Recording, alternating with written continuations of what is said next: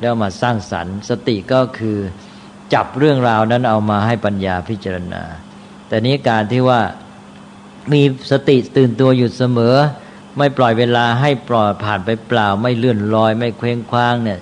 จิตใจที่ตื่นตัวทันสถานการณ์อย่างนี้ก็คือเป็นความไม่ประมาทความไม่ประมาทก็เลยมีความสำคัญอย่างยิ่งก็เป็นการตระหนักในการที่สิ่งทั้งหลายมีความเปลี่ยนแปลงเพราะฉะนั้นความไม่ประมาทนี้จะโยงไปหาหลักเรื่องอนิจจังคือว่าเรามีจิตสำนึกที่มองถึงความเปลี่ยนแปลงอยู่เสมอว่าสิ่งทั้งหลายนี้ไม่คงที่นะมีการเกิดขึ้นตั้งอยู่ดับปลายเปลี่ยนแปลงตลอดเวลาแม้แต่ชีวิตของเราเพราะฉะนั้นในเมื่อสิ่งทั้งหลายเปลี่ยนแปลงไปแม้แต่ชีวิตของเราเนี่ยเราจะมานอนใจอยู่ไม่ได้พรุ่งนี้จะเป็นยังไงก็ไม่รู้เพราะฉะนั้น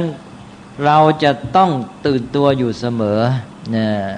ความเปลี่ยนแปลงนี้ก็มากระตุ้นเตือนใจเรานี่ให้ไม่นิ่งนอนใจ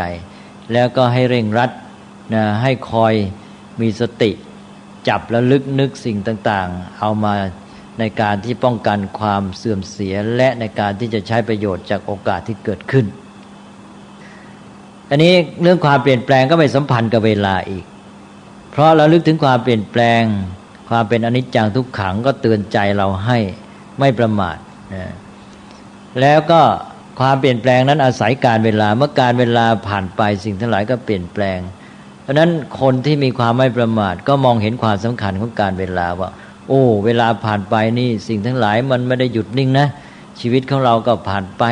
จากเด็กก็จะหนุ่มสาวแล้วจะแก่นะแล้วก็สิ่งทั้งหลายรอบตัวก็เปลี่ยนแปลงไปพ่อแม่พี่น้องของเราก็เปลี่ยนแปลงไปเราจะมานวลจอยอยู่ไม่ได้เราจะมาหลงมัวเมาอยู่ไม่ได้เพราะฉะนั้นรีบทำการเพราะนั้นก็เห็นความสำคัญของการเวลาผ่านไปคนที่มีความไม่ประมาทนี่จะใช้เวลาให้เป็นประโยชน์มากที่สุดเพราะนั้นพระพุทธเจ้าจะตรัสเตือนเราอยู่เสมอเรื่องของอนิจจังเรื่องของการเวลาจะให้โยงมาหาความไม่ประมาทว่านะอย่างในคาถาพุทธภาษิตไม่ใช่คาถาละเป็นพุทธพจน์เป็นปัจฉิมวาจาพระพุทธเจ้าก่อนปรินิพพานก็ตรัสว่าวยธรรมาสังขาราอัปมาเทนะสัมปาเตถะแปลว่าสังขารทั้งหลายมีความเสื่อมสลายไปเป็นธรรมดาเธอทั้งหลายจงยังความไม่ประมาทให้ถึงพร้อมท่อนแรกวยธรรมาสังขาราสังขารทั้งหลายมีความเสื่อมสลายไปนั่นคืออนิจจังใช่ไหมท่อนที่สองก็บอกอัปปมาเทนะสัมปาเทถะเพราะฉะนั้นจงยังความไม่ประมาทให้ถึงพร้อมนี่แหละอนิจจังกับความไม่ประมาทสิ่งทั้งหลายมันเปลี่ยนแปลงไปมันไม่คงอยู่มันสลายเพราะฉะนั้นเราอย่ามัวนอนใจนะไม่ประมาทนะนี่พระพุทธเจ้าก็จะตรัสเรื่องชีวิตผ่านไปเวลาแต่ละวันมันผ่านไปให้ใช้เวลาให้เป็นประโยชน์ก็มีคาถาในพุทธศาสนาที่สอนเรื่องนี้ไว้เยอะที่ผมจะยกมาบ่อยๆก็อย่างคาถาที่บอกว่าอโมคังทิวสังกยิราเปนะภูเกนะวาแปลว่าเวลาแต่ละวันอย่าให้ผ่านไปเปล่าไม่มากก็น้อยต้องให้ได้อะไรบ้างนี่คือความเป็นอนิจจังสิ่งทั้งหลายเปลี่ยนแปลงแล้วก็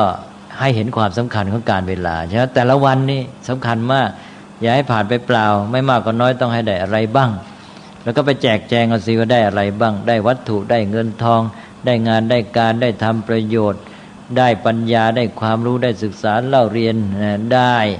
จิตใจที่ดีงามได้พัฒนาจิตใจให้มีความสุขเบิกบานผ่องใสยิ่งขึ้นได้อะไรต่ออะไรก็ได้ให้เป็น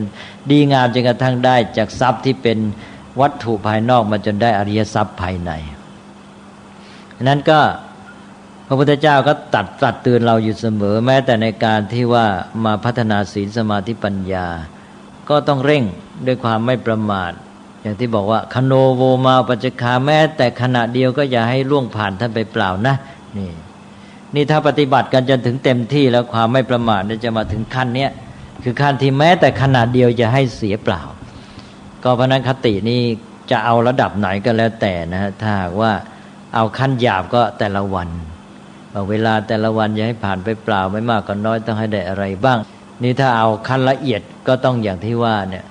ต้องถึงขั้นที่ว่าแต่ละขณะอย่าให้เสียเปล่าเลยถ้าทำได้ขั้นนี้นี่เก่งมากนะขั้นที่เตรียมตรัสรู้ได้แล้วนะเพราะว่าท่านผู้ปฏิบัติขั้นสูงนี่จะมีสติกำกับทุกขณะเลยนะคือไม่ให้ช่องแก่อกุศลเข้ามาจิตจะทันต่อ ความเป็นไปตลอดทุกเวลาอย่างสติปัฏฐานนี่สติทันต่ออารมณ์ปัจจุบันทุกขณะเลยเพราะนั้นทุกขณะนี้ก็ไม่เสียเลยไม่มีอกุศลธรรมเกิดขึ้นอันนี้ก็เป็นเรื่องของความไม่ประมาทนะความไม่ประมาทนี่เป็นตัวหลักประกันที่จะทำให้ชีวิตนี้เจริญงอกงามไอ้4-5 ข้อที่ว่ามาทั้งหมดนั้นมันก็มีความดีมันมีประโยชน์ในตัวเองแต่ถ้าลงประมาทสักอย่างหนึ่งก็จบมันก็เลยไม่เดินหน้าใช่ไหมไอ้ความไม่ประมาทเป็นตัวกระตุ้นให้เจ้าตัวที่ผ่านมาทุกตัวทำงานนะนั้นเป็นตัวกระตุ้นคอยเร่งเร้าพระพุทธเจ้าจึงตรัสบอกว่าความไม่ประมาทนั้นเหมือนรอยเท้าช้างรอยเท้าช้างนั้นก็เทียบกับรอยเท้าสัตว์อื่นที่เป็นสัตว์บกไม่มีรอยเท้าสัตว์ใดใหญ่กว่ารวมลงในรอยเท้าช้างได้ทั้งหมดก็หมายความว่ารอยเท้าช้างนี่ครอบคลุมรอยเท้าอื่นได้หมดเหมือนกับความไม่ประมาทเนี่ยก็ครอบคลุมธรรมะอื่นได้หมดครอบคลุมอย่างไรครอบคลุมก็คือว่าทำให้ธรรมะข้ออื่นเนี่ยเกิดผล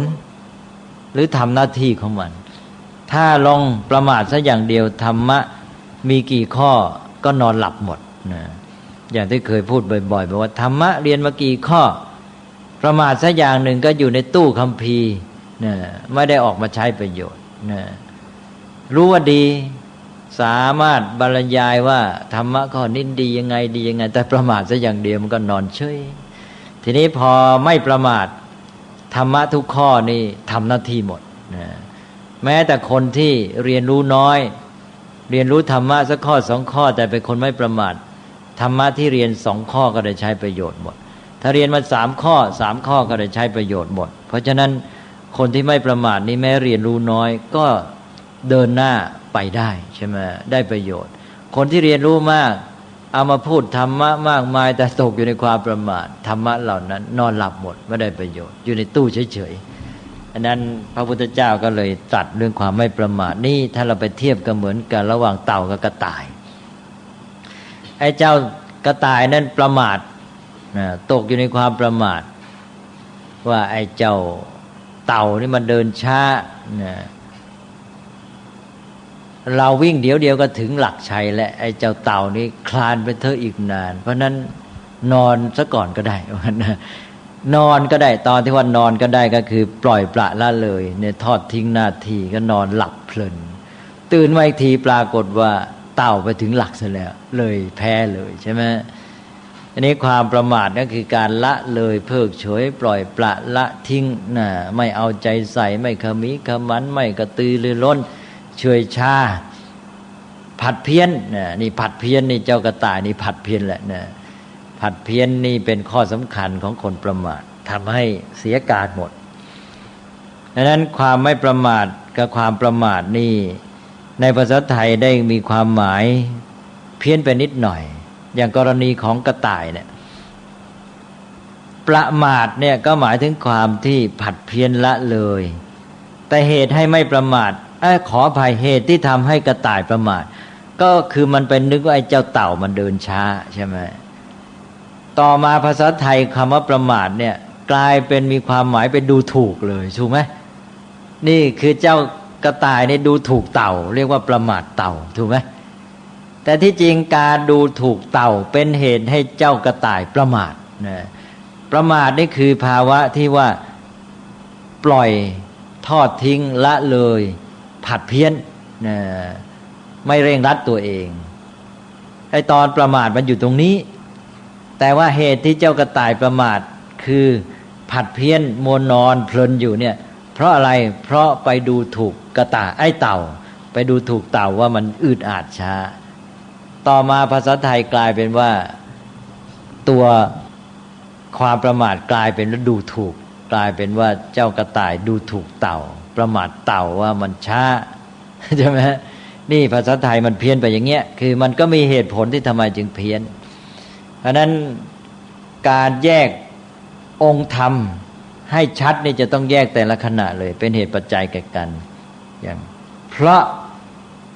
กระต่ายดูถูกเต่าใช่ไหมก็เลยเป็นเหตุให้เจ้ากระต่ายนี้ประมาทต้อง2 ตอนเหมือนอย่างตอนที่บอกว่าเพราะมานะ อยากเป็นใหญ่ก็เลยเป็นเหตุปัจจัยให้เพียรพยายามต้องพูดอย่างนี้ใช่ไหมภาษาไทยมันเพี้ยนไปกลายเป็นมานะเพียรพยายามไปเลยเนี่ยใช่ไหมเนี่ยจะเห็นว่าภาษาไทยนี่มันมีเหตุผลที่ทำให้เพี้ยนได้คือพูดไปพูดมาแล้วมันสับสนปนเปกันไปแยกองค์ธรรมไม่ออกมันคนละตอนกันเอาละครับเป็นอันว่าความไม่ประมาทนี่เป็นความสำคัญอย่างยิ่งประมาทตรงข้ามก็ไม่ประมาทประมาทก็คืออย่างที่ว่าไปแล้วละเลยทอดทิ้งไม่ใส่ใจนะผัดเพี้ยนนะเพลิดเพลินจนกระทั่งไปถ้าเลยไปอาจจะเป็นมัวเมานะมัวเมาก็จะมีศัพท์ให้อีกต่างหากแต่พวกนี้ก็อยู่ในเรื่องประมาททั้งสิ้นนะหลงละเลงปล่อยตัวนะพอมีความสุขแล้วก็เพลินอยู่กับความสุขนั้นอะไรแต่อะไรก็ปล่อยปละแล้วเลยทอดทิ้งไม่ใส่ใจสิ่งที่ควรจะทำไม่ทำนะทีนี้ในทางลบก็คือว่าอะไรเกิดขึ้นจะเป็นเหตุให้เกิดความเสียหายเจ้าความไม่ประมาทจะมาเตือนอย่าไปพลาดนะเจ้าความไม่ประมาทก็จะทำให้ไม่พลาดอย่าไปปล่อยตัวนะอย่าไปพลั้งลงไปนะอย่าไปถลำไปนะนี่พวกประมาททั้งนั้นไม่ประมาทก็คือไม่ถลำไม่พลาดไม่ปล่อยตัวนะทำให้ไม่เสื่อมทีนี้ฝ่ายบวกก็คือว่าโอกาสเกิดขึ้นแล้วต้องเร่งรัดนะต้องตั้งใจนะเร่งรัดเอาใจใส่ทำอย่ามัวรีรออยู่นะอย่างนี้ก็เป็นฝ่ายดีก็คือเร่งรัดตัวเองทำให้ได้ประโยชน์จากสถานการณ์หรือโอกาสที่เกิดขึ้นมานะความไม่ประมาทก็เลยเป็นตัวสำคัญเนี่ยพระพุทธเจ้าก็ตรัสองค์ธรรมที่ดีมาเยอะแยะแล้วนะเริ่มตั้งแต่การรู้จักคบหากัลยาณมิตรไปหาหนังสือดีๆอ่านนะไปรู้จักไปหาแหล่งความรู้ที่ดีๆไปหารายการทีวีดีๆดูนะไปหาครูอาจารย์ที่ท่านมีความรู้แล้วไปปรึกษาท่านอะไรต่างๆนะแล้วก็รู้จักมีชีวิตดำเนินชีวิตอย่างมีระเบียบวินัยคือมีศีลตั้งอยู่ในวินัยนะแล้วก็มีฉันทะมีพลังในใจที่ปรารถนาทำสิ่งที่ดีงามใฝ่รู้ใฝ่สร้างสรรค์แล้วหลอดจนกระทั่งมีจิตสำนึกในการฝึกตนนะใช้หลักของทิฏฐิที่ดีงามมีทัศนคติที่เกื้อกูลต่อความเจริญงอกงามของชีวิตในการพัฒนาปัญญาอะไรทั้งหมดแต่ทุกอันนั้นถ้าประมาทสักอย่างเดียวก็จบนะเพราะฉะนั้นต้องมีความไม่ประมาทเป็นตัวกระตุ้นก็เลยมาตรัสความไม่ประมาทไว้เป็นตัวที่6เพื่อจะได้เป็นเครื่องประกันว่าจะพัฒนาชีวิตได้แน่นอนนะความไม่ประมาทก็น่าจะจบได้นะอันนี้ก็ขอแทรกนิดหนึ่งเรื่องความไม่ประมาทเพราะความไม่ประมาทเนี่ยเป็นธรรมที่ใหญ่มากไม่ได้อยู่เฉพาะในชุดของบุพนิมิตแห่งมรรคเท่านั้นน่ะมันเป็นธรรมะที่ต้องใช้ตลอดที่พระพุทธเจ้าเน้นอยู่เสมอตั้งแต่ในการประกาศธรรมก็ตรัสอย่างที่ว่าเหมือนรอยเท้าช้างคลุมรอยเท้าหมดทั้งอื่นไว้แล้วก็จนกระทั่งปรินิพพานก็ตรัสเป็นปัจฉิมวาจานะแสดงว่าเน้นความสำคัญก็เรื่องนี้ทีนี้ความสำคัญนี้ก็จะมาปรากฏตอนที่ว่าในชีวิตและอารยธรรมของมนุษย์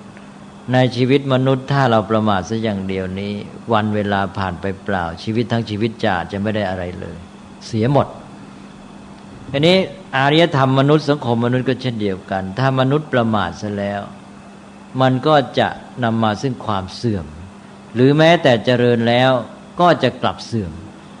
แล้วความประมาทนี่แหละเป็นตัวที่ทำให้มนุษย์ต้องตกอยู่ในวงจรแห่งความเจริญและความเสื่อมเรื่อยไป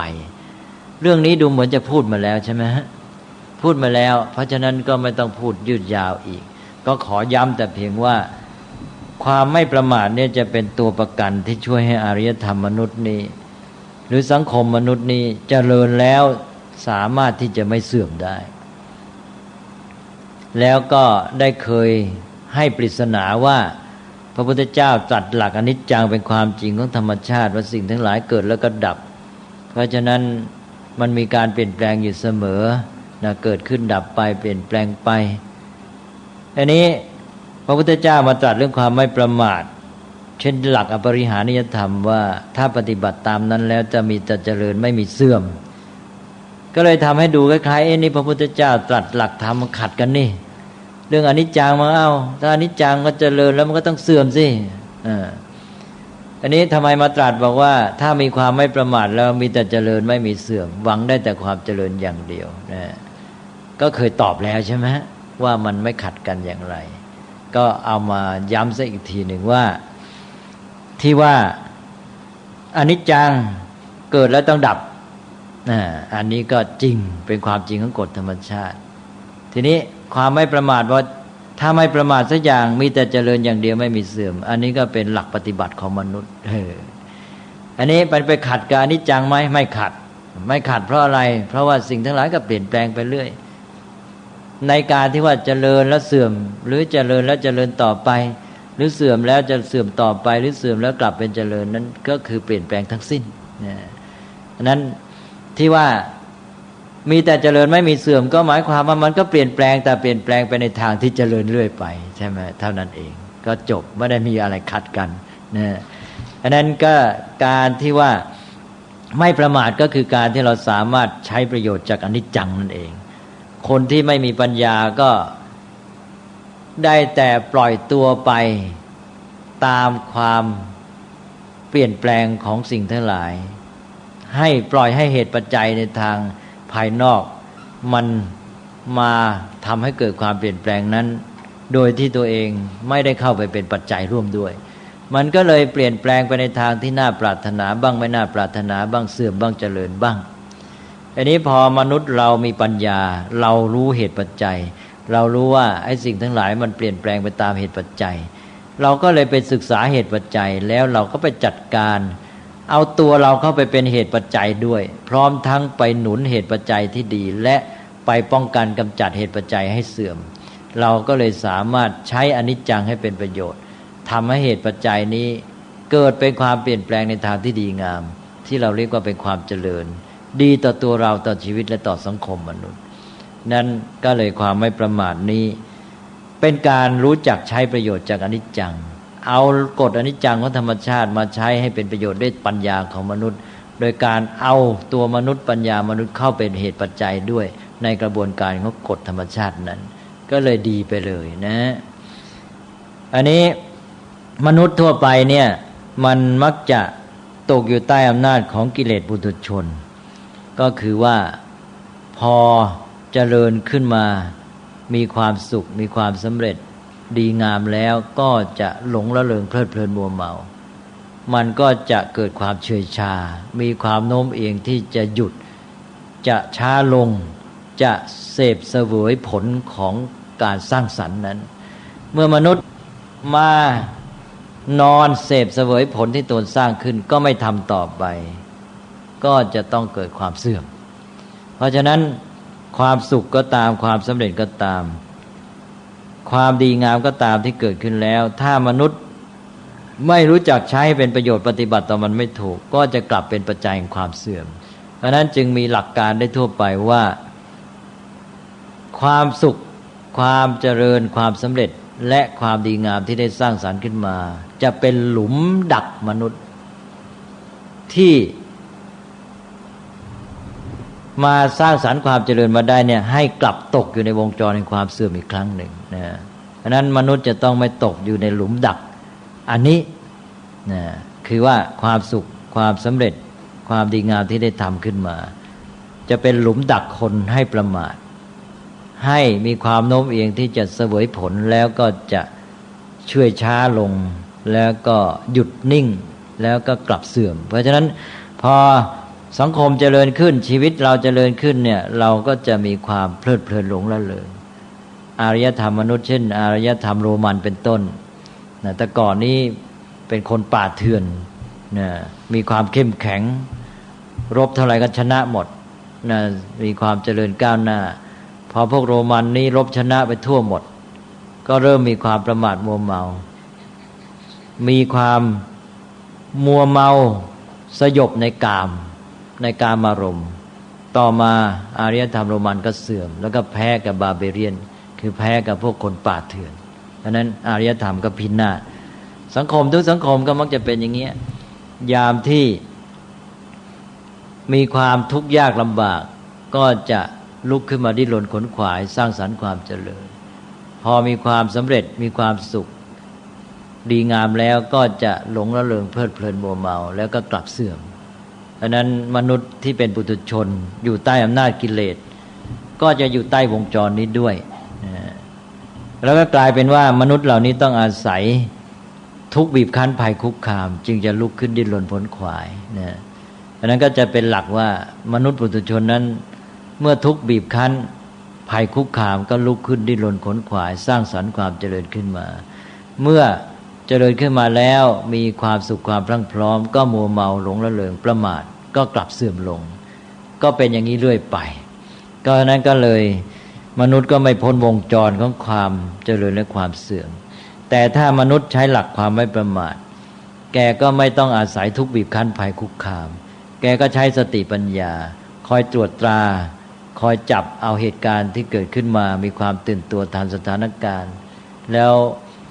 เพราะความตื่นตัวทันสถานการณ์นั้นก็เอาทุกสิ่งทุกอย่างที่เกิดขึ้นมาสำรวจพิจารณาแล้วก็ใช้ปัญญาแก้ไขเหตุปัจจัยแห่งความเสื่อมแล้วก็สร้างสรรค์เหตุปัจจัยแห่งความเจริญรักษาความเจริญไว้ได้เจริญยิ่งขึ้นต่อไปนะนั้นความไม่ประมาทที่แท้ด้วยสติปัญญานี้จะทำให้มนุษย์สามารถรักษาความเจริญที่ทำมาแล้วรักษาความดีงามและความสุขความสำเร็จให้อยู่ได้และสามารถทำให้เจริญยิ่งขึ้นไปจนเต็มเปี่ยมไพบูรณ์นี่ก็คืออานิสงส์ของความไม่ประมาทนะน่าจะแก้ไขได้ทั้งปัญหาชีวิตมนุษย์และก็อารยธรรมหรือสังคมมนุษย์ทั้งหมดคิดว่าเรื่องความไม่ประมาทก็พูดมาพอสมควรแก่เวลาก็จะยุติลงเท่านี้นะส่วนข้อสุดท้ายข้อ7เรื่องโยนิโสมนสิการสัมปทาถึงพร้อมด้วยความรู้จักคิดพิจารณาหรือว่าการทำในใจโดยแยบคายอันนี้ได้พูดไปเยอะแล้วเพราะนั้นก็คงจะพอนะก็จบแล้ว7ข้อไว้พรุ่งนี้ก็สรุปสักอีกทีหนึ่ง7ข้อพูดถึงแง่คิดบางอย่างที่ควรจะได้เข้าใจแล้วก็ไปอ่านจบเรื่องบุพนิมิตแห่งมรรคหรือรุ่งอรุณของการศึกษา7ประการนะบุพนิมิตมรรค7ส่วนมรรคมีองค์8ใช่ไหม7ข้อกับ8ข้อเจ้า7ตัวนี่แหละที่จะนำไปสู่มรรคได้มีอะไรสงสัยนะฮะไม่ได้คุณอาจารย์ครับเป็นไปได้ไหมนะสังคมหนึ่งที่พัฒนาตัวเองถึงขั้นที่ว่ารู้เห็นเข้าใจนะสมมตินะครับเราต้องมีความสันติมีความสงบแล้วท้ายที่สุดเนี่ยเมื่ออารยธรรมเองเจริญแต่ว่าก็ไม่คิดที่จะลุกรานเป็นไปได้ถ้าจะถูกคนอื่นเนี่ยลุกรานจนนั่นทำร้ายให้หายไป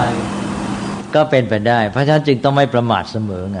จึงต้องระลึกต้องจับมานึกสำรวจเรื่อยอารยธรรมอื่นหรือชาติอื่นเขาทำอะไรใช่ไหมเพราะนั้นประมาทไม่ได้ตลอดเวลาเลยนี่แหละให้ตัวไม่ประมาทนี่แหละถ้ามันเพลินเมื่อไรแล้วมีหวังเสร็จไม่คือในสภาพที่เขายอมรับชะตากรรมเพราะว่าเขาคิดว่าเขาไม่ต้องการจะต่อสู้เพราะการต่อสู้ก็เป็นสิ่งที่ก็ยอมรับชะตากรรมก็ประมาทแล้วไงใช่ไหมยอมรับชะตากรรมก็ประมาทแล้วถ้าเกิดการต่อสู้ขึ้นมามันก็กลายเป็นการใช้กำลังใช้คนที่จะเอาชนะคนอื่นโดยไม่ต้องต่อสู้ไม่ต้องกำจัดเขานี่ต้องเก่งจริงๆไงใช่ไหมแม่มันเก่งยอดสุดเลยนะสามารถชนะได้โดยไม่ต้องไปทำร้ายเขาเนี่ยโอ้โหต้องพัฒนากันเต็มที่เลยนะพัฒนาในแง่ความสัมพันธ์พัฒนาในแง่ของการใช้ปัญญาใช่ไหมจนกระทั่งว่าไม่ต้องรบก็ชนะอะไรเงี้ยเนี่ยยอดสุดเลยหายากที่สุดเลยนี้มนุษย์ที่ผ่านมาเนี่ยมันไม่ประมาทในระดับบุคคลเนี่ยพอได้เพราะนั้นเราจึงพบคนที่ว่าเกิดมาแล้วพัฒนาชีวิตจนกระทั่งว่าได้เป็นพระอรหันต์ใช่ไหม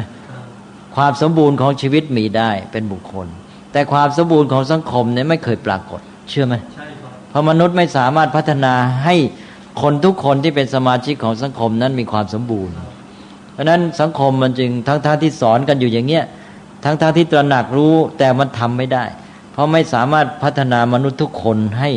เป็นสมาชิกที่สมบูรณ์ใช่ไหมไม่ประมาท10 คนแต่ไอ้เจ้า5,000 คนมันประมาทถูกไหม มันไปรอดไหมเนี่ยสังคมมันเป็นอย่างนี้นะฮะ ใช่ครับ เราจะพูดกันให้ปากเปียกปากแฉะใช่ไหมให้พัฒนานะมันก็ได้ส่วนหนึ่งแหละที่ว่ามาจริงต้องไม่ประมาทแล้วก็ทำได้แต่อีก5,000 คนพอเจออะไรล่อเร้าหน่อยสุกซะหน่อยมันขี้เกียจแหละมันไม่เอาแหละใช่ไหม ครับ เฉื่อยชาแล้วมนุษย์ส่วนใหญ่มันจะเป็นอย่างนี้เพราะฉะนั้นจึงบอกว่าความไม่ประมาทเนี่ยเป็นตัวเกณฑ์พิจารณาวัดผลการพัฒนามนุษย์สำหรับแต่ละคนนี่ก็รู้เลยถ้าเป็นพระอรหันต์แล้วไม่ประมาทพระพุทธเจ้าตรัสไว้ว่ามีคนเดียวที่จะไม่ประมาทคือพระอรหันต์เท่านั้นแม้แต่อนาคามียังประมาทเลยนะอย่าว่าแต่ปุถุชนเลยแม้แต่อริยบุคคลก็อย่างที่ยกตัวอย่างแล้วในพระสูตรเองที่พระพุทธเจ้าตรัสถึงพระอริยบุคคลว่าพอบรรลุธรรมแม้อุตส่าห์ขยันหมั่นเพียรมาอย่างดีนะพอได้บรรลุธรรมสูงว่าเราได้บรรลุธรรมวิเศษแล้วเกิดความยินดีพอใจภูมิใจมีความโน้มเอียงจะเฉื่อยชาลงทันทีเลยชักจะเสวยผลใช่ไหมอันนี้ก็พระพุทธเจ้าก็เธอประมาทแหละว่างั้นนะดังนั้นนี่แหละคนที่สร้างสรรค์ความดีเนี่ยทำไงจะให้ไม่ประมาทได้อยู่เสมอยากมากต้องให้ไม่ประมาทซ้อนอีกชั้นก็คือเตือนว่าแม้แต่พระอริยบุคคลท่านยังประมาทได้เลยนะถ้ายังไม่เป็นพระอรหันต์เพราะฉะนั้นเราต้องสำนึกในเรื่องความไม่ประมาทให้มากใช่ไหมสังคมเนี่ยยากมากหรือว่าสังคมอะไรอย่างนี้นี่ก็เป็นสภาพยูโทเปียเลยนะเพราะว่าก็จึงก็เรา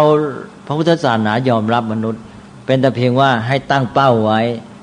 นะเราไม่ไปมัวเพลิดเพลินอยู่กับยูโทเปียเราอยู่กับความเป็นจริงแต่เตือนกระตุ้นกันอยู่เสมอเราจึงมีสังคมกัลยาณมิตรเพื่อจะมาคอยกระตุ้นกันไงเพื่อให้อย่างน้อยคนจำนวนหนึ่งที่มีคุณภาพดีจะได้เป็นกัลยาณมิตรคอยกระตุ้นคนอื่นไม่ให้ไม่ประมาทแล้วอีกอย่างหนึ่งก็คือว่าตั้งระบบวินัยนี่เป็นตัวกระตุ้นให้ไม่ประมาทนะวางระบบสังคมจัดระเบียบสังคมให้มันไม่ประมาทให้ได้นะเพราะฉะนั้นคนที่เป็นผู้บริหารรับผิดชอบสังคมเป็นผู้ปกครองเนี่ยจะต้องพยายามตระหนักอันเนี้ยคือหาทางเอาวินัยมาใช้จัดระบบสังคมยังไงวางระเบียบกฎเกณฑ์กติกายังไงเพื่อกระตุ้นคนให้ไม่ประมาทอยู่เสมอเอาวินัยนี่จะช่วยได้นะอย่างวินัยของพระพุทธเจ้านี่ก็เพื่อให้พระประมาทไม่ได้ใช่ไหมจะมานอนเพลินอยู่ไม่ได้ให้แบบไม่ประมาทอยู่เสมอต้องทำกิจทำหน้าที่ทำอะไรวินัยมันเป็นตัวกติกามาช่วยนี่ใช่ไหมดังนั้นวินัยนี่ก็สำคัญมากมนุษย์ที่โดยคุณสมบัติภายในมันยังไม่พร้อมมันคอยจะประมาทก็อาศัยระบบสังคมนี้มากระตุ้นมันทำให้หยุดไม่ได้ใช่ไหมนอนไม่ได้เสพสุขไม่ได้หลงละเลงไม่ได้อย่าง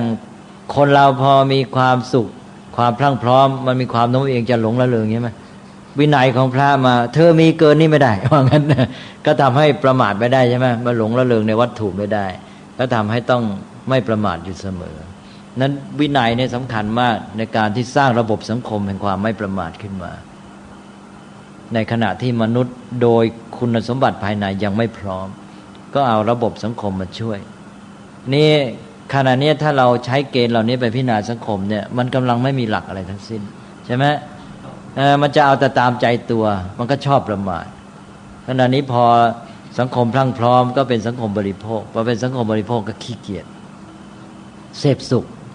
เหมือนอเมริกันนะปัจจุบันเนี่ยใช่ไหมพอเป็นสังคมบริโภคผ่านพ้นยุคอุตสาหกรรมบอกเป็น post industrial แล้วผ่านพ้นอุตสาหกรรมก็มาเป็น consumer society เป็นสังคมผู้บริโภคตอนนี้เกียรติคร้านแหละ work ethic จริยธรรมในการทำงานหมดเพราะนั้นเกิดการขัดแย้งระหว่างคนรุ่นเก่ากับคนรุ่นใหม่จะคนรุ่นเก่าก็ด่า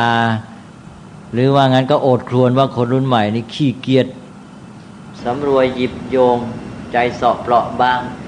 ไม่ตั้งใจทำงานไม่มี work ethic หนังสือเยอะเลยบอกคร่ำครวญบอกว่าเวลานี้ work ethic ของอเมริกาหายไปไหนเยอะเลยหนังสือแบบนี้นะเขียนเป็นเล่มโดยเฉพาะก็มีแล้วที่ไปแทรกอยู่ในเล่มอื่นๆเนี่ยมากวันนั้นผมไปพูดที่เชียงใหม่ก็พูดเรื่องนี้ด้วยเรื่อง สังคมอเมริกันนี่มันไม่สามารถจะเป็นผู้นำในโลกปัจจุบันที่จะนำมนุษย์ไปสู่สันติสุขได้แล้วเป็นสังคมที่ตกอยู่ในความประมาทนะก็เวลานี้มันก็แย่ต้องมาขัดแย้งกันในประเทศของตัวเองร้องทุกข์คร่ำครวญกัน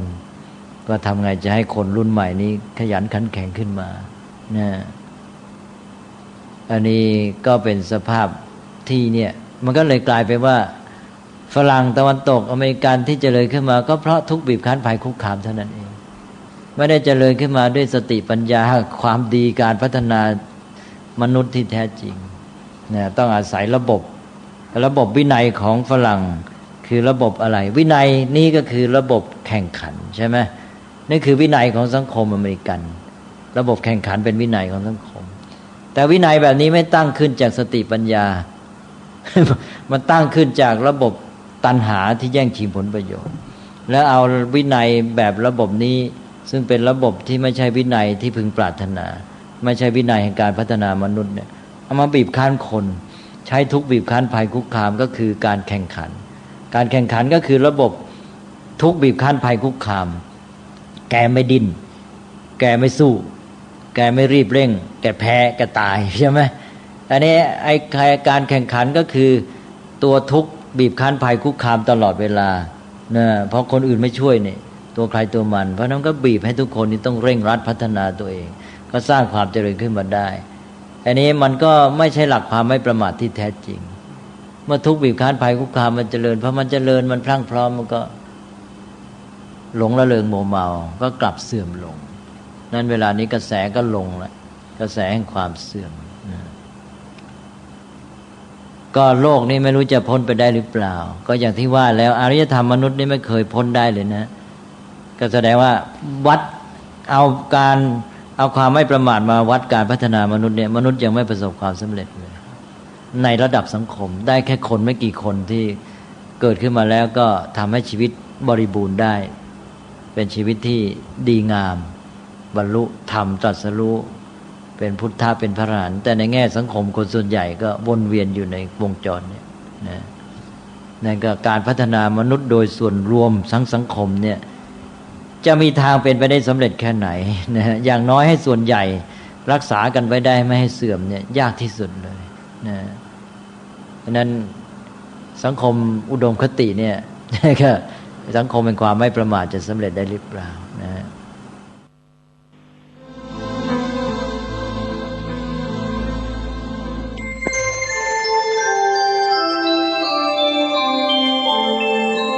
ขณะนี้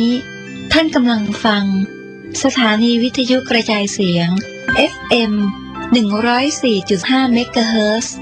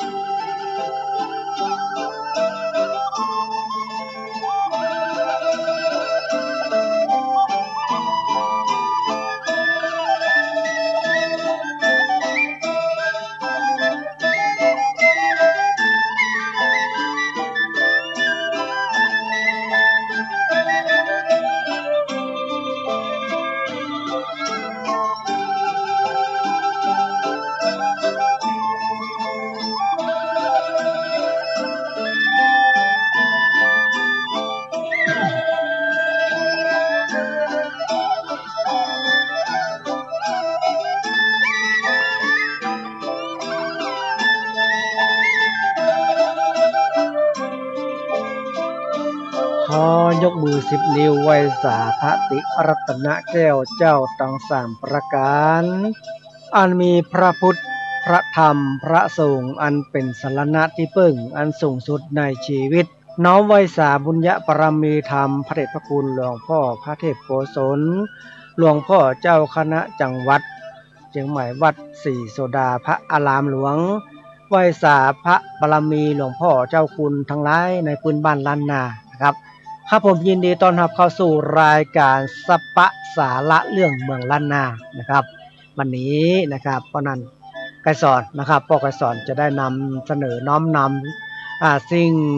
ที่เคยเคยจากับบรรดาพ่อแม่พี่น้องท่านผู้ฟังเป็นประจำเนาะมาฟังกันวันนี้จะมีเรื่องราวอันใดที่จะนำเสนอกับ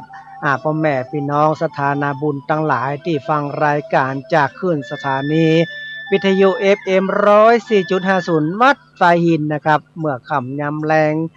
สัก5 โมงนะครับถึง6 โมงเนาะก็มาเอิ้นอูจากับบรรดาพ่อแม่พี่น้องท่านผู้ฟัง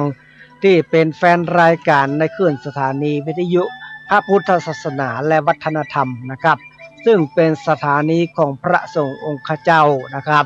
ในหมอบไม้คือพ่อน้อยพ่อนานพ่ออาจารย์ทั้งหลายเนาะมามาจาในสถานีวิทยุนะครับเพื่อว่าจะได้การกุ่งหลุ่งเรื่องในศาสนาพระพุทธเจ้าของเฮานะครับได้น้อมนำเอาหลักธรรมของสมเด็จพระสัมมาสัมพุทธเจ้านะครับมามาจานะครับคือพ่อแม่พี่น้องท่านผู้ฟังนะครับ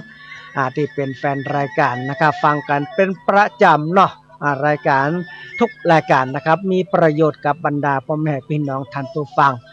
ที่เป็นแฟนรายการเนาะมาฟังแล้วก็ได้สาระได้ประโยชน์ได้ความรู้รอบตัวเนาะความรู้เล็กๆน้อยๆนะครับเอามาเสริมพญาภูมิปัญญานะครับผมวันนี้ปกสอนเนาะจะได้น้อมนำสิ่งดีๆกับคือบรรดาพ่อแม่พี่น้องท่านผู้ฟังนะครับได้ยินได้ฟังกันนะครับว่าจะเป็นเรื่องของมื้อจันทร์วันดีเนาะสำคัญแต่คนในล้านนาของเฮานะครับในเรื่องของวันดีทั้งหลายเนาะจะทำการมงคลต่างๆนะครับเพิ่นจะบ่เอาวันเสียนะครับวันเสียที่เพิ่นจะบ่ทำกันบ่กระทำการมงคลเนาะวันดีวันเสียในล้านนาของเฮามันมีนะครับมันมีในปฏิทินล้านนาเนาะหลายท่านหลายคนนะครับจะทำการมงคลต่างๆจะเปกตุบวชพระจะขึ้นบ้านใหม่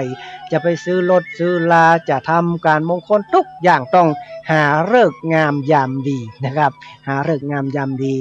ฉะนั้นแล้วเฮาอยู่ถึงวันเนี่ยอยู่มั่งมีสีสุขด้วยทรัพย์สินเงินทองนะครับบาดเจ็บบาดไม่บาดไข้บาดหนาวก็เพื่อว่าเฮาบ่ได้ละหีบกองของบาเก่าทั้งหลายเหล่านี้นะครับฉะนั้นแล้วนะครับรายการสปะสาระเรื่องเมืองล้านนาเนาะนำโดยพวกไกรสอนนะครับก็จะได้น้อมนำสิ่งดีๆเหล่านี้ให้กับบรรดาพ่อแม่พี่น้องท่านผู้ฟังนะครับได้ฟังกันนะครับหลายท่านหลายคนตอบรับนักหนาป่าปั้นนะครับในเรื่องเราของมื้อจันทร์วันดีเนาะวันไหนวันเสียประจำเดือนวันไหนเป็นฟ้าตีแสงเสร็จบัดดีวันไหนเป็นวันอุบาทวันไหนเป็นวันโลกาวินาศวันไหนเป็นวันมวยอันเนี้ยมันมีในปฏิทินล้านนาของเฮานะครับให้ศึกษาเอานะครับศึกษาเอาถ้าศึกษาบ่ค่อยจำบ่ค่อยหยังก่อนจำเบอร์โทรของพ่อน้อยพ่อนานไว้นะครับโทรมาถามได้กู้เวลาเนาะอย่างเรื่องของดิษฐิวันสังห้านะครับวันนันตาดิษฐิภัตตลาดิษฐิใจญาดิษฐิปุณณาดิษฐิเนี่ยลิตาดิษฐิเนี่ยดิษฐิวันทั้ง5เนี่ยมันจะเป็นวันเสียประจำเดือนของวันศูนย์วันไสวันอุบัติวันกาลกินีวันโลกาวินาศอันยังกระจ้างมันจะมีในปฏิทินล้านนาเปิ้นจะบกลบคูณหารนะครับไว้คือหมู่เฮาเนี่ยว่าโอ้วันนี้เนี่ยดีเน้อการกระทำการมงคลวันนี้เป็นวันฟ้าตีแสงเสร็จ4เน้อเนี่ยก็จะดีเนาะวันนี้เสร็จ5เน้อก็จะดีนะครับวันนี้เสร็จ6เน้ออีกก็ดีวันนี้เสร็จ2เน้อเองอีกก็ดีอันนี้คือฟ้าตีแสงนะครับวันดีทั้งหลายมีนักนะครับวันอมฤตจกเนาะวันใจญาจกวันลาจาจกวันสิทธิจกวันมหาสิทธิจกวันหัวเลี้ยงหมอนวันหัวเลี้ยงหมอนนี่ก็แต่งงานเนาะทำพิธีมงคลสมรสส่งเจ้าบ่าวนะครับเข้าหอนะฮะต้องดูฤกษ์ดูยามเนาะ เอาประกอบนะครับมันจะเป็นราชาเลิกกาเป็นสมณะเลิกกาเป็นมาธโนเลิกกาน่ะเป็นภูมิปาโลเลิกกานะมันจะมีวันนักนะครับวันเรื่องของวันมื้อจันทร์วันดีนี่นะเป็นวันสุภโยกกาวันสิทธิโยกกาวันอุตตมโยกกาวันสาธุโยกกายามอุทังราจากายามสยะหลับสกังกาเนี่ยโอ้มันมีหนักนะครับถ้าทำการมงคลนะครับท่านผู้ที่เปิ้นพ่อแม่พี่น้องที่เปิ้นพิถีพิถันนะเปิ้นจะเอาละเอียดยิบเลยนะครับในเรื่องของมื้อจันทร์วันดีนะครับงานวางศิลาฤกษ์กายกเสาเอกกาไอ้เนาะเนี่ยเปิ้นต้องหาดูฤกษ์ดูยามนะเวลาเลิกยามบ่ดีมันก็บ่ดีนะครับยกเสาเอกอย่างเงี้ยจะทำแปลงการจะทำยกทำบ้านเนาะแปลงหอย่อเฮือนเพิ่นจะยกเสาเอกเสาโทนะเปิ้นก็ฮือพ่อน้อยพ่อนานพ่ออาจารย์นะครับดูมื้อจันทร์วันดีบางครั้งบางทีหมู่เฮาเนี่ยพ่อน้อยพ่อนานเนี่ยได้ไปยกไปทำให้เปิ้นนะจะเอาพระสงฆ์องค์ข้าเจ้าไปยกก็บ่ค่อยมีนะมันเป็นกิจของลุงน้อยลุงหนาน นะครับเรื่องของยกเสาเอกกาอย่างเนี้ยเนี่ยเปิ้นจะฮือลุงน้อยลุงหนานนะไปทำเนาะไปทำนะขึ้นเตาตั้งสี่กาตั้งพระภูมิเจ้าตี้กาเป็นมัคคทายกตามบ้านตามจองงานต่างๆบวงสรวงอะไรอย่างตั้งหลายเนี่ยจะฮือลุงน้อยลุงหนานไปทำนะครับสิ่งเหล่านี้นะครับฉะนั้นแล้วหมู่พ่อน้อยพ่อหนานพ่ออาจารย์ทั้งหลายนะที่เปิ้นมีพระญาภูมิปัญญาที่เปิ้นห้ามเปิ้นเฮียนเปิ้นแสวงหาสิ่งเหล่านี้เปิ้นก็ทำไปด้วยความที่ว่ากับบรรดาพ่อแม่พี่น้องที่เปิ้นมีความศรัทธาความเลื่อมใสอีเนาะนะครับความเลื่อมใสว่าโอ้ลุงหนานไปทำการมงคลให้หน่อยจะยกเสาเอกอีเนาะอาจจะตั้งพระภูมิอีเนาะโอ้จะทำบุญบ้านใหม่เนี่ยจะไปขึ้นเตาตั้ง4คือกำเลาะอันเนี้ยกิจของลุงน้อยลุงหนานนะครับต้องทำนะครับมีเปเลอะลุงน้อยลุงหนานแต่บางท่านบางคนเพิ่นบ่ค่อยทำนะครับแต่เฮานี่พยายามนะครับพยายามที่จะสืบสานสิ่งเหล่านี้นะครับมันมีอยู่ในล้านนาของเฮาต่อไปเนาะเพราะว่ามีหลายท่านหลายคนมีเปเลอะมันขับเปิ้นมาเนี่ยบ่ทำกันนะแต่ลุงน้อยลุงหนานหลายท่านหลายคนก็ทำนะครับเป็นสิ่งดีนะครับเรื่องของมื้อจันทร์วันดีนี่เนาะยามธนวันนะครับในวันต่างๆนะมันจะมีวันติดวันจันทร์วันการวันพุธวันพฤหัสวันศุกร์วันเสาร์เนี่ยอย่างวันติดกับยามอย่างมันจะดีเป็นยามมโหสถก็ยามองคุลิมานชนะศัตรูก็ยามจางชนะราชสีห์ก็ยามมันจะเป็นยามของแมลงผู้ชนะจังฉานก็มีจังสารนะครับชนะจังสารนี่เนาะนะครับมันจะมีในล้านนาของในปกติล้านนาของเฮานะครับก็ศึกษาเอาได้นะครับในเรื่องราวเหล่านี้เนาะอย่างว่าจะทำการมงคลจะเปิดร้านใหม่กาอีนะอันนี้ก็ง่ายนะครับจะเปิดร้านใหม่นะครับก็ง่ายนะครับถ้าจะเปิดร้านใหม่ก็ต้องเอาเลิกของมหาธนูเลิกเลิกเงินเลิกทองเปิดร้านใหม่นี่จัดดีนะครับถ้าบางฮูก็โทรมาถามป้าหนานนะครับโปรไก่สอนเนาะถามว่าโอ้วันนี้จะทำการมงคลจะขึ้นบ้านใหม่นะเปิ้นเอาหยังขึ้นก่อนเปิ้นจะได้นะจะเปิดร้านใหม่เนาะมันจะเปิดธนาคารเนาะมันเปิดธนาคารเปิดร้านเรื่องของเงินทองเนี่ยจะยกเสาเอกกันเนี่ยเปิ้นเอาเลิกมหัตถโนฤกษ์นี่มันเป็นเลิกเงินเลิกทองนะครับมั่งบุญตุ่นเตาโดยทรัพย์สินเงินทองนะครับเงินไหลนองทองไหลมาเนาะเปิ้นจะต้องดูฤกษ์ดูยามนะครับมันเป็นสิ่งดีในล้านนาของเฮานะครับมีตั้งแต่สมัยโบราณกาลมาแล้วนะครับตั้งแต่เปิ้นเริ่มตั้งนบุรีศรีนครพิงค์เชียงใหม่เฮาครั้งแรกนะครับที่บรรพชนของเฮาเปิ้นได้เอาเลิกเอายามเนี่ยโอ้เปิ้นบอกว่าตี4ตี5เนาะตี5 9นาทีเนาะเปิ้นจะเอาตรงเป๊ะนะครับเปิ้นจะดูเลิกดูยามเอาอย่างอี้เลย9โมง9นาทีเนี่ย9วินาทีเนาะอีเนี่ยเปิ้นจะเอาเนี่ยเอาแบบตัวเลขมงคลแน่นะครับเลิกยามต่างๆเนี่ยมันจะอยู่ในล้านนาของเฮาเนาะเพราะว่าจะเป็นเลิกทุกเลิกนะครับมันมีนักนะครับต้องศึกษาดูทาริโทเลิกอย่างนี้ก็ทวงหนี้ขอยืมสู่ขอนะครับขอกู้ยืมวันนี้จะไปกู้เงินพ่อหนานสักหน่อย ต้องเอาเลิกทาริโทเลิกเนอะนะครับ อาจจะไปกู้ยืมธนาคารสักกสิกรอย่างสักอย่างกทกสให้นะเอาถ้ารีบโทรเลิกเนอะถ้าไปวันนั้นนี่ได้เงินทันที นะครับทวงหนี้กะไปถามเรื่องขอเป็นหนี้เขา2,000นะอย่าไปถามก็ม่อยนะต้องดูเลิกดูยามนะเอาถ้ารีบโทรเลิกเนอะทวงหนี้นี่ได้ทันทีนะครับสู่ขอนะครับถ้ารีบโทรเลิกนี่นะกู้ยืมขอกู้ยืมนะครับอุปสมบทแล้วก็เปิดร้านของชำตัวนี่ถ้ารีบโทรเลิกนี่นะ อันนี้จำไว้เนาะมหาธโนเลิกเนี่ยเลิกเงินเลิกทองเนี่ยนะโอ้จะเปิดบัญชีธนาคารสักเล่มหนึ่งเนี่ยโอ้เงินจะไหลนองทองจะไหลมานะครับเพราะเป็นงานมงคลทุกอย่างงานมั่นเดินทางไกลคืนบันใหม่ยกเสาเอกเปิดธนาคารเปิดร้านที่มันมีราคาแพงๆอย่างร้านเพชรร้านพลอยร้านทองเนี่ยก็จะเอาเลิกของมหาธโนเลิกพ่อแม่พี่น้องท่านผู้ฟังนะครับมหาโจโรเลิกเราเป็นจะได้ป้อนาน อันนี้คือปฏิบัติงานกระทันหันจู่โจมปราบปรามขับไล่ศัตรูเนี่ยโบราณนี้เพิ่นจะไปลบทับจับศึกหรอกเพิ่นจะเอาเลิกมหาโจโรเลิก มหาโจรนั่นน่ะสงสัยเนาะมหาโจโรเลิกนะครับอันเนี้ยคือเปิ้นเวลาเปิ้นจะไปลบทับจับศึกเนี่ยเปิ้นจะเอาเลิกของมหาโจโรเลิกนะครับภูมิปาโลเลิกนะครับงานมงคลต่างๆงานแต่งงานขึ้นบ้านใหม่ซื้อที่ดินนะภูมิปาโลเลิกนี่นะ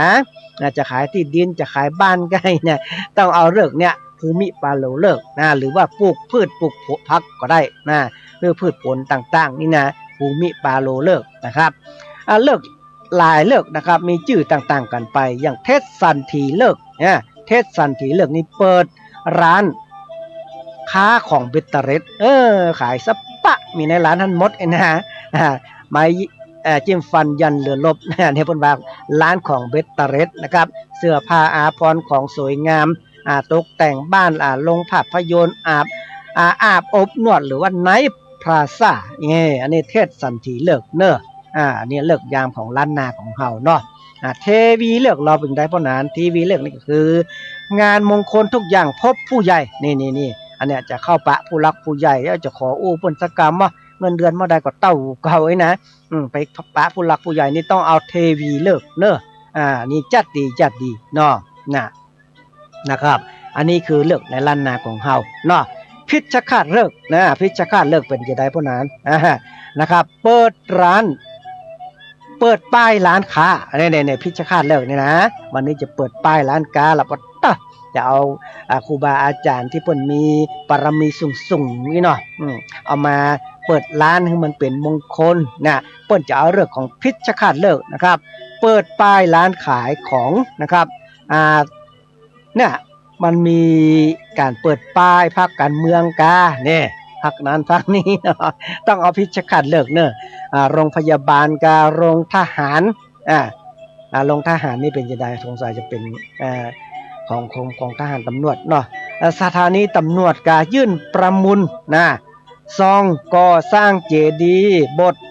ล้างอาถรรพ์ บทล้างอาถรรพ์ด้วยนะครับพิชฆาตเลิกนี่นะครับอันเนี้ยมันเป็นเลิกของพื้นบ้านล้านนาของเฮาที่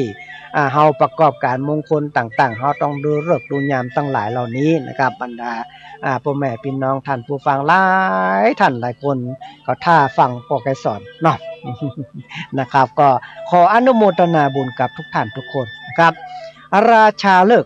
ราชาเลิกเป็นจะได้พวกนั้นราชาเลิกปาตะเลิกมงคลต่างๆเช่นอย่างพวกนั้นมงคลสมรสคืนบ้านใหม่เดินทางไกลจะไปเดินทางไกลจะไปต่างประเทศต่างแดนเนาะเนี่ยเพิ่นจะเอาราชาเลิกไถวานพืชผล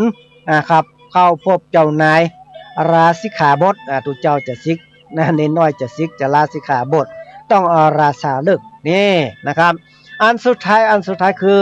สมณฤกษ์สมณฤกษ์นี่เพิ่นใจอย่างพวกไกสอนนะครับสมณฤกษ์คือเหมาะแก่การทางศาสนาทำขวัญนาคนี่คำขวัญนาคนะครับเวลาอาจจะเป็กตุบวชพระเพิ่นจะนุ่งนาคนุ่งขาวก่อนเนาะเพิ่นจะทำขวัญนาคนะครับคือเอาเลิกของสมณฤกษ์นะครับก็สร้างโบสถ์วิหารนะครับยกช่อฟ้าก็ได้ยกศาลพระภูมินี่พวกนั้นเคยสอนเคยประทำหลายที่หลายตางละยกศาลพระภูมินี่ต้องเอาสมณฤกษ์นะครับ หรือว่าเลี่ยไลบอกบุญกุศลนี่ต้องเอาสมานาเลิกเนอะนะครับอันนี้คือมื้อจันทร์วันดีฤกษ์งามยามดีเนาะที่พ่อไกสอนนำเสนอให้พ่อแม่พี่น้องท่านผู้ฟังนะครับอาจจะทำการมงคลต่างๆก็เอิ้นมาถามนะเพราะนั้นพ่อไกสอนวันนี้จะทำการมงคลจะดีก็นะเดือนพฤศจิกาธันวาเนี่ยวันไหนดีจะซื้อรถซื้อลาจะตั้งพระภูมิเจ้าตี้เนาะจะขึ้นบันใหม่เนาะจะยกเสาเอกเนาะนะครับถามมานะครับจะได้ดีซ้อนดีนะดีแล้วดีแถมจะสมมติว่ามันเป็นวันอย่างที่มันเป็นวันอาบัติมงคลวันเก้ากองอันนี้มันเป็นวันเสียศพเนาะแต่วันเสียศพวันเพิ่นบ่ดีก็คือเสียศพนี่วันเก้ากองนี้เพิ่นคือเสียศพอย่างเดียวนะครับแต่ทำอย่างอื่นนี่ปดทดดีแต่เลยนะวันเก้ากองนี่นะจะกล้าจะขายนี่มาเป็นกดเป็นกองไหลมาเทมานะครับวันเก้ากองแต่ห้ามอย่างเดียวคือเผาผีจี้กระดูกนะครับอันนี้คือพิธีกรรมพิธีการต่างๆในพื้นบ้านล้านนาของเฮานะครับที่ป้อนานไกสอนนะครับหรือว่าป้อไกสอนน้อมนำมาให้กับบรรดาพ่อแม่พี่น้องท่านผู้ฟังนะครับ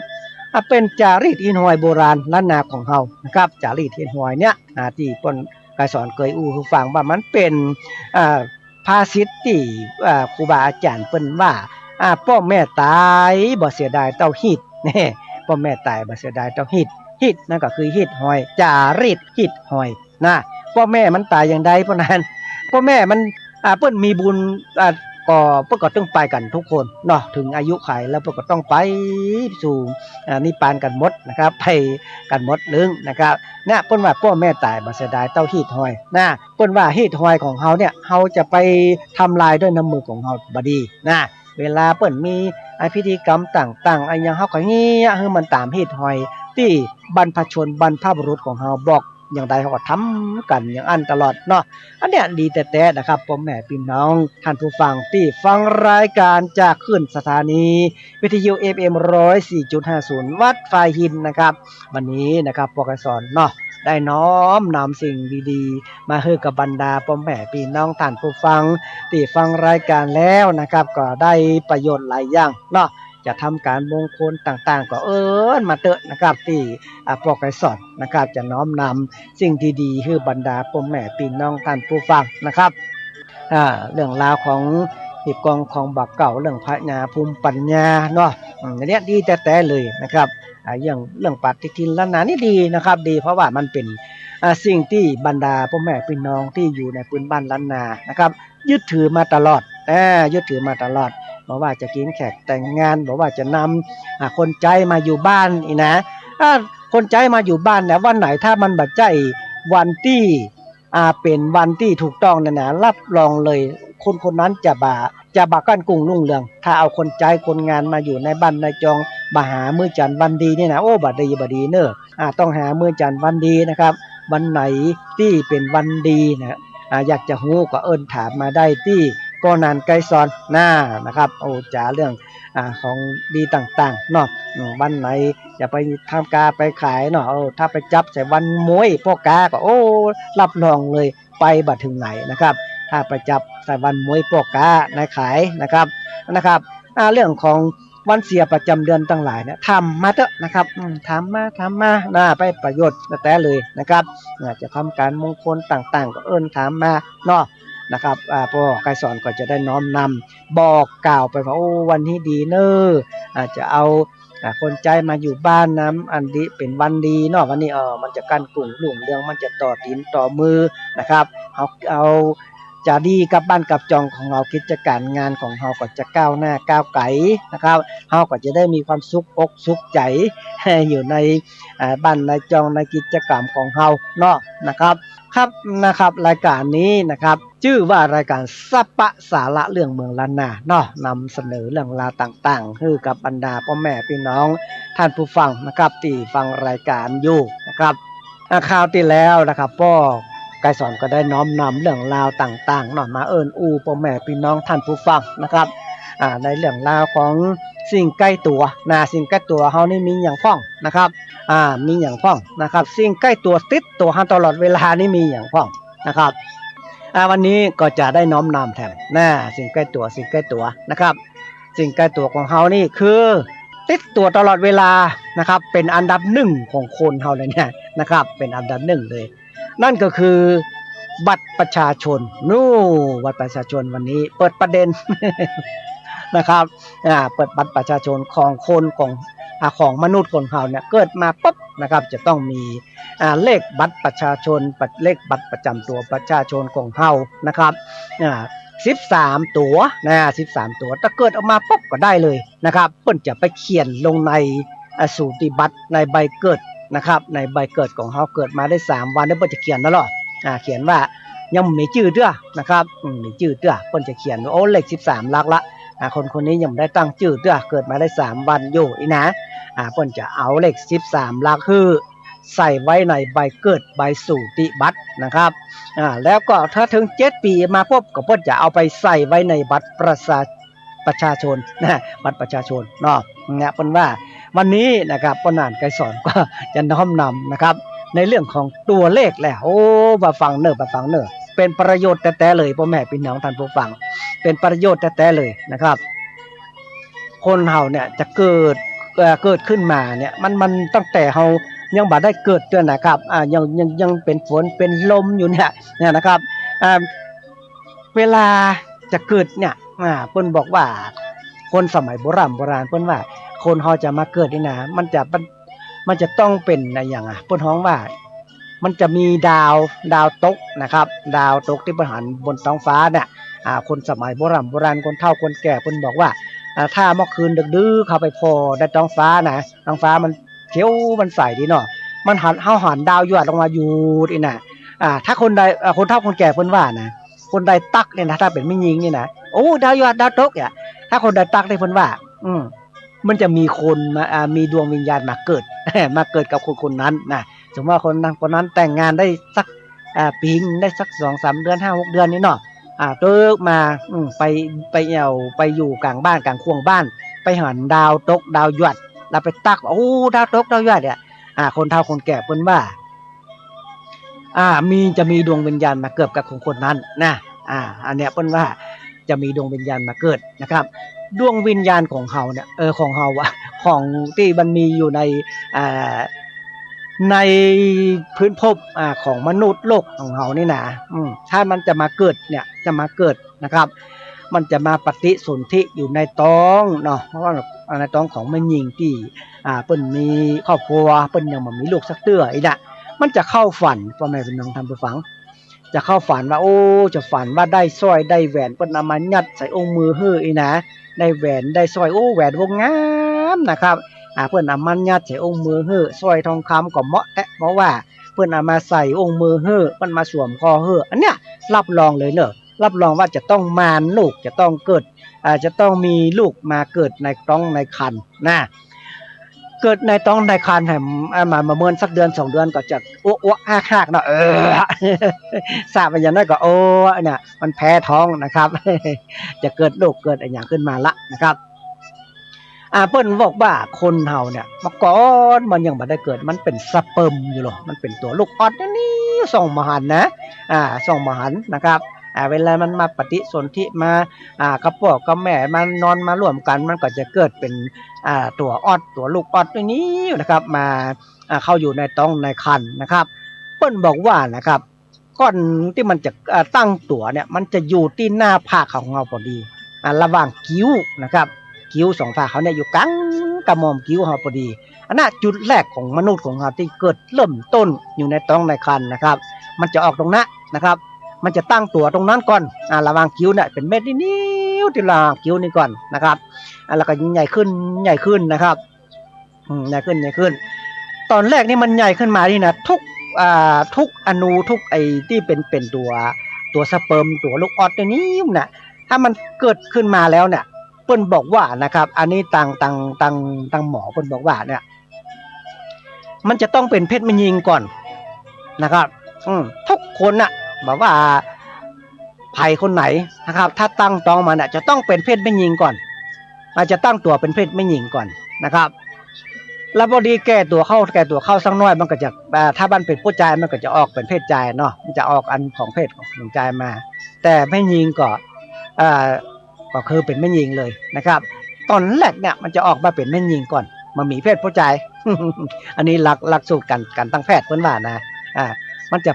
ตั้งตัวเป็นแม่นยิงก่อนนะแก้ตัวเข้าสักน้อยมันก็จะกลายเป็นผู้ชายคนที่จะเป็นเพศชายก็จะออกเป็นอวัยวะออกมานะถ้าเป็นเพศหญิงก็เป็นอวัยวะออกมาไอ้นะตอนแรกเนี่ยจะเป็นแม่นยิงหมด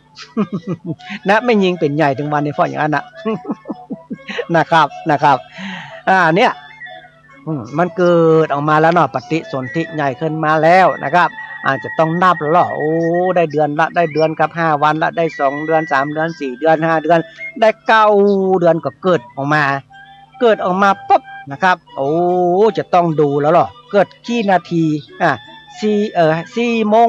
7นาทีพวกก็ต้องเขียน4โมง7นาทีนะแล้วเกิดมาปุ๊บออกจากท้องแม่มาปุ๊บนะ4โมง7นาทีพวกก็ต้องจดลงในใบสูติบัตรเนาะแล้วก็ถ้าได้3วันแล้วจะออกบ้านโรงพยาบาล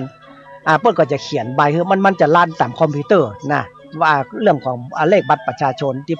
พวกไอ้สอนจะอู้ด้วยนะมันจะลั่นตามคอมพิวเตอร์ก็จะว่าจะต้องเอาเลขนั้นเลขนี้มาได้แล้วคอมพิวเตอร์มันจะลั่นมามันจะเรียงตามคอมพิวเตอร์นะคนนี้เกิดออกมากดปุ๊บมันจะมี13หลักอันนี้เป็นของคนนี้เนอะเกิดใหม่นะเป็นทะเบียนโคนง่ายๆเนาะเป็นทะเบียนโคนนะครับ13หลักตั้งแต่เกิดเถื่อตาย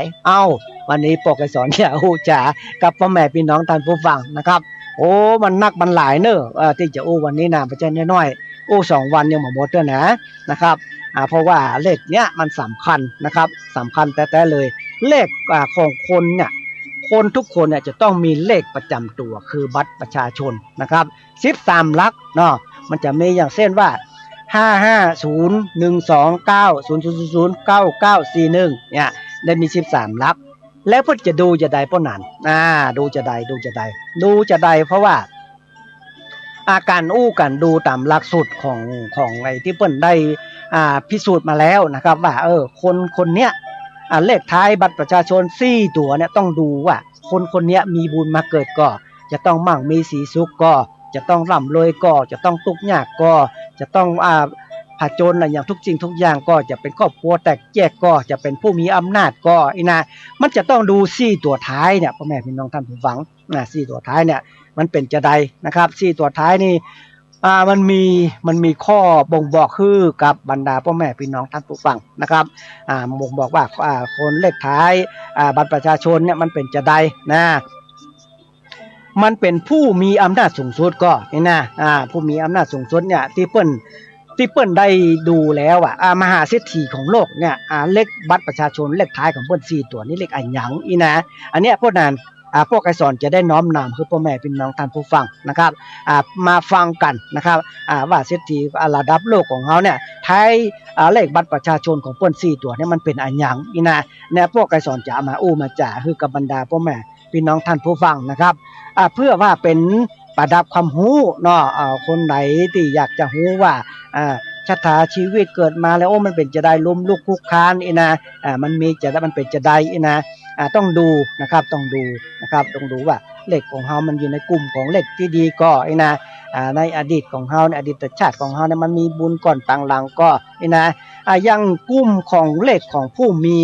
ซิกเซนพิเศษหรือว่ามียันพิเศษในตัวนี้ก็มีในวันนี้พวกไก่สอนจะมามาจ่ากับบรรดาพ่อแม่พี่น้องท่านผู้ฟังเนาะได้ยินได้ฟังกันนะครับกลุ่มเลขแห่งความร่ำรวยเนี่ยคนร่ำคนรวยที่เพิ่นมีเงินเป็นหมื่นล้านพันล้านเนี่ยมันเลขบัตรประชาชนท้ายมันมีอย่างเพิ่นถึงได้ร่ำได้รวย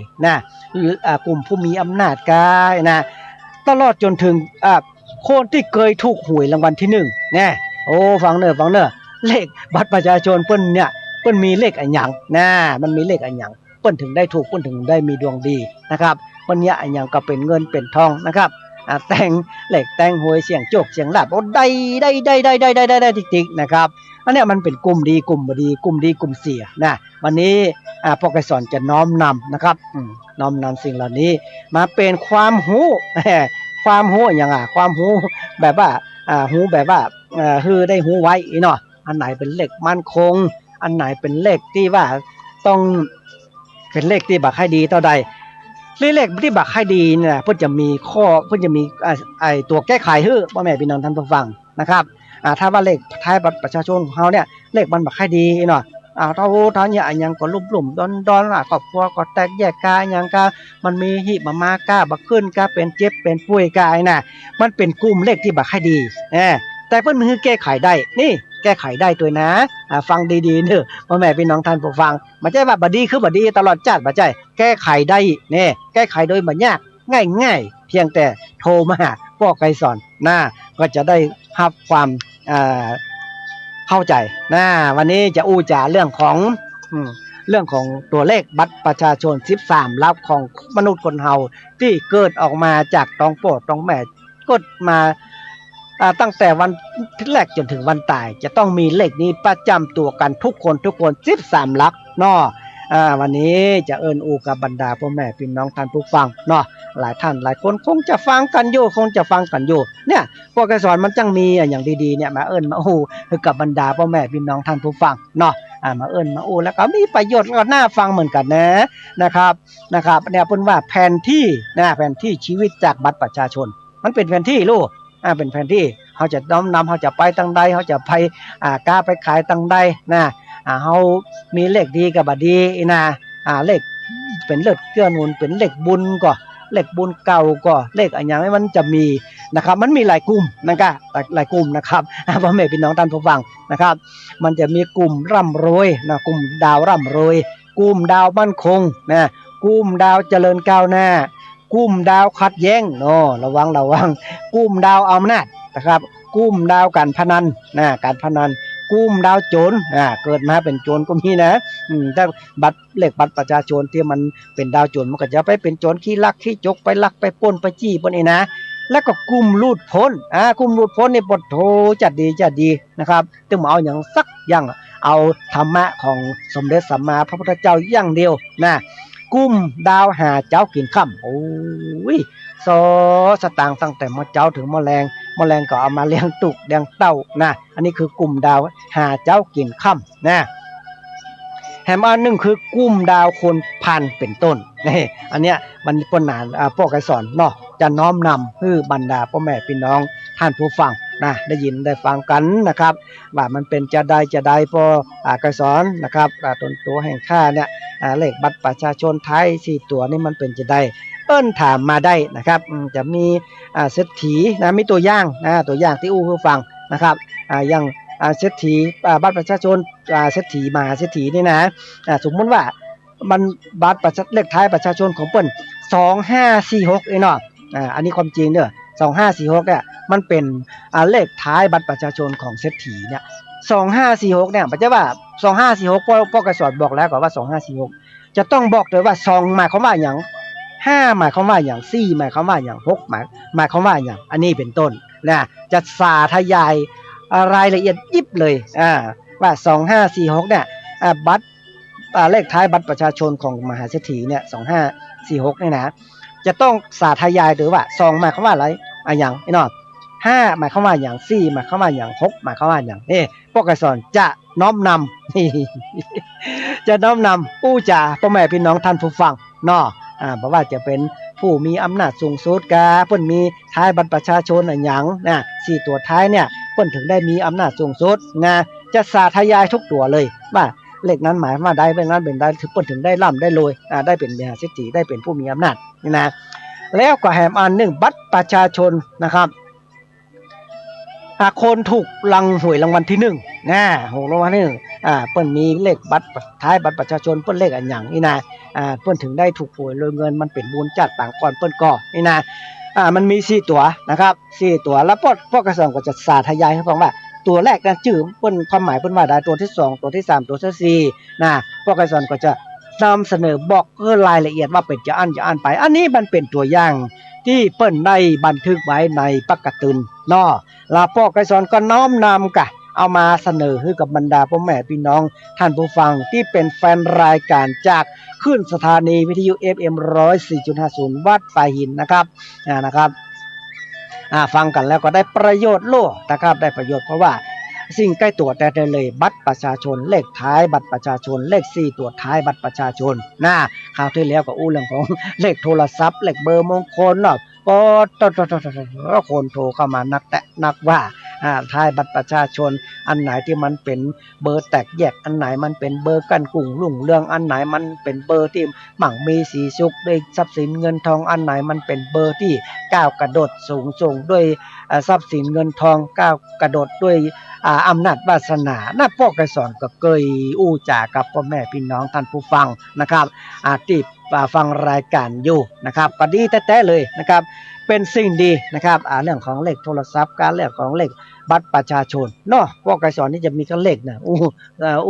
กับพ่อแม่พี่น้องท่านผู้ฟังนะครับหลายท่านหลายคนก็ฟังก็ได้ประโยชน์ด้วยนะครับ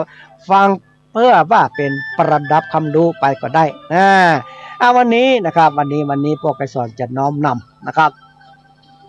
กลุ่มดาวตัวเลขกลุ่มดาวตัวเลขที่แห่งความมั่นคงเอาความมั่นคงก่อนเนาะมันมีมันนักเด้อความมั่นคงเนี่ยนะเพราะฟังเด้อพ่อแม่เป็นน้องท่านผู้ฟังตัวเลขแห่งความมั่นคงนะครับมันจะมีเป็นกู้ไปได้มันจะหลายมันจะ4ตัวเนอะท้ายบัตรประชาชนนะครับจะมีกู้ท้ายนะกู้ท้ายนะครับถ้าคนไหนมีเลข1 2 3 4กู้นี่นะคนไหนมันมีอยู่ใต้บัตรประชาชนเลขใดเลข1นะคนนั้นจะมั่นคงในชีวิตจะมั่นคงนะครับจะมั่นคงจะมีเมื่อสิ่งศักดิ์สิทธิ์อยู่ในบัตรประชาชนของผู้ใดแล้วผู้นั้นนะครับจะได้รับความมั่นคงในเรื่องนั้นๆเรื่องนั้นๆคือเรื่องอย่างสมมติว่าคนนั้นทำกิจการเรื่องของอย่างเดียเรื่องของขายบ้านที่ดินอีหนอง่ายๆเนาะมีกิจกรรมเรื่องขายบ้านที่ดินอยู่กับลูกกับผัวอยู่กับครอบครัวจะมั่นคงเลยนะครับจะมั่นคงเลยงานของอันที่จะทำถึงวันก็มั่นคงอาจจะการกุ้งรุ่งเรืองไปเรื่อยๆนะครับมีซี่กู้ไปได้นะครับเลขที่มั่นคงฟังเนอะพ่อแม่พี่น้องท่านผู้ฟังเลขท้ายบัตรประชาชนนะครับอาจจะอยู่หัวก็ได้อยู่ใต้ก็ได้นะครับฟังดีๆมีอยู่สี่กู้ไปได้กู้แรกคือ15นะครับอยู่ท้ายก็ได้อยู่หัวก็ได้นะครับอาจจะอยู่ทัดกันเนี่ยมาได้นะต้องเป็นกู้เลยนะ15นะครับคนใดมีเลขบัตรประชาชน15นะครับท้ายก็ได้หัวก็ได้นะครับอันเนี้ยจะมั่นคงในชีวิตของคนนั้นน่ะจะมั่นคงจะครอบครัวจะอยู่เย็นเป็นสุขเอาผัวเดียวเมียเดียวเนาะกิจการงานอะไรอย่างก็ต่างๆก็จะมั่นคงเลขต่อไปคือ24นะครับท้าย24นี่นะคนนั้นนี่นะจะมั่นคงเนอะนะครับมั่นคงในชีวิตนะครับชีวิตจะบัดแตกบาแหงอีกเดียวนะเอาง่ายๆเนาะอันต่อไปนะครับ63นะครับ63กับ78นะครับ78มีอยู่4กู้นะครับ15 24 63 78นะครับอันนี้คือเลขมั่นคงนะครับคนใดมีไว้ในบัตรประชาชนนะครับก็จะเป็นคนที่มั่นคงในชีวิตนะครับในชีวิตทรัพย์สินครอบครัวเนาะนะครับจำไว้นะครับถ้าจำมาตันนะครับก็ถามมาได้นะครับหลังจบรายการแล้วนะครับหลังจบรายการแล้วก็โทรเข้ามาถามที่ป้อไกสอนนะครับที่082นะครับวันนี้บอกเจ้าเว้ย888นะครับ888 1756นะครับ082 888 1756นะครับโทรเข้ามาถามเรื่องของเลขบัตรประชาชนมันเป็นมงคลก็ประนานพวกไกสอนมันเป็นจะได้นะครับความหมายของมันมีพ่อแม่พี่น้องท่านผู้ฟังความหมายของมันมีสมมติ15มันเป็นจะได้ความหมายของเปิ้ลนี่เนาะ24นะเลขมั่นคงนะความหมายเป็นจะได้63ความหมายเป็นจะได้ความหมายของเลขเนี้ยที่เปิ้ลมั่นคงนะมันเป็นจะได้78เนี่ยมันเป็นจะได้นะครับอันเนี้ยพ่อไกสอนก็จะน้อมนำให้กับบรรดาพ่อแม่พี่น้องท่านผู้ฟังนะครับได้ยินได้ฟังกันนะครับได้ยินได้ฟังกันได้เพื่อว่าประดับความรู้ไปก็มีนะครับเลขมั่นคงที่พ่อไกสอนก็ฟังเนาะ14นะครับ1415เนาะ15เนาะ15นะครับมันเป็นเลขมั่นคงนะครับเลขมั่นคงมันจะมี ไอ้เลขที่บ่มั่นคงก็มีนะครับเลขที่บ่มั่นคงที่มันบ่ค่อยดีตาใดนะครับที่บ่ค่อยดีตาใดฟังเนอะเลขหมู่นี้นี่ที่มันบ่ค่อยดีนี่เพราะอะไรอย่างเพราะว่า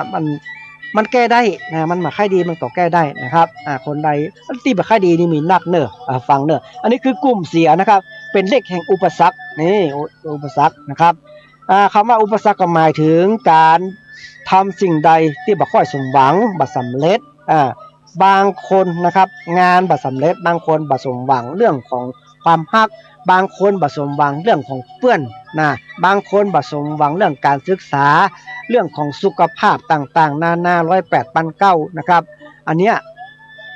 เพิ่นว่ามันเป็นดาวอุปสรรคมีอันอย่างพ้องฟังเด้อแล้วคนใดมี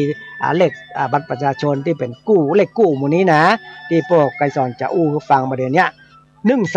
13อันเนี้ยเลขบ่ค่อยดีแต่แก้ได้นะแก้ได้บ่จะว่าบ่ดีแล้วแก้บ่ได้แก้ได้นะครับแก้ง่ายๆนะต้องโทรมาถามป้อไกรสอนก่อนว่าจะแก้จะได้ง่ายๆนิดเดียวนะครับ1318 10 27 26 37 48 57 67 12 20อันเนี้ยเลขเนี่ยคนใดมีเลขบัตรประชาชนมีเลขกู้หมู่นี้นะมันจะบ่ค่อยดีฟังกำเนอะก็เดี๋ยวถ้าฟังบัตรตันก็โทรเข้ามาถามพวกไกรสอนได้นะครับว่าโอ้เลขค่าเนี่ยท้ายบัตรประชาชนของตนตัวค่าเนี่ย13นี่นะจะแก้จะได้นะโอ้ง่ายเดียวง่ายนิดเดียวบ่ต้องยากนะครับ13นะครับ18 10 27 26 37 48 57 67 12แล้วก็20เนี่ยเลขกู้บ่ดีที่ว่าอยู่ในบัตรประชาชนมันจะเป็นเลขอุปสรรคนะครับจะขายไอ้หยังก็มันขาดข้องไปให้หมดยกตัวอย่างให้หน่อยนะครับสมมติว่าเลข13นี่เนาะมันเป็นมักจะขัดแย้งในเรื่องของความรู้สึก13นี่นะบ่ค่อยกล้าตัดสินใจนะครับมักทำสิ่งใดที่บ่ค่อยถูกบ่ค่อยเหมาะสมอยู่เสมอนะครับผู้ใหญ่มักจะมาเห็นดีเห็นงามนะครับทะนงตัวเย่อหยิ่งมาเข้าเรื่องขัดแย้งกับเพื่อนร่วมงานตีกันเข้ากันบ่ได้นี่ระวังคนใดมีบัตรประชาชน13นี่นะครับมีเลข13ไปกู้13มันจะเป็นอย่างนี้ก็แก้ไขได้หรือแก้ไขได้นะครับแก้ไขยังไงง่ายๆนะครับแก้ไขได้นะครับถ้าคนใดมีเลขที่บ่ค่อยดีนะครับอย่างเลข13เนี่ยเอาละพ่อไกรสอนจะบอกให้เหียนะครับสำหรับคนเกิดคุณเกิดว่าคนมีเลขบัตรประชาชน13นี่เนี่ยเปิ้นฮื้อใจแหวนสีต่างๆมาประดับที่แหวนที่มือของเฮาหรือว่าจะเอาสร้อยกะเอาเป็นแก้เป็นอันอย่างชักอย่างเนี่ยเป็นแก้วสีอันอย่างกะสีส้มกะสีเหลืองกะสีอันอย่างเขาเพิ่นจะเอามาใส่แหวนมาใส่นิ้วมือนิ้วขวากะนิ้วซ้ายกะนิ้วกลางกะนิ้วนางกะมันจะแก้ได้ตลอดชีวิตเลยจะแก้ได้เลยนี่อันนี้ฟังดีๆพ่อแม่พี่น้องท่านผู้ฟังไม่ใช่ว่าเสียคือเสียเลยไม่ใช่นะครับเสียก็แก้ได้กลุ่มที่มันกลุ่มเสียก็แก้ได้อันนี้ถามพวกไกรสอนมานะครับคนมีเลข129เนี่ยมันเป็นเลขบ่ค่อยดีเนาะที่พวกไกรสอนว่าตะกี้18กะ10กะแก้ไขได้หมดนี่แก้ไขได้หมดนะครับรับรองเราจะอ่านจะอู้ไปหมดมันก็คงจะไม่ได้นะครับมันเพราะว่ามันนักมันหนาเนาะจะอู้เดี๋ยวมันจะกลุ่มอื่นจะไม่ได้อู้แหมนะครับมันจะมีหลายรูปแบบพ่อแม่พี่น้องท่านผู้ฟังเลขแห่งความเจริญความเจริญนี่เป็นจะได้เลขของความเจริญก้าวหน้าบุคคลที่ก้าวหน้าขึ้นไปนั้นจะต้องประกอบไปด้วยเลขอันอย่างพ้องจึงจะเจริญเจริญในด้านไหนพ้องจะมี4กู้อะไรเหมือนกันพ่อแม่พี่น้องท่านผู้ฟังคนใดมีกลุ่มเหล่านี้นะครับเป็นกู้เนอะไม่ใช่ว่ามีทั้งหมดนะกู้ใดกู้หนึ่งที่พวกไกรสอนอู้ออกไปเนี่ยคนใดมีในบัตรประชาชนความเจริญจะมาถึงนี่อย่างเลข17คนใดมี17กะ25กะ38กะ64กะเนี่ยอันเนี้ยคนใดมีกู้ใดกู้หนึ่งที่อยู่ในบัตรประชาชนเนี่ยคนน่ะจะเจริญยกตัวอย่างอย่าง17เนี่ย17คนใดมีในบัตรประชาชนนี่นะจะเป็นท้ายก็ได้เป็นหัวก็ได้นะครับเป็นผู้ที่ เจริญในหน้าที่การงานได้เป็นหัวหน้ากันแล้วเนอะ ได้เป็นผู้นำขั้นบริหารด้วยเป็นนักวิชาการเก่งกล้าสามารถอารมณ์รุนแรงเอาใจเอาแต่ใจนะจริงจังนะเป็นข้าราชการชั้นสูงนะบนว่าต้นร้ายป่ายดีนะลำบากมาเด็กนะแต่เจริญบ้านป่ายก็จะดีนะครับ17นี่เป็นเลขแห่งความเจริญเนอะเลขของความเจริญเหมือน17253864เนาะคนใดมีเลขเหล่านี้นี่จะเจริญมั่งคั่ง อันนี้คือกลุ่มเจริญก้าวหน้าเนาะอันนี้อูพ่อแม่พี่น้องท่านผู้ฟังนะครับกลุ่มร่ำรวยเนาะกลุ่มร่ำรวยมีอย่างปัญหานะครับกลุ่มร่ำรวยก็มี4กู้เหมือนกันคนใดมี4กู้นี่จัดดีเนอะอย่างมี16นะครับ3547กับ82มี4กู้นะครับคนใดมีเลข4กู้เนี้ยมีในไทยตัวใดตัวหนึ่งกู้ใดกู้หนึ่งอยู่ในบัตรประชาชนจะร่ำรวยนะครับเลขแห่งความร่ำรวยมีอยู่4กู้แต่แยกประเภทได้อย่างหนึ่งร่ำรวยนะครับร่ำรวยด้วยการกระทำอย่างพ้องนะครับร่ำรวยด้วยการกระทำสิ่งนั้นๆทำสิ่งใดสิ่งหนึ่งที่มันผิดกฎหมายเนาะตามคันรองที่ว่าของในศาสนาพระพุทธเจ้าของเฮานะครับที่ว่าของบ่ผิดกฎหมายไม่ใช่ว่าไปค้ายาบ้าอีกว่าใหญ่นะครับต้องทำในสิ่งที่มันบ่ผิดศีลผิดธรรมเลขแห่งความร่ำรวยนี่คนใดมี4กู้นี้กู้ใดกู้หนึ่งนะครับไม่ใช่ว่ามีถึง4กู้นี่นะอยู่ในบัตรประชาชนนะครับจะร่ำจะรวย16นะครับ35กับ47กับ82นี่อันนี้ท้ายบัตรประชาชนก็ได้หัวบัตรประชาชนก็ได้มันเป็นอยู่เป็นกู้นะครับอันเนี้ยเพิ่นบอกว่ามันเป็นสิ่งดีเนาะนะครับอย่าง16นะความหมายของเพิ่นก็ว่าร่ำรวยได้จากหน้าที่การงานทำการงานอะไรอย่างก้าเพิ่นว่าการวางแผนต่างๆการค้าการขายของสวยๆงามๆของหรูหราอลังการหรือเป็นที่ปรึกษาต่างๆจะมีกับคนมีเกียรติมีฐานะมั่นคงร่ำรวยสำคัญที่การแต่งกายให้ดูดีงามสง่าอยู่ด้วยนะครับถ้าคนใดมีท้ายบัตรประชาชนก็ดีหัวก็ดีเป็นเลข16นี่นะหรือว่า35ก็ได้47ก็ได้อันนี้เอาเลขแห่งความร่ำรวยนะพ่อแม่พี่น้องท่านผู้ฟังไปมาเนี่ยมันอย่างเวลามันอย่างเวนะครับเลยประเดี๋ยวนี้ก็ได้50นาทีแล้วนะครับ มันเวยนะครับบัดตันแล้วนะครับเรื่องนี้นี่นะเรื่องบัตรประชาชนนี่แหม10วัน20วันก็ตึงมาหมดนะครับมันนักแต่เลยนะครับกลุ่มของเลขดีเลขเสียเนาะแก้ได้เนอะเลขเสียก็แก้ได้เลขดีก็ดีไปเลยเนาะมันต้องได้สาธยายนักดีก็ดีไปเลยนะครับอย่างเลข99เนี่ย99นี่เพิ่นว่าบุญเก่าหรอบุญเก่าบุญหลังเฮามีนะครับคนใดมีเลขบัตรประชาชนมี999ไอ้นะโตอันนั้นคือบุญเก่าบุญหลังของเฮานะครับอย่างมันจะมียกตัวอย่างมันจะมี13ตัวเนาะ55เนี่ย012900009941เนี่ยมี12ตัว13ตัวนะอันเนี้ยตั้งแต่เกิดเพียวตายจะต้องเลขนี้จะต้องติดตัวเฮาตลอดนะแล้วเฮาก็เอาเนี่ยมาสาธยายกันว่าโคเลขไหนเลขดีเลขบ่ดีเลขที่มันคัดข้องเลขที่มันเป็นกาลกินีเนี่ยมันแก้ไขได้พ่อแม่พี่น้องท่านผู้ฟังนะครับถามมาได้ที่พ่อไกรสอนเนาะถามมาได้มันเป็นกุ้มของดาวเป็นกกเป็นเหล้าด้วยนะ เป็นกกเป็นเหล้าเนาะอย่าง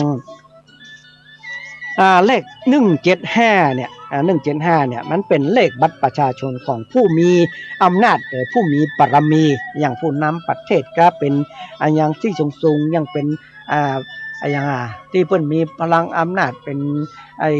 ตุลาการก็เป็นประธานเลยวุฒิสภาก็ประธานเอาที่เปิ้นผู้แทนราษฎรก็เป็นคนชั้นใหญ่ชั้นสูงผู้มีอำนาจสูงส่งเป็นพวกอย่างที่เป็นอย่างเพิ่นฮ้องที่องคมนตรีก็พวกนั้นพวกกระสอนก็ใครลืมเรื่องราวเหล่านี้เนาะ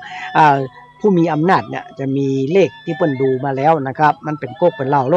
นะครับเลขนี้อย่าง175เนี่ยผู้มีอำนาจผู้มีบารมีนี่เพิ่นไปสืบไปสอบมาละมันเป็นอย่างนั้นแต่เลย อย่างหนึ่ง2456เนี่ย2456เนี่ย2456เนี่ยมันเป็นเลขแห่งความร่ำรวยเป็นบัตรท้ายบัตรประชาชนของมหาเศรษฐีนะของมหาเศรษฐีเนาะพ่อไกรสอนจะอาสาทยายไปบ่หมดเพราะว่าจะลำดับแต่ละตัวไปก็คงจะบ่หมดเดียวก่อนจะยกตัวอย่างให้สักชุดเนาะอย่างเลข3 6 7 8เนี่ยเป็นเลขแห่งฟลุกนะการเสี่ยงโชคนะกลุ่มอิทธิพลนะเสี่ยงโชคเสี่ยงลาภนะครับแทงเสี่ยงโชคเสี่ยงลาภจะเล่นหุ้นเล่นหวยยังก็ถูกบ่อยๆนะครับ3 6 7 8นี่นะครับ3 6 7 8เนี่ยเป็นเลขอันความร่ำรวยความเสี่ยงโชคเสี่ยงลาภเนาะความเสี่ยงโชคเสี่ยงลาภนะครับ3 6 7 8นะครับถ้าจะปิ้นอย่างใดก็ได้เหรอนะครับปิ้นใดก็ได้หมดนะครับเป็นเลขการเสี่ยงโชคเนอะ3 6 7 8นี่นะจะเป็น3 8 6 7ก็ได้3 8 7 6ก็ได้6 3 7 8ก็ได้6 8 3 7ก็ได้6 7 3 8ก็ได้8 7 6 3ก็ได้นะครับ8 7 3 6ก็ได้8 6 3 7ก็ได้อย่างเงี้ยมันอาซับอย่างใดก็ได้หมดมันเป็นเลขแห่งการเสี่ยงโชคเป็นท้ายบัตรประชาชนที่เปิ้นเสี่ยงโชคได้หวยรางวัลที่1จะยังไดเปิ้นจะอันเนี้ยมันถึงได้เล่นไปตังนั้นไปตังเสี่ยงโชคเสี่ยงลาภก็ได้กันนะครับอันนี้ก็คือเลขที่บัตรประชาชนที่พ่อไกรสอนเอามาอู้จ่ากับพ่อแม่พี่น้องท่านผู้ฟังนะครับเลขแห่งความผู้มีเป็นมีซิกเซนพิเศษมีญาณพิเศษในตัวผู้มีเมตตาจิตกาเนี่ยมันจะมีเลข5980นี่อันนี้วันผู้หลุดพ้นผู้มีญาณพิเศษนะครับใครสนใจเนาะก็เอิ้นถามมาได้นะครับที่พ่อไกรสอนเนอะที่082นะครับ888 1756นะครับโทรถามมาได้ว่าโอ้เลขบัตรประชาชนตัวค่าเนี่ยลุงลูกคุกควานเป็นแม่กามาไป10 ปี20 ปีละยังบ่ล่ำมันรวยมันเป็นจะใดนะครับเอิ้นถามมาได้ถามพ่อไกรสอนได้ว่าเลขนี้เฮาจะแก้ไขตรงไหนนะครับอันเนี้ยพ่อแม่พี่น้องท่านผู้ฟังพ่อไกรสอนเนาะฐานะที่ว่าพระสงฆ์องค์เจ้าครูบาอาจารย์ได้มอบหมายให้มาอู้มาจ๋าก็มีความเป็นห่วงใยกับบรรดาพ่อแม่พี่น้องที่เป็นแฟนรายการที่ตกได้ยากเนาะที่บ่สบายใจที่มันหากินทะลำทะลอยบ่ได้ก็ยังมาตกหาวนะอันเนี้ยสิ่งเหล่านี้เป็นสิ่งที่ว่าในรายการสปะสาระเรื่องนานๆเนี่ยเป็นห่วงนะครับเป็นห่วงอยากจะฮื้อมีกินมีอยู่สุขสบายกันกลางกรุงรุ่งเรืองมั่งมีสีสุขด้วยทรัพย์สินเงินทองเงินไหลนองทองไหลมาอันเนี้ยพ่อไกรสอนนะครับจะน้อมนำสิ่งเหล่านี้คือบรรดาพ่อแม่พี่น้องได้สัมผัสได้สัมผัสโอ้ทำอย่างอันดีเนอทำอีดีเนอนะครับอันนั้นมันไม่ใช่ว่าเสี่ยงเงินเสี่ยงทองอย่างเพียงแต่โทรมาอู้มาจ๋ามาถามว่าโอ้ตอนนี้เป็นจะได้นะถามได้นะครับเอาละเหลือเวลาน้อยเดียวพ่อแม่พี่น้องท่านผู้ฟังเหลือเวลา4 นาทีนะครับ4 นาที3 นาทีนะครับจะได้หมดเวลากับรายการของ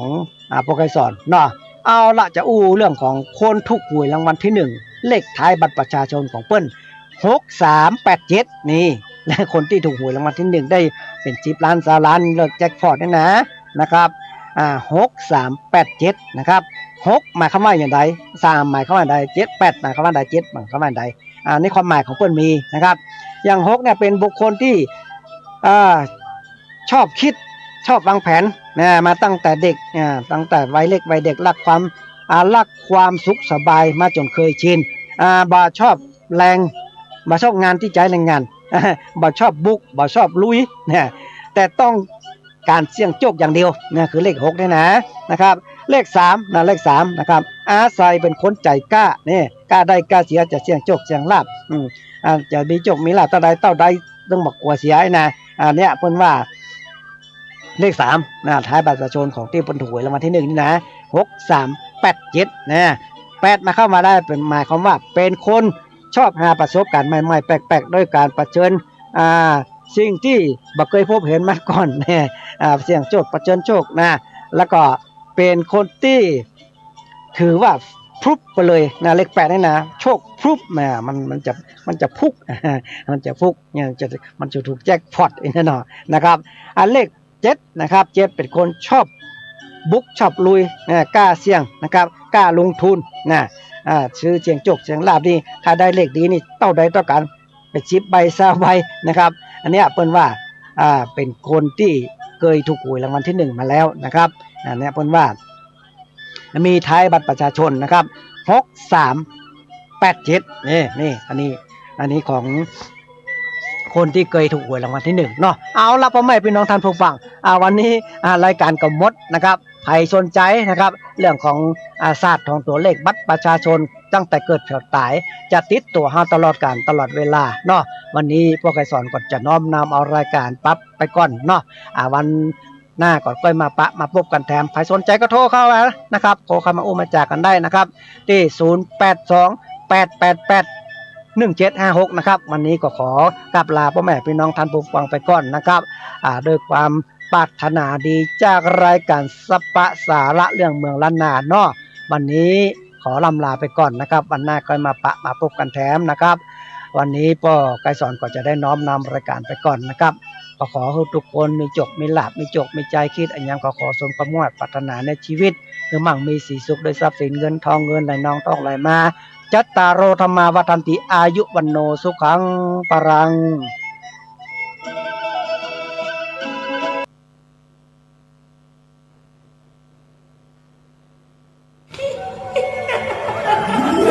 กระจกวิเศษจงบอกข้าเถิดใครงามเลิศในปัทภีก็พระนางน่ะสิราชินีผู้เลอโฉมดูสิตั้งแต่ท่านพาชาวประชางดเผาป่าและขยะในครัวเรือนชาวไร่ชาวนาก็งดเผาตอสั่งข้าวฟางข้าวหันไปไถกลบทำปุ๋ยหมักแปรรูปเป็นอาหารสัตว์หรือเอาไปอัดเป็นก้อนแทนอากาศก็ดีไม่มีฝุ่น PM 2.5 คอยกวนใจหน้าตาท่านก็สดใสผิวพรรณผุดผ่องเป็นที่สุดพะยะค่ะ ต้องแบบนี้สิเจ้าพูดถูกใจข้ายิ่งนักเพราะทุกการเผานั่นคือการสะสมฝุ่นแต่ถ้าทุกคนร่วมใจกันหยุดเผาเราก็จะมีแต่อากาศบริสุทธิ์ไว้หายใจห่างไกลมะเร็งปอดสุขภาพก็ดีมันคือที่สุดแล้วราชินีจงเป็นอมตะราชินีจงเป็นอมตะข้าขอบูชาท่านพะยะค่ะไปเอาธูปมาแต่ไม่ต้องจุดแล้วนะเดี๋ยวนี้ข้าเปลี่ยนมาใช้ธูปไฟฟ้าแล้วมันจึ้งมากไม่มีฝุ่นเลย wow. คุณภาพอากาศดีด้วยการร่วมมือของทุกภาคส่วนปรารถนาดีจากสำนักงานประชาสัมพันธ์ที่ 3 กรมประชาสัมพันธ์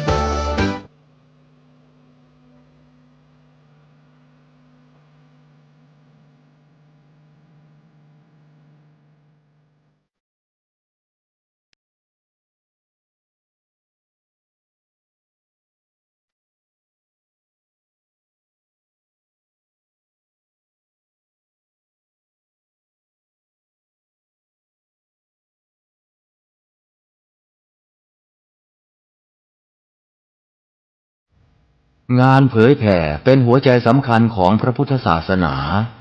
พระพุทธเจ้าอุบัติขึ้นมาบนเป้าหมายแห่งการเผยแผ่ความดีนำความดีไปแทรกไว้ในจุดที่มีความดีไม่มากค่อยๆเจือจางจนกระทั่งความไม่ดีนั้นหายไปเหลือแต่ความดีหรือมีดีมากกว่าไม่ดี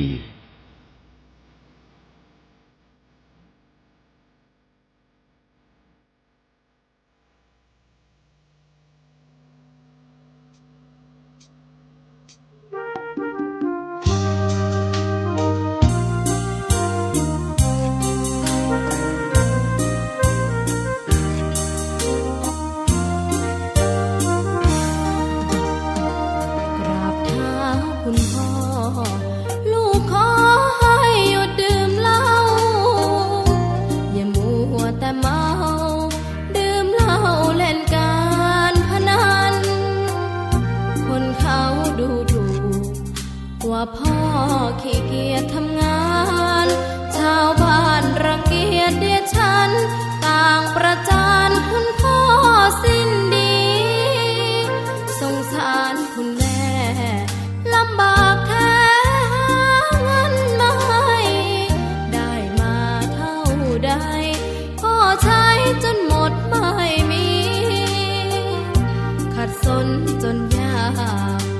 ำบากคนแค้นเต็มทีอนาคตของลูกริบหรี่ความหวังที่มีมืดมนพ่อดื่มสุราเหมือนกินน้ำตาของแม่พ่อจ๋าฐานะเราแย่หากไม่แก้ความจนแม่เตือนพ่อด่าตบตีแม่เสียจนชอกช้ำระกำมองมนซ้ำถูกคนเขานินทากราบเท้าคุณพ่อลูกขอให้หยุดดื่มเหล้าหากมัวแต่เมาคนเขาย้ำหมิ่นเรื่อยมา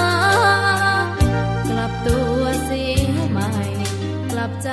มาพัฒนาพ่อจะมีคุณค่า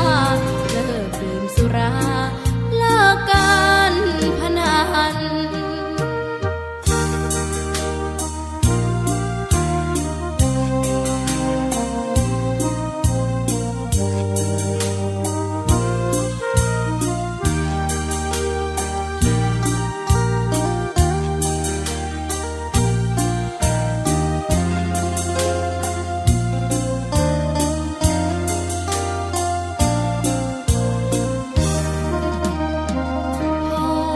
ดื่มสุราเหมือนกินน้ำตาของแม่พ่อจ๋าฐานะเราแย่หากไม่แก้ความจนแม่เตือนพ่อด่าตบตีแม่เสียจน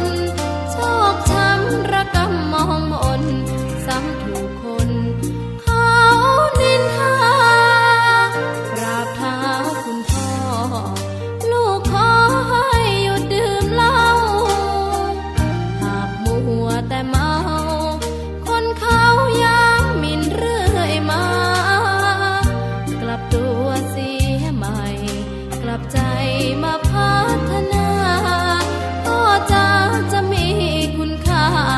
เลิกดื่มสุราเลิกการพนัน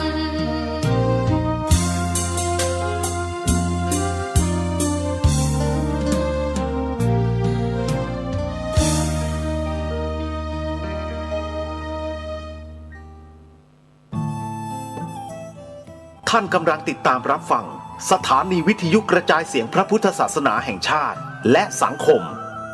คลื่นเพื่อการศึกษาพระพุทธศาสนาและวัฒนธรรมระบบ FM 104.5 เมกะเฮิรตซ์รายการต่อไปเป็นรายการคดีโลกคดีธรรมขอกราบถวายความนอบน้อมแด่พระรัตนตรัยถวายความเคารพพระมหาเถระพระเถรานุเถระทุกท่านขอเจริญสุขญาติโยมสาธุชนที่กำลังติดตามรับฟังรายการจากสถานีวิทยุแห่งนี้ทุกท่านขอนำท่านผู้ฟังเข้าสู่รายการคดีโลกคดีธรรมพบกันในวันนี้วันขึ้น14 ค่ำเดือน3วันนี้ตรงกับวันอาทิตย์ที่1 กุมภาพันธ์พระพุทธศักราช2569รายการคดีโลกคดีธรรมมาพบกับสาธุชนเป็นปกติทุกวันจันทร์ถึงวันศุกร์และวันเสาร์อาทิตย์ทางสถานีวิทยุแห่งนี้ท่านผู้ฟังสามารถติดตามรับฟังรายการคดีโลกคดีธรรมผ่านทางโทรศัพท์มือถือในปัจจุบันได้แต่ท่านต้องดาวน์โหลดแอปพลิเคชันที่ชื่อว่าวิทยุพุทธศาสนาทั่วไทยไว้ในโทรศัพท์ให้ได้ก่อนเมื่อดาวน์โหลดได้สำเร็จท่านจะได้รับฟังรายการคดีโลกคดีธรรมทุกวัน วันหนึ่งสามารถฟังได้ถึง6เวลามีเวลา9นาฬิกา10นาฬิกา11นาฬิกา13นาฬิกา17นาฬิกาและเที่ยงคืนหรือตีหนึ่งสถานีวิทยุพระพุทธศาสนาแห่งชาติคลื่นต่างๆนำรายการนี้ออกอากาศต่างเวลากันต่างสถานีกันถ้าเป็นตอน9โมงเช้ารับฟังได้ทางสถานีวิทยุวัดหนองกายอำเภอแม่แตงจังหวัดเชียงใหม่เวลา10นาฬิกาฟังได้พร้อมกัน3สถานีคือวัดป่าจริยธรรมอำเภอนาด้วงจังหวัดเลยวัดศรีอุดมวงศ์อำเภอวังสะพุงจังหวัดเลยวัดสามชุกอำเภอสามชุกจังหวัดสุพรรณบุรีเวลา11นาฬิการับฟังได้อีกครั้งหนึ่งทางสถานีวิทยุวัดฝายหินอำเภอเมืองจังหวัดเชียงใหม่พร้อมด้วยเครือข่ายธรรมะคลื่นสีขาวเพื่อชาวประชาตลอดจนถึงรับชมถ่ายทอดสดทาง YouTube ได้อีกด้วยในเวลา11นาฬิกาดังกล่าวจากนั้นเวลา13นาฬิกาบ่ายโมงตรงรับฟังรายการนี้ได้อีกครั้งหนึ่งทางสถานีวิทยุวัดบ้านปลาคูนอำเภอโพนทรายจังหวัด101จากนั้นเวลา17นาฬิกา5โมงเย็นรับฟังรายการนี้อีก1รอบทางสถานีวิทยุวัดฝายหินอำเภอเมืองจังหวัดเชียงใหม่จากนั้นกลางดึกเที่ยงคืนหรือตีหนึ่งรับฟังได้อีกครั้งทางสถานีวิทยุ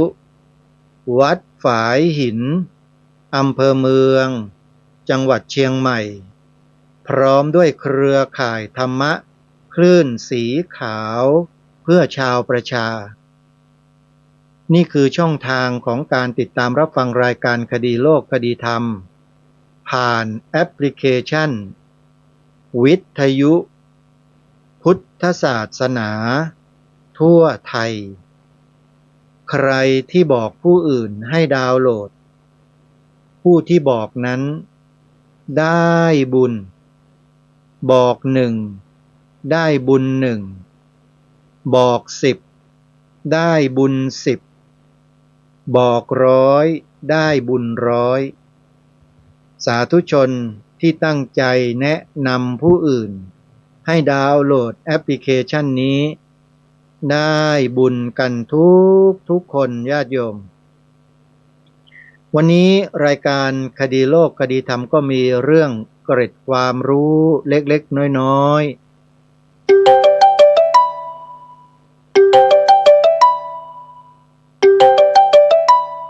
มานำเสนอต่อท่านผู้ฟัง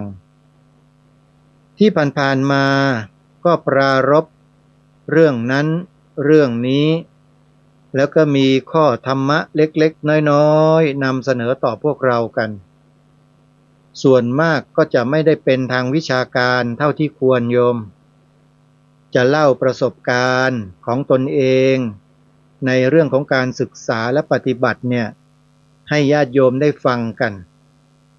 เพราะเชื่อว่าถ้าพูดหลักวิชาการแล้วญาติโยมก็จะหลับกันหมดคนที่จะหลับคนแรกเลยก็คือเด็กหญิงทอฝันนะหลับก่อนเลยน้องทอฝันหลับก่อนเพราะตอนไปฟังธรรมที่พระธาตุนาดูนี่ก็หลับคนแรกเลยเป็นธรรมดาโยม ลูกๆหลานๆเยาวชนเด็กๆของเราเนี่ยเขาเรียกว่ากำลังอยู่ในวัยกินวัยนอนพอตกค่ำมาแล้วก็ต้องหลับต้องพักแต่เขาก็สู้นะไปกับคุณยายคุณย่าไปตากน้ำค้างตากลมตากอากาศหนาวร่วมนอนอยู่กับย่ากับยายที่นั่งซอดแจ้งฟังธรรมอยู่ก็ถือว่าเป็นเด็กที่มีความกตัญญูกตเวทีคนหนึ่งนะโยมนะอนุโมทนาบุญกับหลานด้วยนะขอให้มีธรรมะในใจตลอดกาลเป็นเด็กดีมีศีลธรรมต่อเนื่องแล้วก็อย่าลืมบทพระราชนิพนธ์ความหมายธงไตรรงค์นะลูกท่องเอาไว้บ่นเอาไว้แล้วก็ชวนคุณยายท่องร้องกันตลอดขอรำพันบรรยายความคิดเครื่องหมายแห่งสีทั้งสามงามถนัดใครๆก็บอกว่าเป็นเสียงอาตมาเพลงรายการคดีโลกคดีธรรมอ่ะหลายคนเจอที่ไหนเจอใครก็บอกว่าเสียงอาตมาเป็นคนร้องเองอาตมาก็ยืนยันบอกโยมไม่ใช่อาตมาแค่เสียงเขาเหมือนอาตมาเฉย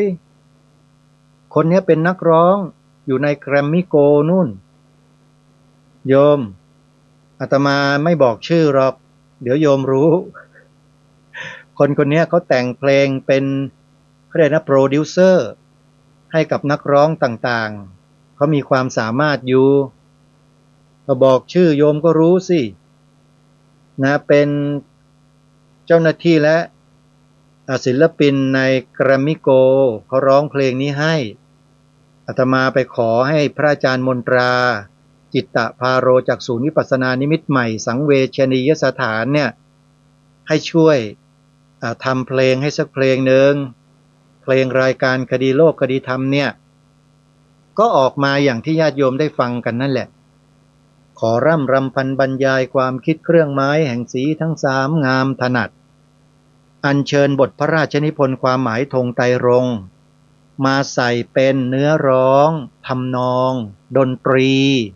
ออกมาเป็นบทเพลงให้พวกเราได้ฝึกร้องกันให้ได้ทุกคนเพราะสิ่งที่ทางรายการอัญเชิญมาเป็นเนื้อร้องทำนองเนี่ยเป็นสิ่งที่มีความสำคัญต่อชาติบ้านเมืองไทยเรานักหนาขอบอกเลยว่าสำคัญมากแต่พวกเราก็จะมองไม่ค่อยเห็นความสำคัญกันเท่าไหร่จึงไม่ค่อยสนใจไม่ค่อยใส่ใจกันนักแต่เอาละอย่างน้อยก็ได้พูดได้บอกได้แนะให้ญาติโยมพุทธบริษัทของเราได้รู้กันแล้วได้ทราบกันแล้วส่วนเราจะช่วยกันสืบสารรักษาต่อยอดกันต่อไปหรือไม่นั้นอาตมาก็ไม่สามารถจะไปบีบบังคับญาติโยมได้ก็คงแต่จะรอให้ญาติโยมมีจิตสำนึกขึ้นมากันด้วยตัวเองอาตมานั้นคงไม่มีบารมีพอที่จะชักจูงจิตใจของญาติโยมให้มาทำตามที่อาตมาได้บอกได้รณรงค์อยู่ในเวลานี้ได้ก็คงต้องรอจังหวะโอกาสเวลาที่ญาติโยมจะเห็นจะรู้จะสัมผัสจะได้กระทบกับสิ่งใดสิ่งหนึ่งนั่นแหละญาติโยมจึงจะกุลีกุจอรีบมาขอมาท่องมาจำกันถ้าเป็นภาษิตโบราณเขาบอกว่าไม่เห็นโลงศพไม่หลั่งน้ำลายเขาว่างั้นนะอันนี้เป็นอุปมาเฉยๆโยมอุปไมยก็คือเมื่อเราจะสูญเสียเอกราชแล้วนั่นแหละเราจึงจะวิ่งรี่กันเข้ามาแล้วก็มาท่องมาเร่งท่องกันทำอะไรมันสายไปแล้วโยมถึงเวลานั้นไม่ต้องไปท่องแล้วหมดโอกาสเพราะทางรายการเนี่ยเน้นแล้วบอกพวกเรามานานแล้วบอกให้รีบท่องรีบทำกันนะเผยแพร่กันนะบอกลูกหลานสอนลูกหลานกันนะบอกมานานแล้วแต่โยมไม่ใส่ใจกันเองพอถึงเวลาหนึ่งในอนาคตมีคนเข้ามาทำลายสิ่งเหล่านี้ของบรรพชนของเราบิดเบือนของบรรพชนเราจนเกิดเป็นปัญหาขึ้นในสังคมนั่นแหละ เราจะวิ่งรี่มาท่องมาบ่นมาจำมาอะไรมันไม่ได้แล้วโยมมันสายเกินไปนี่แหละเขาเรียกว่าน้ำขึ้นให้รีบตักดีกว่าไปวักน้ำที่มันอยู่ในทรายโยมไปวักน้ำในทรายเนี่ยจะได้กินน้ำไหมล่ะโยมทรายน่ะในทรายแห้งๆมันมีน้ำไหมโยมไม่มีก็มันกินไม่ได้อ่ะต้องไปคั้นทรายให้เป็นน้ำก่อนถึงจะกินได้แล้วใครจะทำอย่างนั้นล่ะโยมนี่แหละคือสิ่งที่น่าเป็นห่วงประเทศไทยและคนไทยของเราที่ประมาทกันอยู่คือเห็นว่าเป็นเรื่องที่ไม่จำเป็นที่จะต้องเร่งต้องรีบอะไรเลยธงชาติก็เป็นธงชาติปลิวสวัยกันดีอยู่แล้วแล้วก็รู้กันอยู่แล้วว่าหมายถึงชาติศาสนาพระมหากษัตริย์แล้วจะต้องไปดิ้นรนขวนขวายไปท่องไปจำกันให้มันเหนื่อยทำไมหลายคนคิดกันแบบนี้พูดกันแบบนี้โยมนี่แหละเขาเรียกว่าตกอยู่ในความประมาทพระพุทธเจ้าตรัสยืนยันเอาไว้ว่าปมาโทมัจจุโนปะทังความประมาทคือหนทางแห่งความตายมัจจุโนความตายญาติโยมเพราะฉะนั้นเราจะประมาทกันอย่างนี้ต่อไปหรือเราจะเร่งขวนขวายดำเนินรอยตามเบื้องพระยุคลบาทตามที่ทางรายการได้แนะนำอันนี้เลือกได้อยู่ที่ทุกคนนะไม่ได้อยู่ที่อาตมานะโยมอาตมาเป็นเพียงแค่ผู้ส่งสารให้เฉยๆไปนำสารมาจากพระองค์ท่านคือพระองค์ทรงพระราชนิพนธ์เอาไว้เนี่ยอาตมาก็อัญเชิญมาแล้วก็นำมามอบให้โยม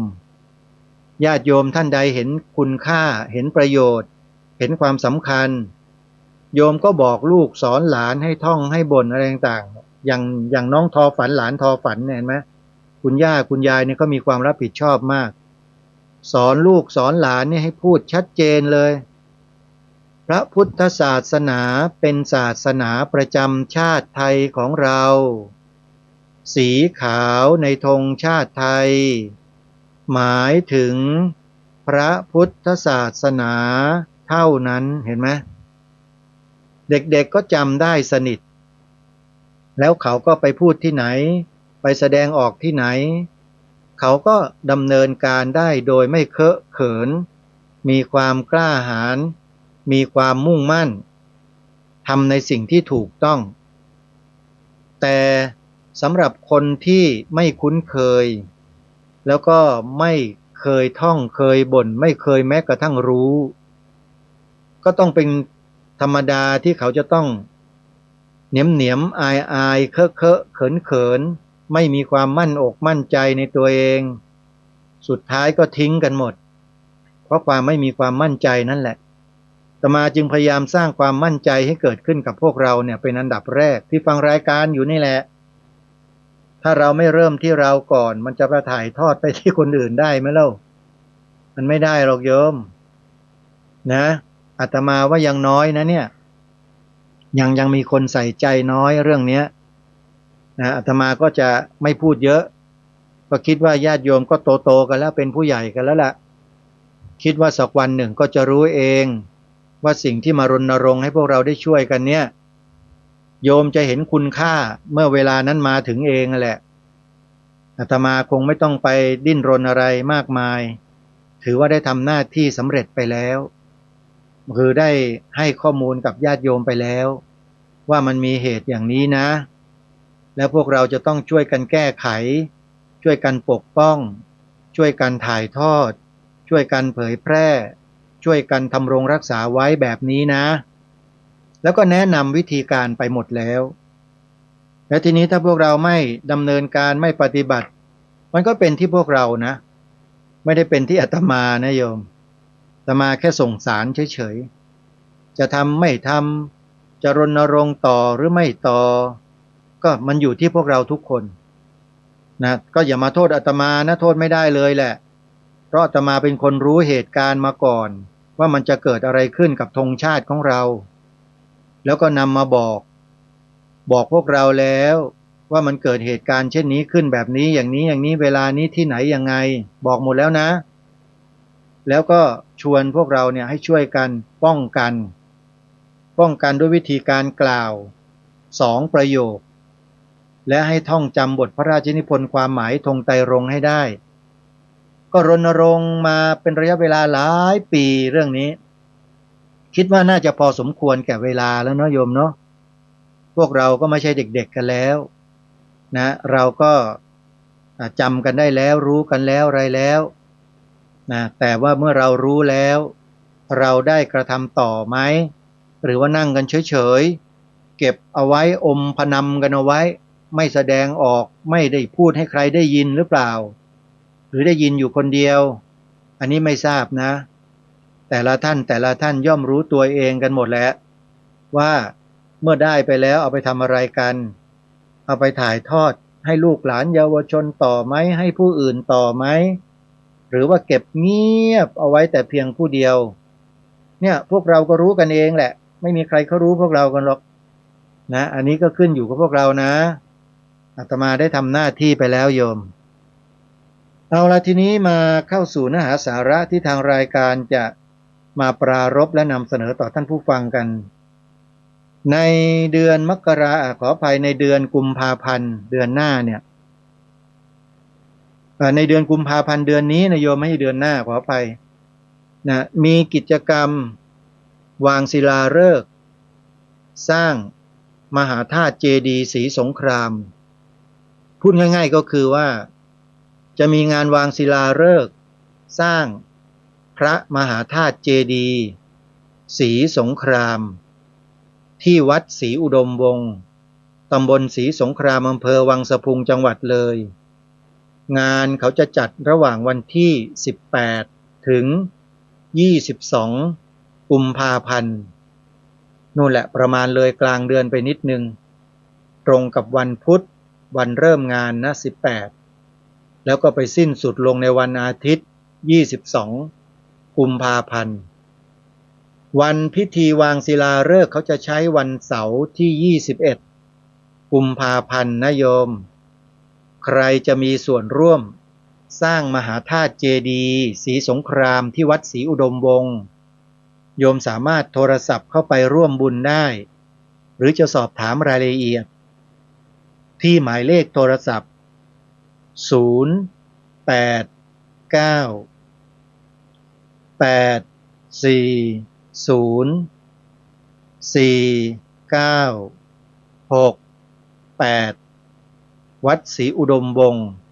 อำเภอวังสะพุงจังหวัดเลยน่าจะสร้างมหาธาตุเจดีย์ศรีสงครามแล้วใครจะร่วมบุญเป็นกองทุนต่างๆก็โทรศัพท์เข้าไปร่วมบุญกันได้อีกงานหนึ่งก็คือช่วงต้นเดือนมีนาคมเป็นงานช้างโดยเฉพาะและเป็นโดยเฉพาะเจาะจงด้วยจะต้องเป็นที่นี่ที่เดียวเท่านั้นที่ทำพิธีได้อย่างถูกต้องตามโบราณประเพณีที่ถือกันมาเพราะเป็นเจ้าของประเพณีนี้มาตั้งแต่ครั้งบรรพชนในอดีตหลายชั่วโคตรหรือพูดกันง่ายๆว่าเป็นหลายพันปีมาแล้วก็ว่าได้ญาติโยมตั้งแต่ยุค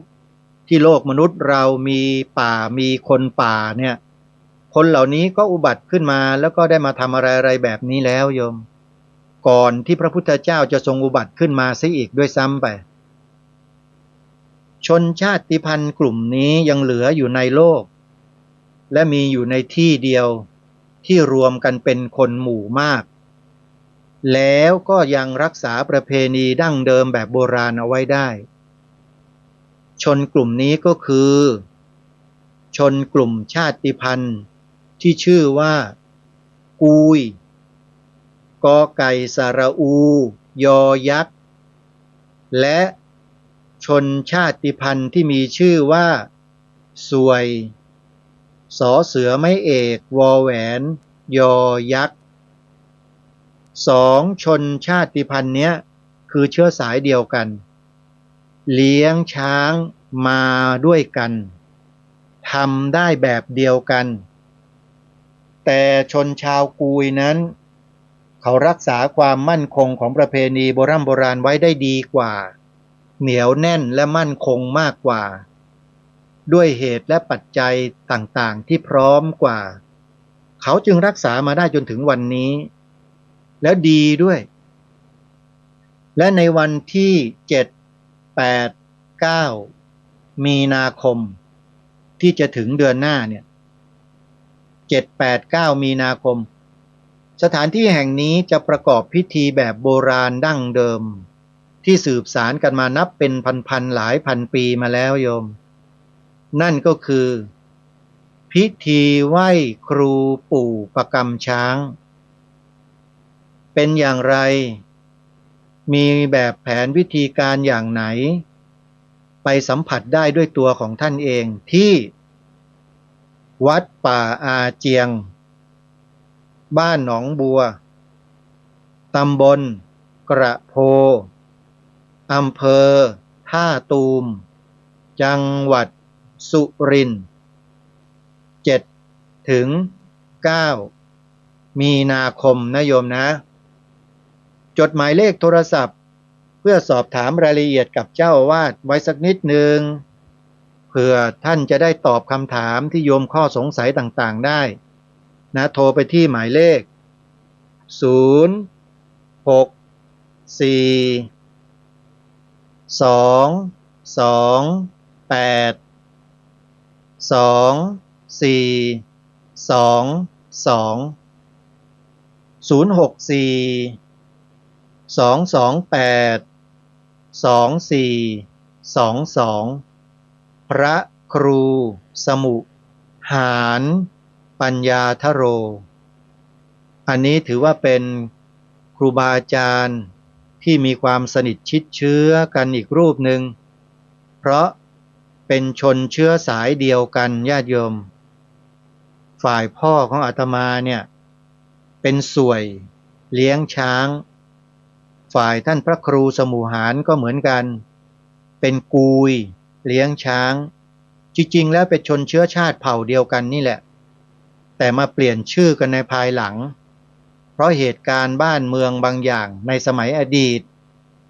จริงๆเหมือนกันเลยเชื้อเดียวกันโยม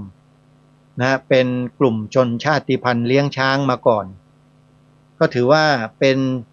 เกียรติประวัติของตระกูลอย่างหนึ่ง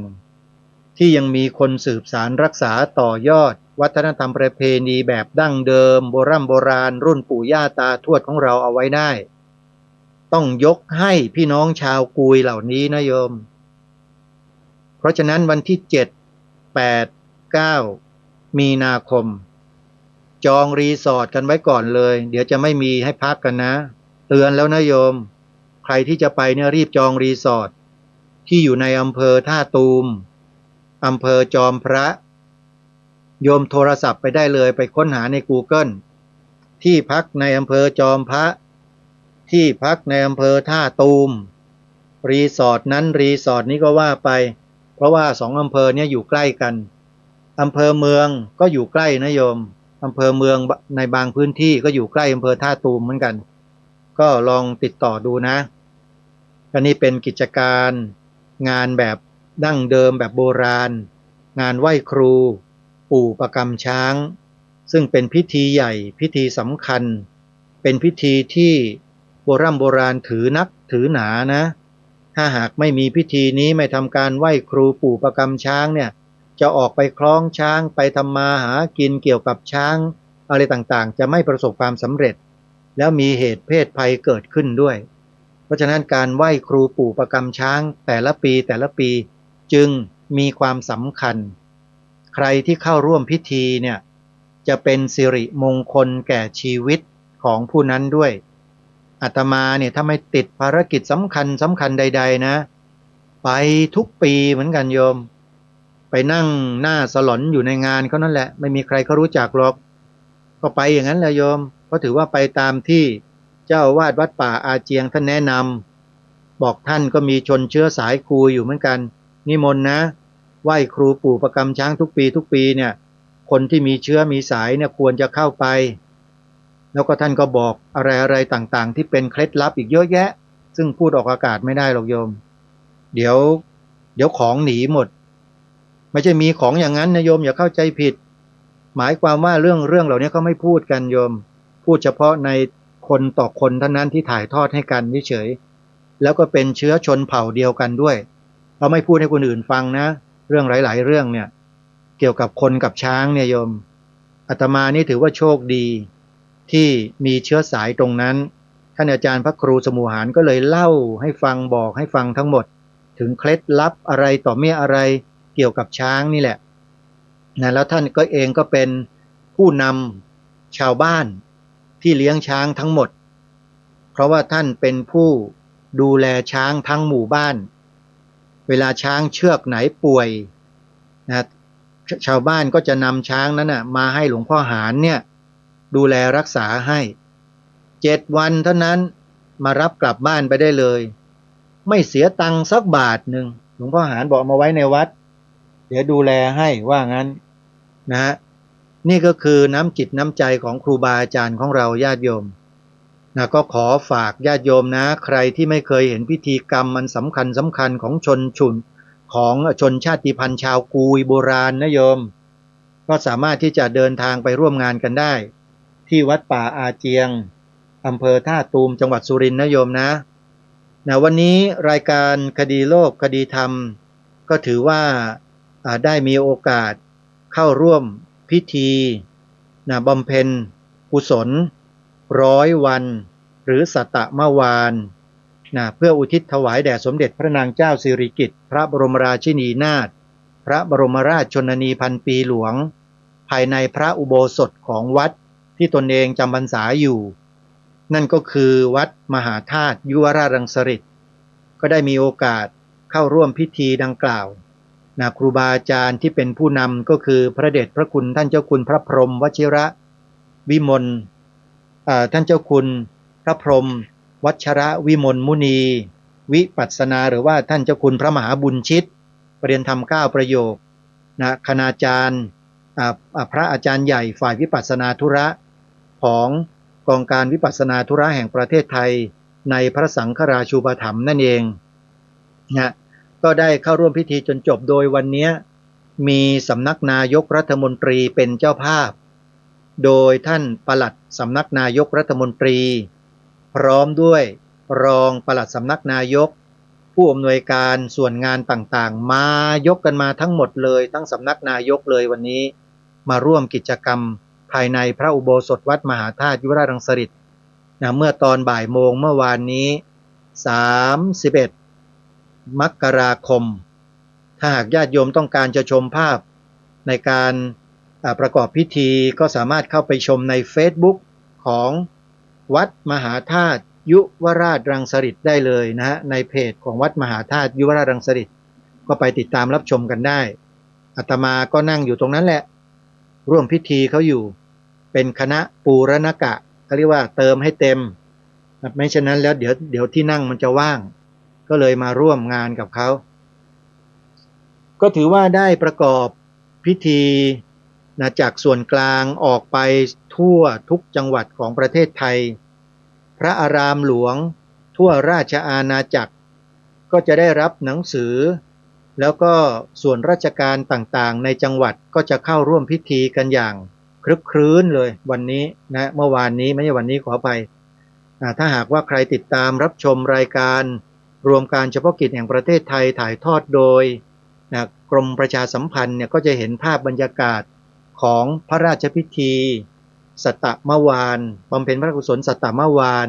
เพื่ออุทิศถวายแด่สมเด็จพระนางเจ้าสิริกิติ์พระบรมราชินีนาถพระบรมราชชนนีพันปีหลวงภายในพระบรมมหาราชวังนะโยมนะณพระที่นั่งดุสิตมหาปราสาทโดยพระบาทสมเด็จพระเจ้าอยู่หัวพร้อมด้วยสมเด็จพระนางเจ้าพระบรมราชินีเสด็จพระดำเนินด้วยพระองค์เองในการบำเพ็ญพระราชพิธีดังกล่าวด้วยแล้วก็มีคณะสงฆ์จำนวน30 กว่ารูปมีสมเด็จพระอริยวงศาคตยานสมเด็จพระสังฆราชสกลมหาสังฆปรินายกทรงเป็นประธานแล้วก็มีพระเถรานุเถระ ในคณะกรรมการมหาเถรสมาคมเจ้าคณะพระสังฆาธิการในระดับต่างๆก็มาร่วมพิธีโดยครบครันเลยในครั้งนี้งานพระราชพิธีในลักษณะดังกล่าวนี้ถือว่าเป็นโบราณราชประเพณีที่องค์พระมหากษัตริย์ทรงมีพระมหากรุณาธิคุณให้คณะเจ้าหน้าที่ที่เกี่ยวข้องทำการสืบสารรักษาต่อยอดบุญประเพณีเหล่านี้เอาไว้นะด้วยวิธีการต่างๆไม่ว่าจะเป็นในเรื่องของพิธีการนะแล้วก็พัสดุ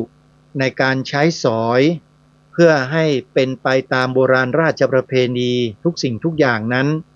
จะรักษาและสืบสารต่อยอดเอาไว้ทั้งหมดเป็นความงดงามของประเทศไทยของเรา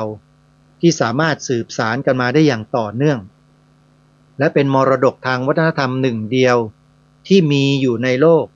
ที่สามารถที่จะบอกกับโลกได้ว่านี่คือประเทศไทยและสิ่งเหล่านี้ก็เป็นซอฟต์พาวเวอร์ที่แท้จริงอันเกิดมาจากจิตใจที่งดงามของคนไทยเรานั่นเองจิตใจของคนไทยที่งดงามได้แสดงออกมาทางรอยยิ้มอยู่ตลอดเวลาที่ฝรั่งมังค่าให้ฉายาเมืองไทยว่า Land of Smile เนี่ยสิ่งที่ทำให้คนไทยยิ้มได้อยู่ตลอดคืออะไรท่านผู้ฟังไม่ใช่ว่ากินดีอยู่ดีอิ่มหมีพีมันเที่ยวสนุกสนานฮาเฮ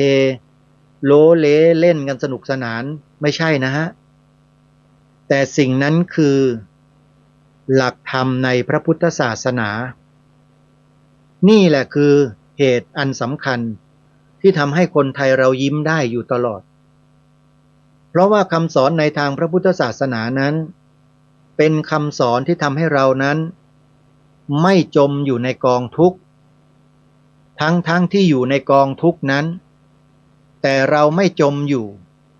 ลอยอยู่เหนือกองทุกข์ได้ประเทศเราหรือโลกของเราจะเปลี่ยนแปลงไปในลักษณะเช่นใดก็ตามหลายศตวรรษที่ผ่านมา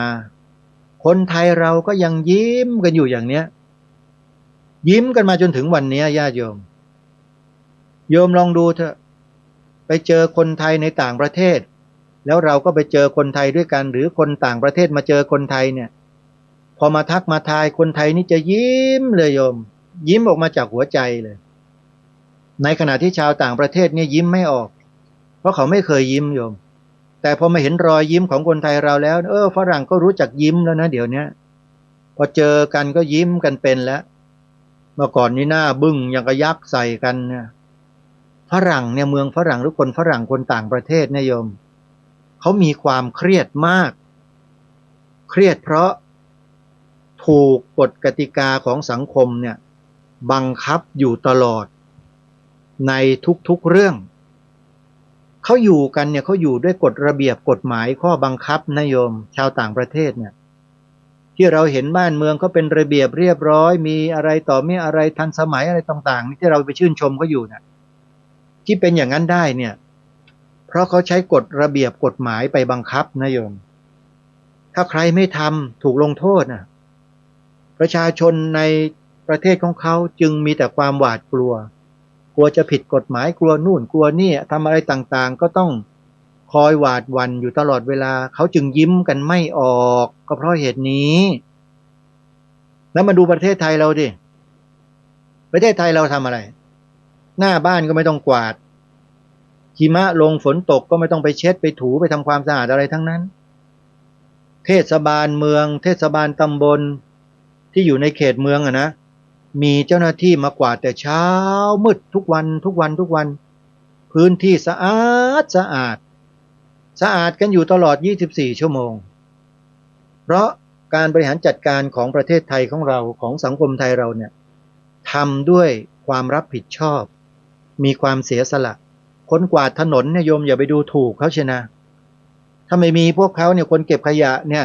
ถ้าไม่มีคนเหล่านี้นะกรุงเทพเรานี่ก็ไม่แตกต่างอะไรกับบังกลาเทศหรือว่าอินเดียเนี่ยเคยไปยังบังกลาเทศกับประเทศอินเดียเคยไปยังลองไปดูดิ หรือแม้แต่ตามซอกตามซอยของฟิลิปปินส์เนี่ยอาตมาไม่เคยไปนะฟิลิปปินส์ไปแต่บังคลาเทศกับประเทศอินเดียบังคลาเทศกับประเทศอินเดียใน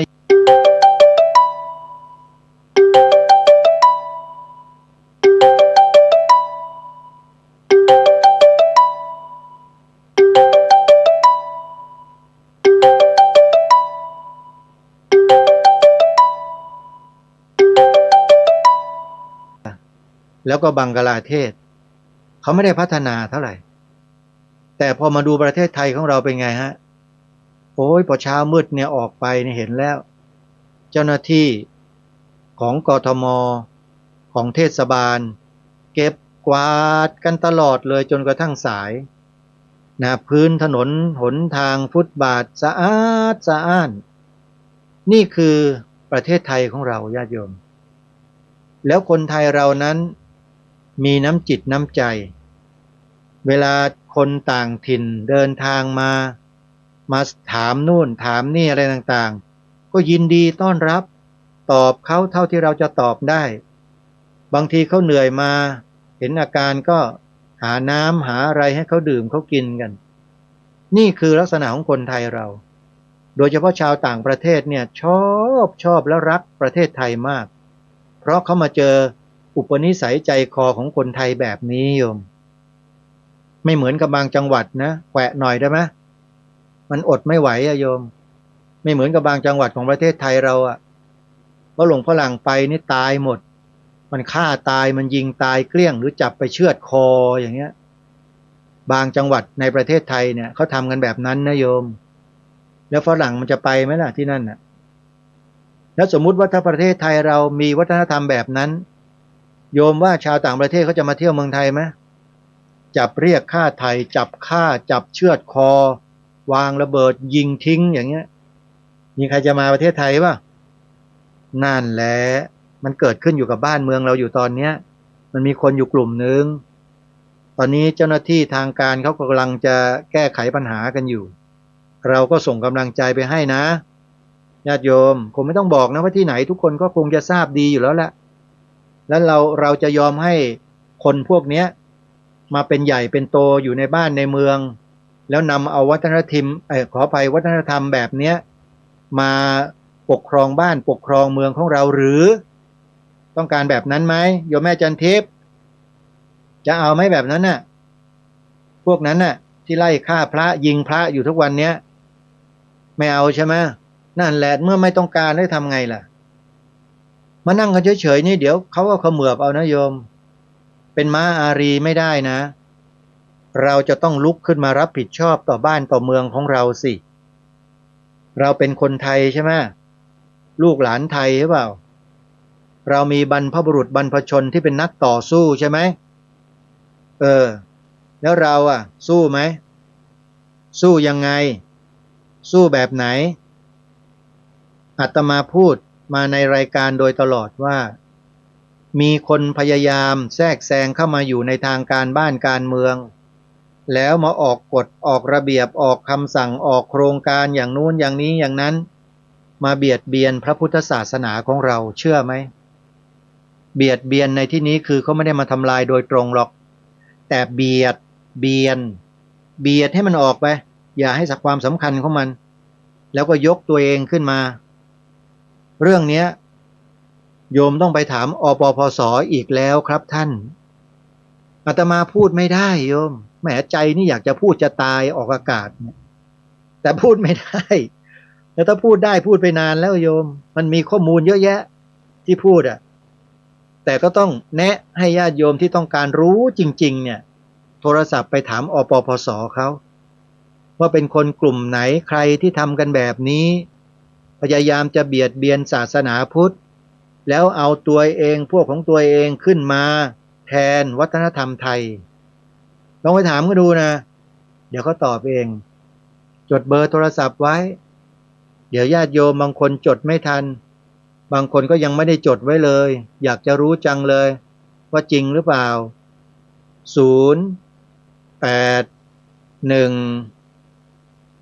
665 2879 อป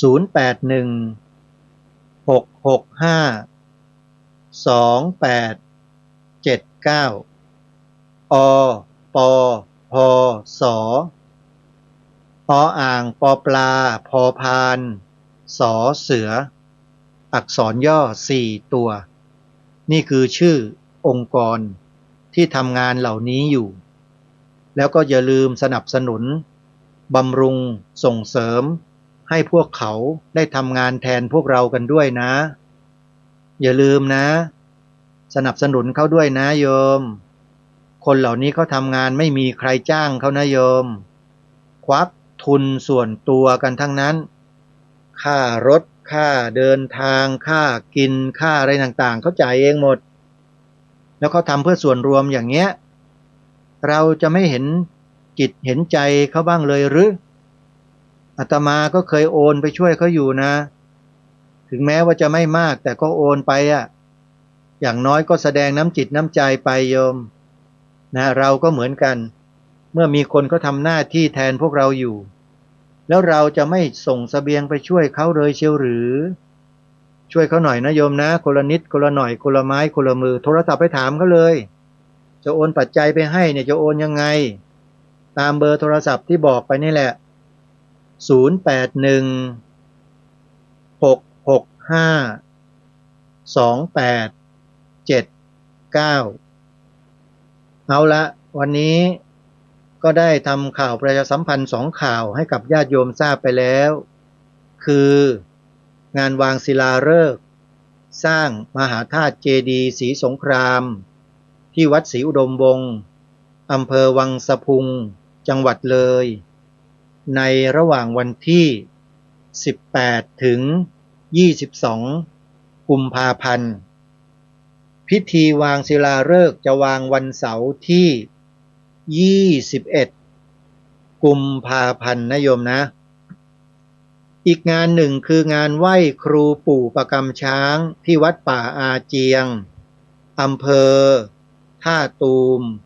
จังหวัดสุรินทร์ในระหว่างวันที่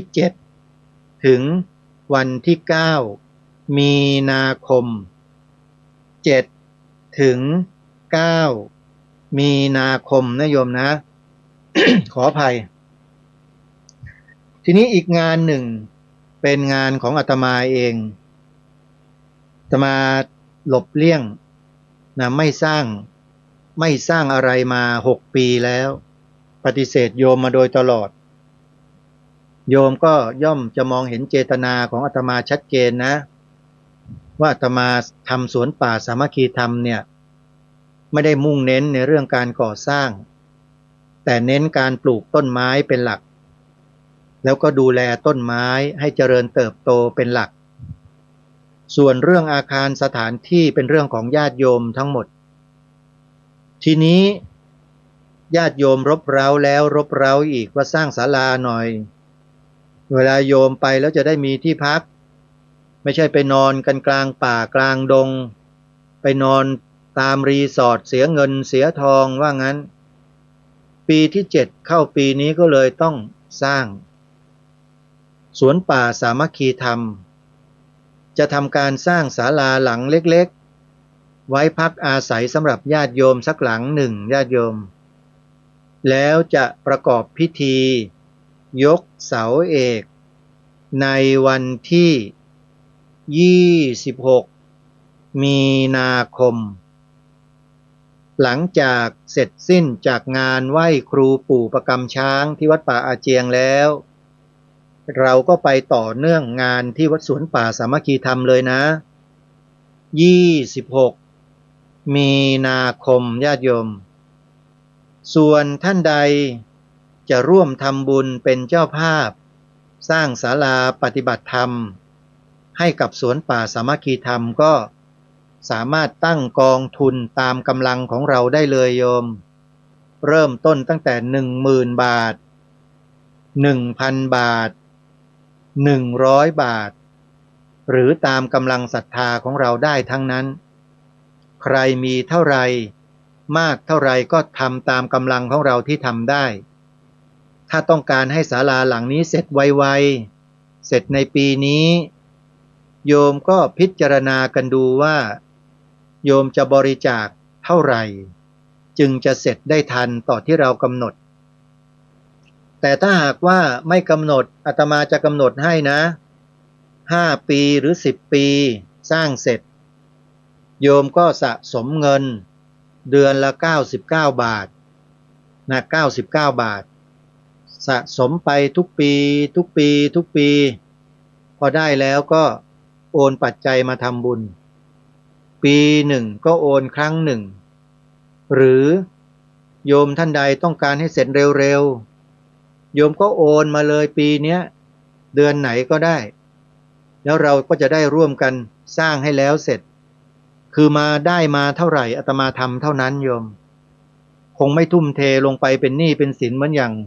วัดอื่นๆที่เขาทำกันหรอกอาตมาคงไม่มีความสามารถขนาดนั้นทำตามจำนวนปัจจัยที่โยมบริจาคให้อาตมาได้เท่าไรทำเท่านั้น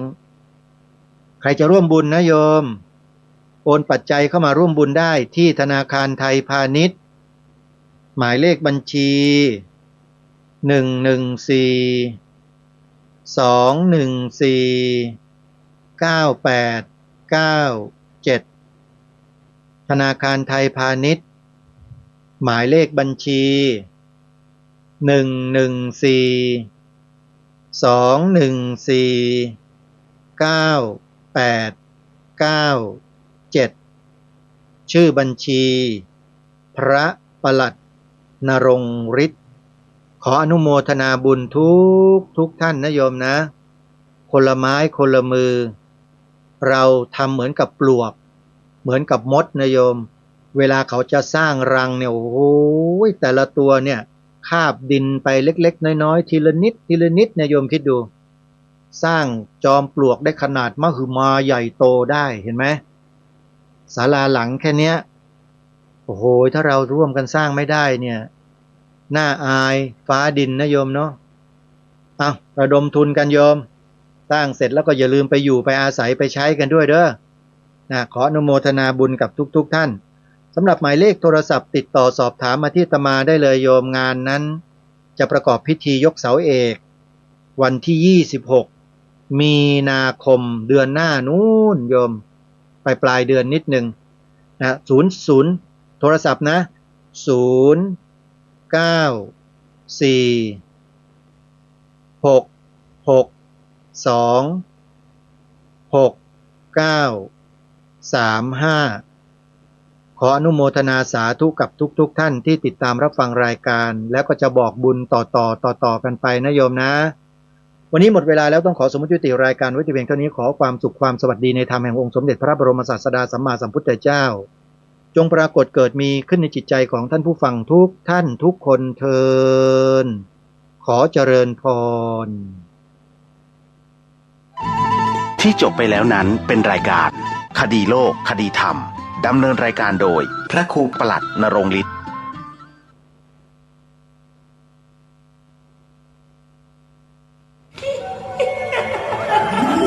กระจกวิเศษจงบอกข้าเถิดใครงามเลิศในปัทภีก็พระนางน่ะสิราชินีผู้เลอโฉมดูสิตั้งแต่ท่านพาชาวประชางดเผาป่าและขยะในครัวเรือนชาวไร่ชาวนาก็งดเผาตอสั่งข้าวฟางข้าวหันไปไถกลบทำปุ๋ยหมักแปรรูปเป็นอาหารสัตว์หรือเอาไปอัดเป็นก้อนแทนอากาศก็ดีไม่มีฝุ่น PM 2.5 คอยกวนใจหน้าตาท่านก็สดใสผิวพรรณผุดผ่องเป็นที่สุดพะยะค่ะ ต้องแบบนี้สิเจ้าพูดถูกใจข้ายิ่งนักเพราะทุกการเผานั่นคือการสะสมฝุ่นแต่ถ้าทุกคนร่วมใจกันหยุดเผาเราก็จะมีแต่อากาศบริสุทธิ์ไว้หายใจห่างไกลมะเร็งปอดสุขภาพก็ดีมันคือที่สุดแล้วราชินีจงเป็นอมตะราชินีจงเป็นอมตะข้าขอบูชาท่านพะยะค่ะไปเอาธูปมาแต่ไม่ต้องจุดแล้วนะเดี๋ยวนี้ข้าเปลี่ยนมาใช้ธูปไฟฟ้าแล้วมันจึ้งมากไม่มีฝุ่นเลย wow. คุณภาพอากาศดีด้วยการร่วมมือของทุกภาคส่วนปรารถนาดีจากสำนักงานประชาสัมพันธ์ที่ 3 กรมประชาสัมพันธ์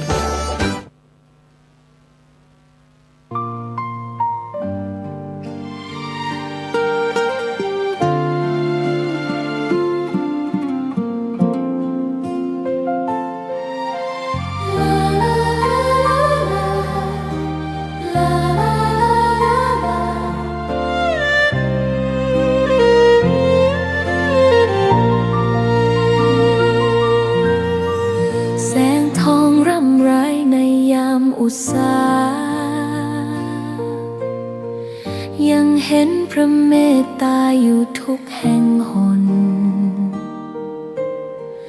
น้ำพระทัยฉโลมใจคนทั่วพื้นแผ่นดินยังอบอุ่นรอยยิ้มพระพักตร์ยังส่องแสง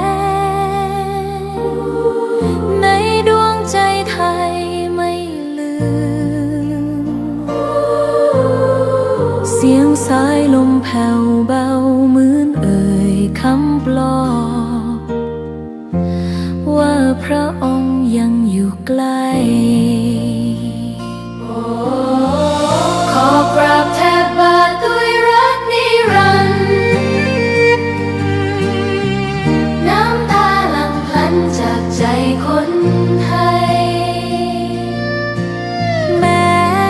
เสด็จสู่ฟ้าไกลแต่พระหฤทัยอยู่ในแผ่นดินนี้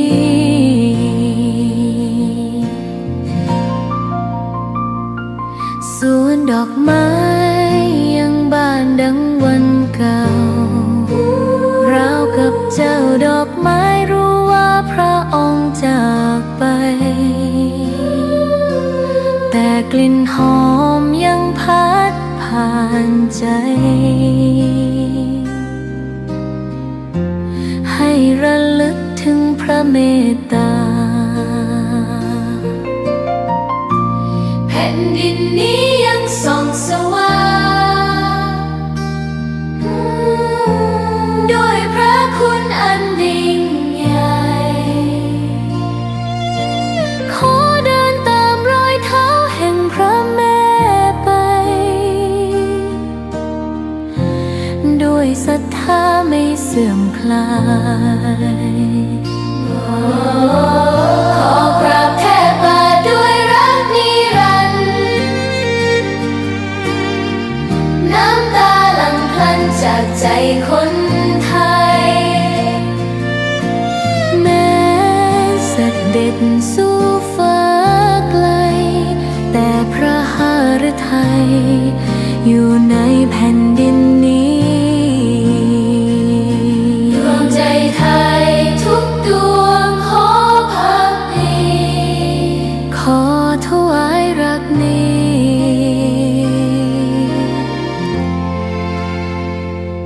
นิรันดร์แด่พระพันปีหลวง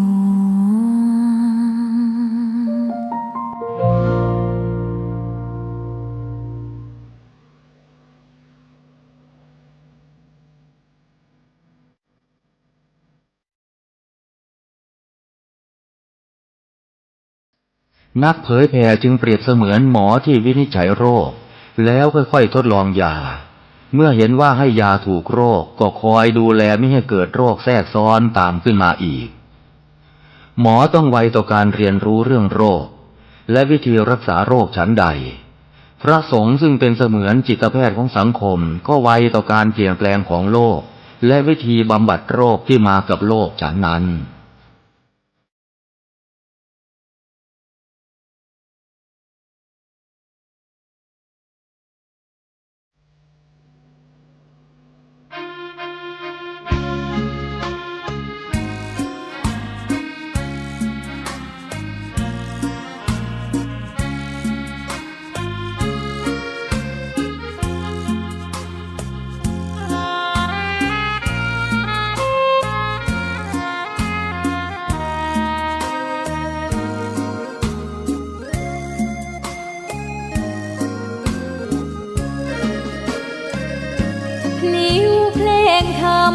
ถูกถ้อยคำเข้าถึงจิตใจฟังรายการวิทยุเสียงใสส่งถึงใจไปสู่ปลายนาสารธรรมน้อมนำมองพระศาสดาบอกผู้คนทั่วลาหันมาเข้าวัดฟังธรรมคลื่นเสียงนี้เป็นคลื่นธรรมะ จากใจส่งถึงบ้านไกลบ้านไกลฟังได้สุขใจล้ำยามดึกดื่น0818815690 0520000636-7ผาสุขความเจริญในธรรมจงบังเกิดมีแก่ญาติแก่โยมท่านผู้ฟังทั้งหลายทุกท่านทุกคนทุกสารทิศล้วนแต่เป็นมิตรกันในทางธรรมวันนี้มาพบปะกันอีกในรายการปกิณกะแห่งธรรมะสเปเหระโดยตุเจ้าวัดหนองตองตนนี้เราก็ปะกันเป็นประจำทุกวันในเวลาเดียวกันนี้และก็กุเตือน้องออกทางสถานีวิทยุแห่งนี้อย่างใดก็ตามตุเจ้าต้องขออนุโมทนาขอบใจต่อเจ้าหน้าที่ทุกท่านทุกคนที่ได้อำนวยความสะดวกนำเอาธรรมะนี้เผยแพร่คือแก่พ่อออกแม่ออกที่อยู่ตั้งบ้านตั้งจองได้รับฟังกันใจท่านทั้งหลายนักเน้อที่ติดตามฟังรายการนี้เอาละต่อไปเรามาปูชาพระรัตนตรัยเนาะมาสวดมนต์ตามที่เราเคยปฏิบัติเพื่อเป็นสิริเป็นมงคลต่อตัวตนเอาปูชารัตนตรัยอะระหังสัมมาสัมพุทโธภควา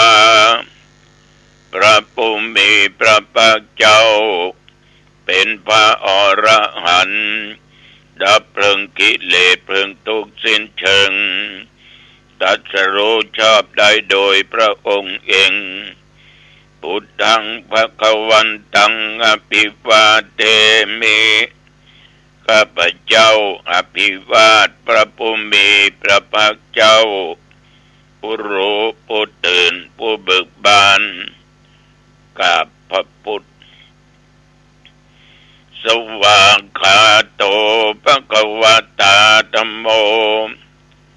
พระธรรมเป็นธรรมที่พระผู้มีพระภาคเจ้าตรัสไว้ดีแล้วธัมมังนัมสสามิข้าพเจ้านมัสการพระธรรมกราบพระธรรมสุปฏิปันโนภควโตสาวกสังโฆพระสงฆ์สาวกของพระผู้มีพระภาคเจ้าปฏิบัติดีแล้วสังฆังนัมมามิข้าพเจ้านอบน้อมพระสงฆ์กราบพระสงฆ์นะโมตัสสะภะคะวะโตอะระหะโตสัมมาสัมพุทธัสสะนะโมตัสสะภะคะวะโตอะระหะโตสัมมาสัมพุทธัสสะนะโมตัสสะภะคะวะโตอะระหะโตสัมมาสัมพุทธัสสะพุทธังสรณังคัจฉามิธัมมังสรณังคัจฉามิสังฆังสรณังคัจฉามิตุติยัมปิพุทธังสรณังคัจฉามิตุติยัมปิธัมมังสรณังคัจฉามิตุติยัมปิสังฆังสรณังคัจฉามิตติยัมปิพุท ตังสารนังคัจฉามิตติยัมปิธัมมังสารนังคัจฉามิตติยัมปิสังฆังสารนังคัจฉามิอิติปิโสภะคะวะอะระหังสัมมาสัมพุทโธวิชชาจารณะสัมปันโนสุขโตโลกวิทูอนุตตโรปุริสธัมมสารถิสัทธาเทวมนุษย์สานังพุทโธภควาติยันตุนิมิตตังอัปปมังคลัญจาโยจามนาโปสักขุนัสสะสัทโธปะปะกะโหตุสุปินังอากันตังพุทธานุภาเวนะวินาสเมนตุสวากขาโตภะคะวะตาธัมโมสันติติโกอากาลิโกเอกิปัสสิโกโอปัญญิโกปัจจตังเวติตัพโพวินยูหิติยันตุนิมิตตังอัปปมังคลัญจาโยจามนาโปสักขุนัสสะสัทโธปะปะกะโหตุสุปินังอากันตังธัมมานุภาเวนะวินาสเมนตุสุปฏิปันโนภะคะวะโตสาวกสังโฆอุชุปฏิปันโนภะคะวะโตสาวกสังโฆญาญะปฏิปันโนภะคะวะโตสาวกสังโฆสามิจิปฏิปันโนภะคะวะโตสาวกสังโฆญาติทังจัตตาลิปุริสยุคานิอัตถาปุริสปุคลาเอสะภะคะวะโตสาวกสังโฆอาหุนายโยปาหุนายโยตักขินายโยอัญชลิกรณิโยอนุตตรังปุญญเขตังโลกัสสาติยันตุนิมิตตังอัปปมังคลัญจาโยจามนาปุสักขุนัสสะสัทโธปะปะกะโหตุสุปินังอากันตังสังฆานุภาเวนะวินาสเมนตุวิปัสสิสานัมมัตถุจักขุมันตัสสะสิริมะโตสิกิสัมปินัมมัตถุสัพพะพุทธานุกัมปิโนเวสัมปุสานามัตถุดังหาตกัสสะตัปปัสสิโนนามัตถุกะกุสันตัสสะมาราเสนัปปมัตถิโนกุณากัมมันนัสสะนามัตถุปัมมันนัสสะวุสิมัตโตกัสสะปัสสะนามัตถุวิปัมมุตตัสสะสัพพทิ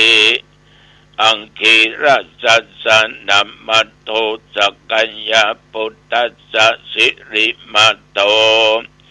โยอิมังธัมมะเทเสสิสัพพทุกขปันนุตะนังเยจะปินิพุตตาโลเกยะธาพุตังวิปัสสิสุงเตชะนาอภิสุนามหันตาวิตัสสารธา หิตังเทวมนุษย์สานังยังนัมมัสสันติโคตัมมังวิชาจารณะสัมปันนังมะอันตังเวตสารทังวิชาจารณะสัมปันนังพุทธังวันธามะโคตมันติยะโตอังภะคินิอริยยะชาติยะชาโต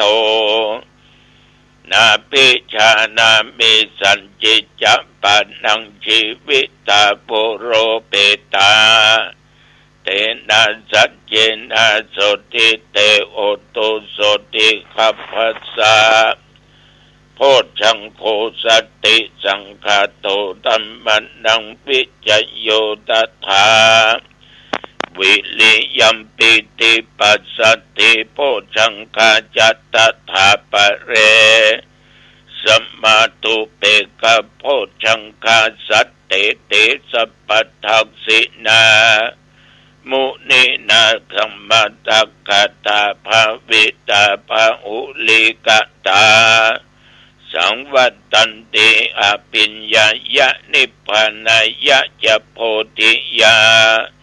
เอเตนะสัจจวัจเจนะโสติเตโอตุสัพพทาเอกัสสมิงสัมมาเยนะโตโมคัลลานันจักกัสสปังคิลันเอตุกิเตติสวาโพชังเคสัตตะเทสัญเยเตจัตังอภินันติโตวา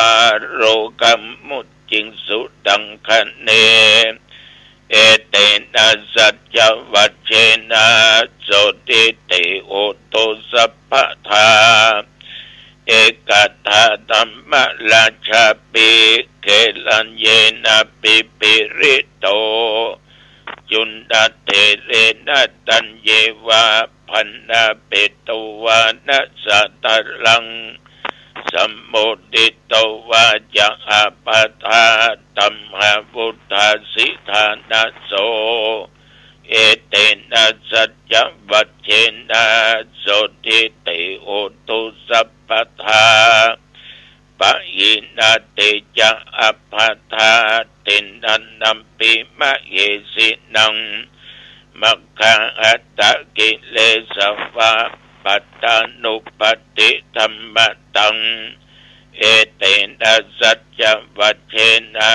โสติเตโอตุสัพพทาสักกัตตัวพุทธรัตนังโอสัตถังอุตตมังวะลังอิตังเทวมนุษย์สานังพุทธเตเชนะโสทินานัสสันตุปัตถวาสัพเพทุกขาวูปัสสเมนตุเตสกัตตัวธรรมรัตนังโอสัตถังอุตตมังวะรังปัลลิลังอุปัสสมนังธรรมเตเชนะโสทินานัสสันตุปัตถวาสัพเพพญาวุปัสสเมนตุเตสกัตตัวสังฆรัตนังโอสัตถังอุตตมังวะรังอาหุนายังปะหุนายังสังฆเตเชนะโสทินานัสสันตุปัตถวาสัพเพโรกาวุปัสสเมนตุเตนัตถิเมสรนังอัญญังพุทโธเมสรนังวะรังเอเตนะสัจจวัจเจนะโหตุเตชัยยะมังคลังนัตถิเมสรนังอัญญังธัมโมเมสรนังวะรังเอเตนะสัจจวัจเจนะโหตุเตชัยยะมังคลังนัตถิเมสรนังอัญญังสังโฆเมสรนังวะรังเอเตนะสัจจวัจเจนะโหตุเตชัยยะมังคลังภวตุสัพพะมังคลังรักขันตุสัพพเทวตาส สัพพะพุทธานุภาเวนะสัทธาโสธีภวันตุเตภวตุสัพพะมังคลังรักขันตุสัพพเทวตาสัพพะธัมมานุภาเวนะสัทธาโสธีภวันตุเตภวตุสัพพะมังคลังรักขันตุสัพพเทวตาสัพพะสังฆานุภาเวนะสัทธาโสธีภวันตุเตโดยเดชานุภาพ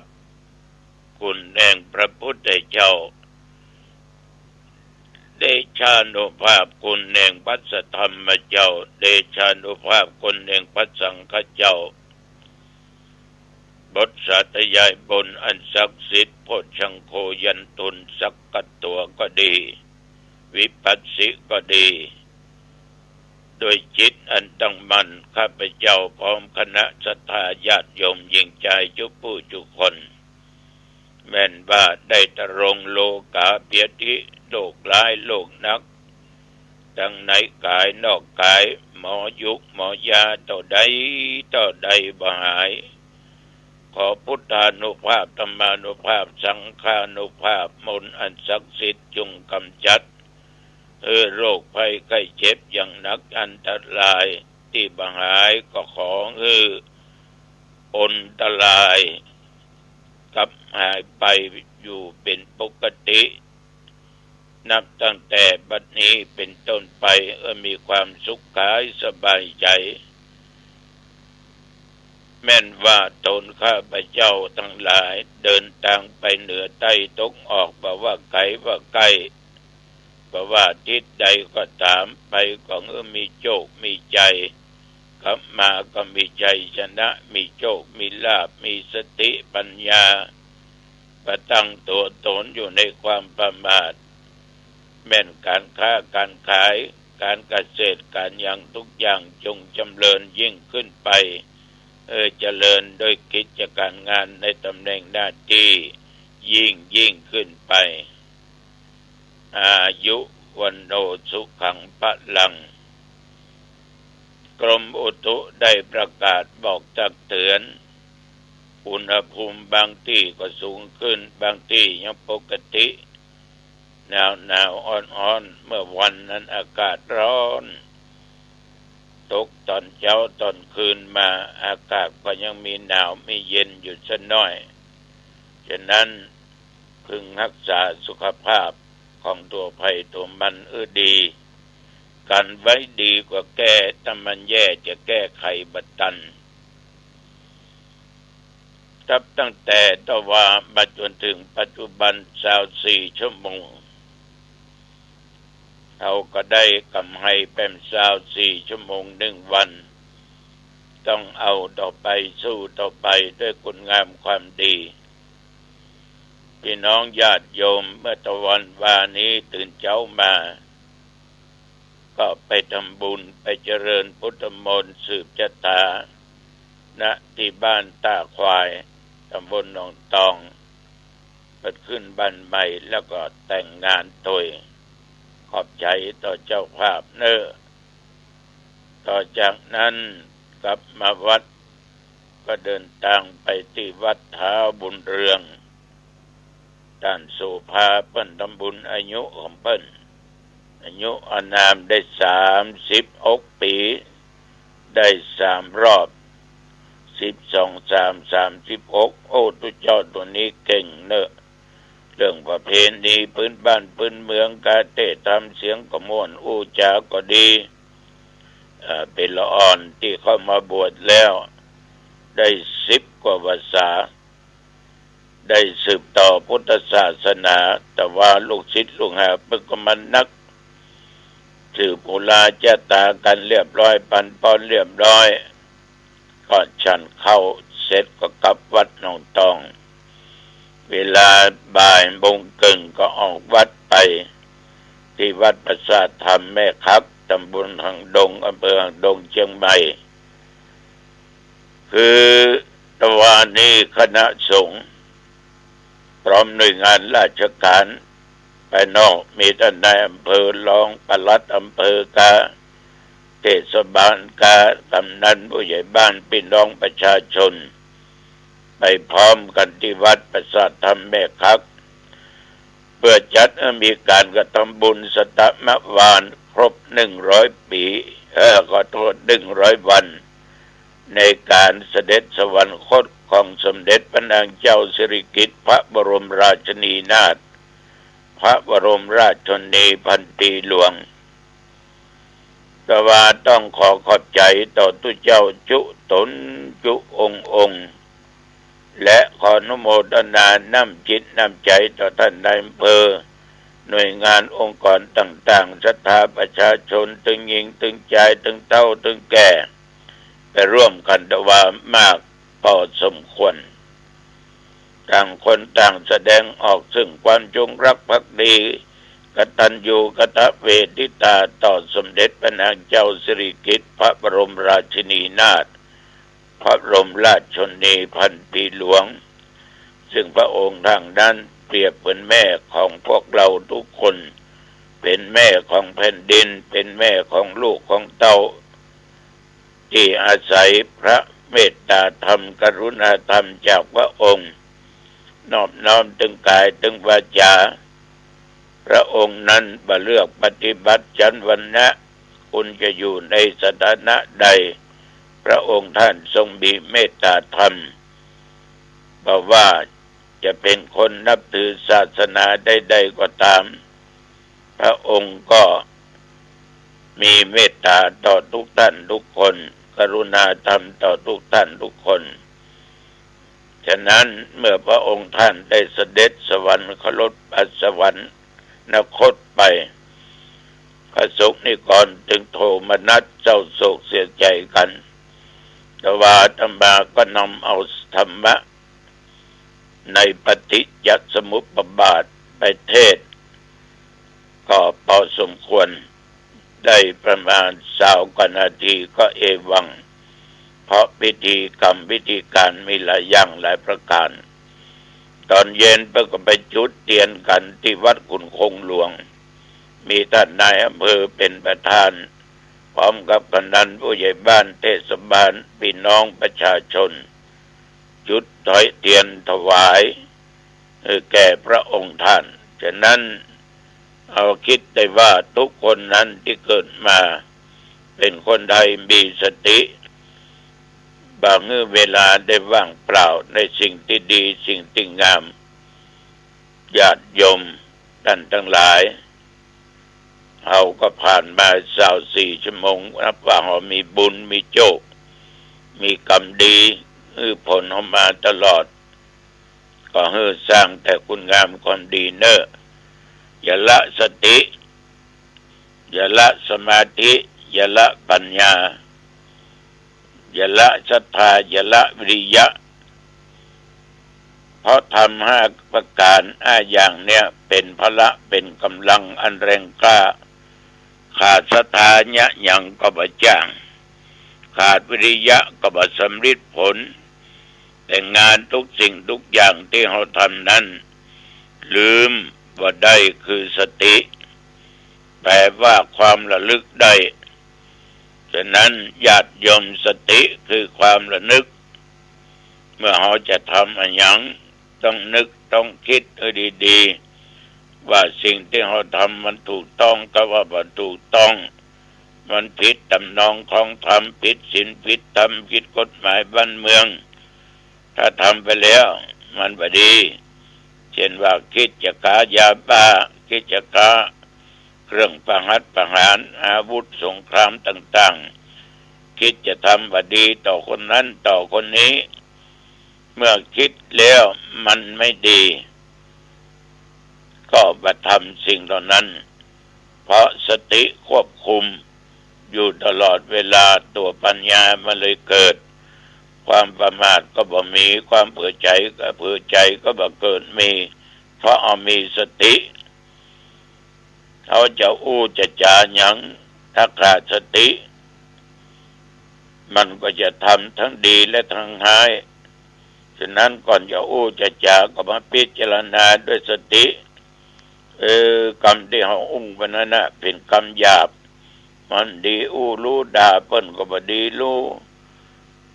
ติสินนินทาเปิ้นบ่ดีรู้มันเป็นบาปเป็นกรรมคนถูกด่าคนถูกติสินนินทา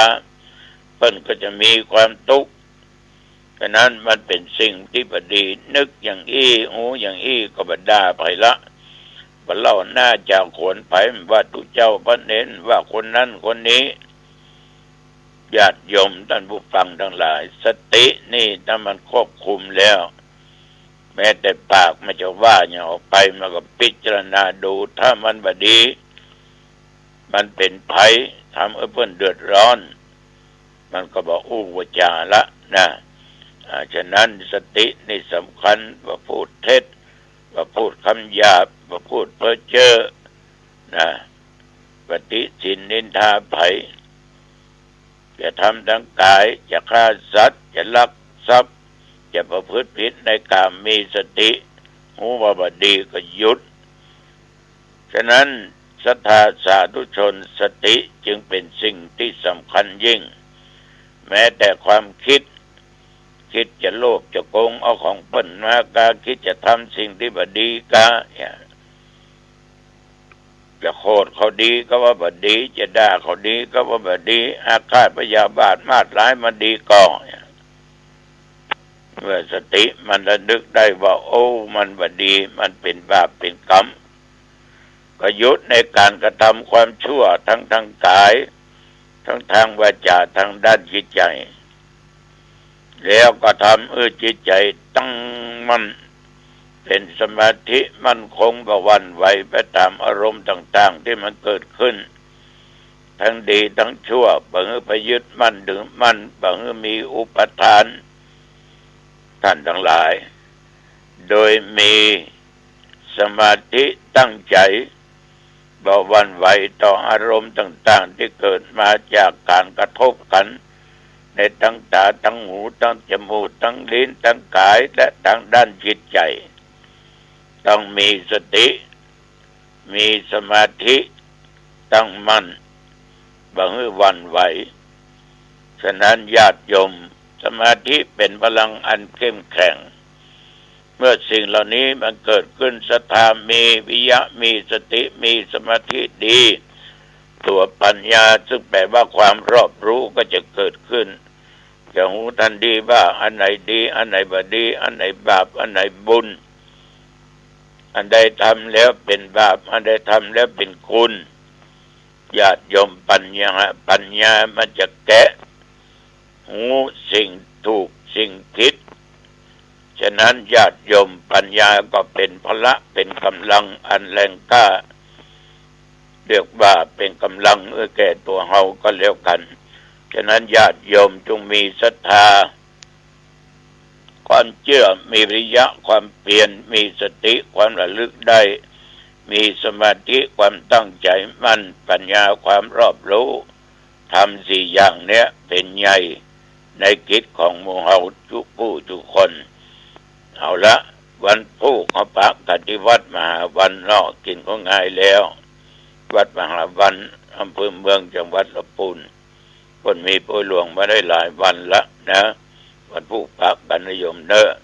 อายุวันโนสุขังพลังพบกันใหม่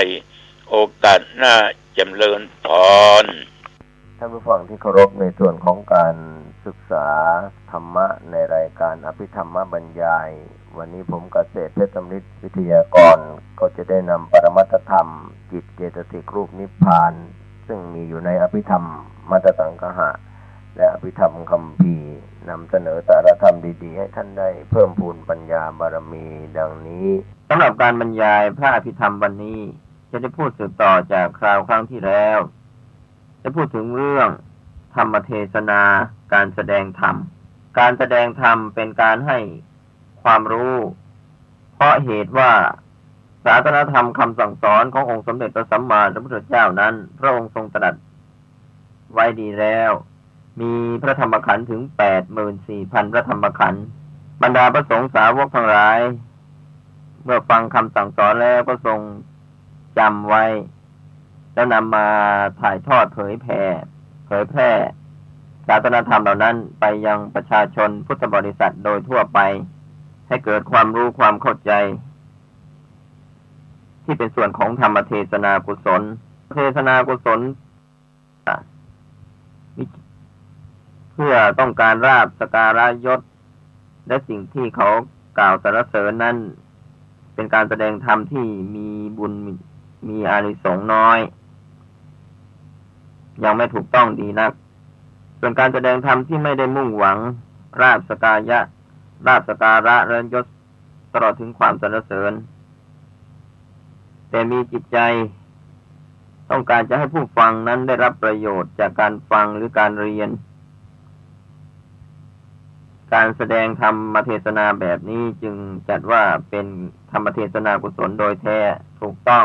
และมีอานิสงส์เป็นอย่างมากนี้ได้กล่าวไปแล้วเพราะบุคคลที่ต้องการราบคือสิ่งของที่เขาจัดถวายให้สักการะคือความเคารพนับถือยศคือสิ่งที่ได้มาอันบริวารที่เป็นส่วนของบริวารหรือลูกศิษย์ตลอดถึงเกียรติยศชื่อเสียงต่างๆเหล่านี้เป็นสิ่งที่ได้มาก็จริงอยู่แต่ว่าจุดประสงค์ของผู้แสดงธรรมหรือผู้กล่าวธรรมจะเป็นพระภิกษุสามเณร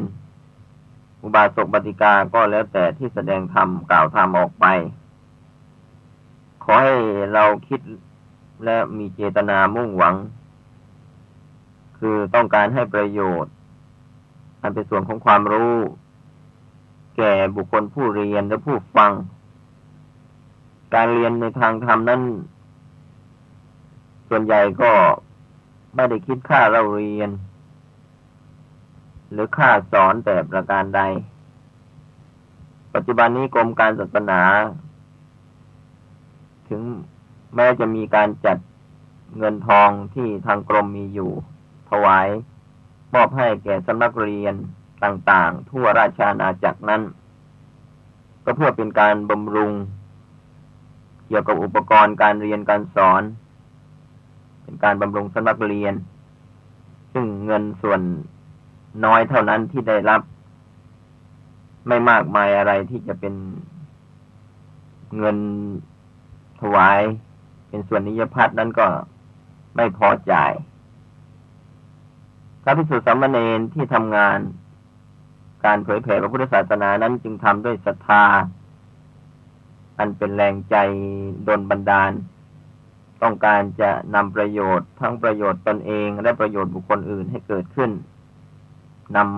ำความสุขสงบสันติมาสู่สังคมและประเทศชาตินี่เป็นเป้าหมายเป็นการแสดงออกซึ่งน้ำจิตน้ำใจของท่านที่เป็นส่วนของธรรมเทศนากุศลท่านจึงมีรูปแบบของการจัดการเรียนการสอนภายในวัดเป็นส่วนของนักธรรมบาลีหรือพระอภิธรรมจะให้มีการเรียนการสอนอย่างนี้ตลอดปีหลายปีมาแล้วหลายยุคมาก็มีการเรียนการสอนแล้วก็มีการปฏิบัติธรรมก็เป็นราบหรือเป็นสิ่งที่เราได้มาโดยอาศัยการเสียสละเป็นกำลังสำคัญทั้งฝ่ายบรรพชิตและคฤหัสถ์ทั้งหลายให้ความช่วยเหลือ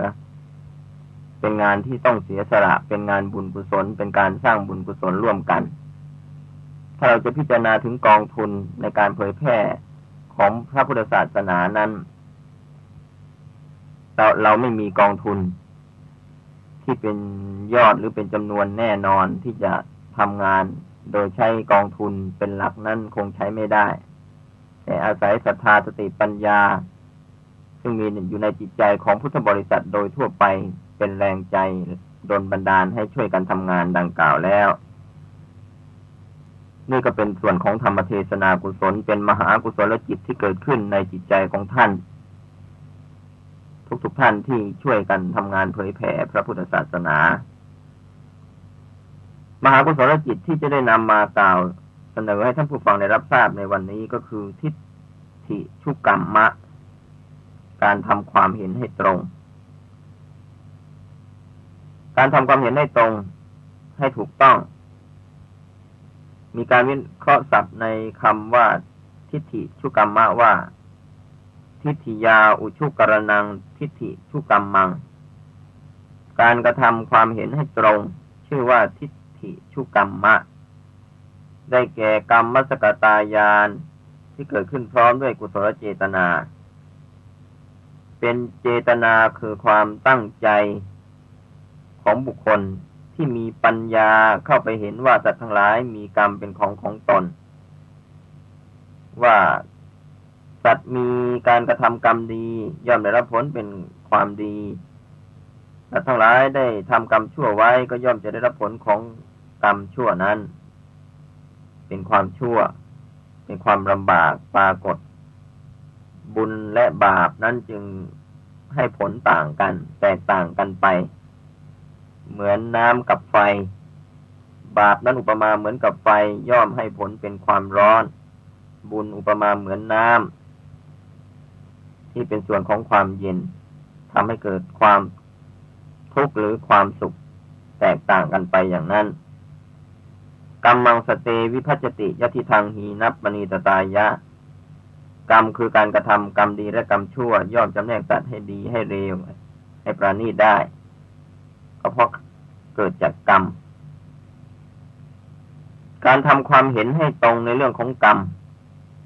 หรือการกระทำความเห็นให้ตรงนี้ให้ถูกต้องนี้หรือคำว่าถูกต้องตามทำนองครองธรรมนั่นเองที่เราเคยได้ยินและพูดกันอยู่เสมอในศัพท์นี้เพราะคำว่าทิฏฐิชุกัมมะเป็นชื่อของกรรมสกตายานเป็นปัญญาเป็นเจตนาที่เกิดขึ้นในความตั้งใจที่เกิดขึ้นด้วยญาณสัมปยุตประกอบด้วยปัญญาในการกระทำกิจการงานต่างๆดังนั้นท่านมูลดีกาจึงได้กล่าวว่ากรรมสกตายานังทิฏฐิชุกัมมังกรรมสกตายานคือปัญญาที่เกิดขึ้นแล้วก็รู้ว่าสัตว์ทั้งหลายมีสิทธิที่ในการที่จะกระทำการงานของตนทั้งที่เป็นฝ่ายดีและก็ฝ่ายไม่ดีด้วยกันทั้งสิ้นส่วนทรัพย์สินเงินทองตลอดถึงบิดามารดาสามีภรรยาบุตรธิดาเหล่านี้ไม่ใช่เป็นสิทธิ์ของสัตว์เหล่านั้นโดยแท้เพราะไม่ได้ติดตามสัตว์ทั้งหลายไปในภพอื่นได้เกิดมาอยู่ร่วมกันก็จริงเมื่อตอนตายก็ตายไม่พร้อมกัน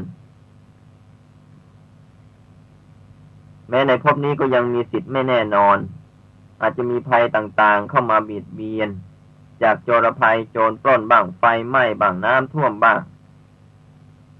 การที่จะถือสิทธิ์ให้มีสิทธิ์ว่าเกิดมาแล้วจะต้องมีอายุเท่ากันมีรูปร่างเหมือนกันอย่างนั้นเป็นไปไม่ได้ความคิดเห็นที่เกิดขึ้นที่เราจะทำความเห็นให้ตรงนี้จึงชื่อว่าทิฏฐิชุกรรมดังนั้นกรรมสกตายานจึงได้ชื่อว่าทิฏฐิชุกรรมด้วยตัวทิฏฐิชุกรรมถ้าเราจะมีการวิเคราะห์ศัพท์อีกในหนึ่งในส่วนของกรรมสกตายานว่ากัมมังสกังเยสันติกรรมสกากรรมคือการกระทำเป็นกรรมสิทธิ์ของตนมีแก่สัตว์ทั้งหลายฉะนั้นสัตว์ทั้งหลายจึงได้ชื่อว่ากรรมสกะมุ่งหมายถึงสัตว์ทั้งหลายกรรมสกานังภาโวกรรมสกะตาความเป็นอยู่แห่งสัตว์ทั้งหลายที่มีกรรมคือการกระทำเป็นกรรมสิทธิ์ของตนชื่อว่ากรรมสกะตาได้แก่ความเป็นอยู่ของสัตว์กรรมสกะตายะญาณังกรรมสกะตาญาณังความรู้ความฉลาดที่เกิดขึ้นมีอยู่เป็นอยู่แห่งสัตว์ทั้งหลายชื่อว่ากรรมสกตายานได้แก่ปัญญาเจตสิกปัญญาเจตสิกที่เกิดขึ้นนี้เองจึงทำให้สัตว์ทั้งหลายได้ปัจจัยของตนโดยตรงโดยถูกต้องก็แสดงว่าการจะทำความเห็นให้ตรงได้นั้นก็อาศัยปัญญา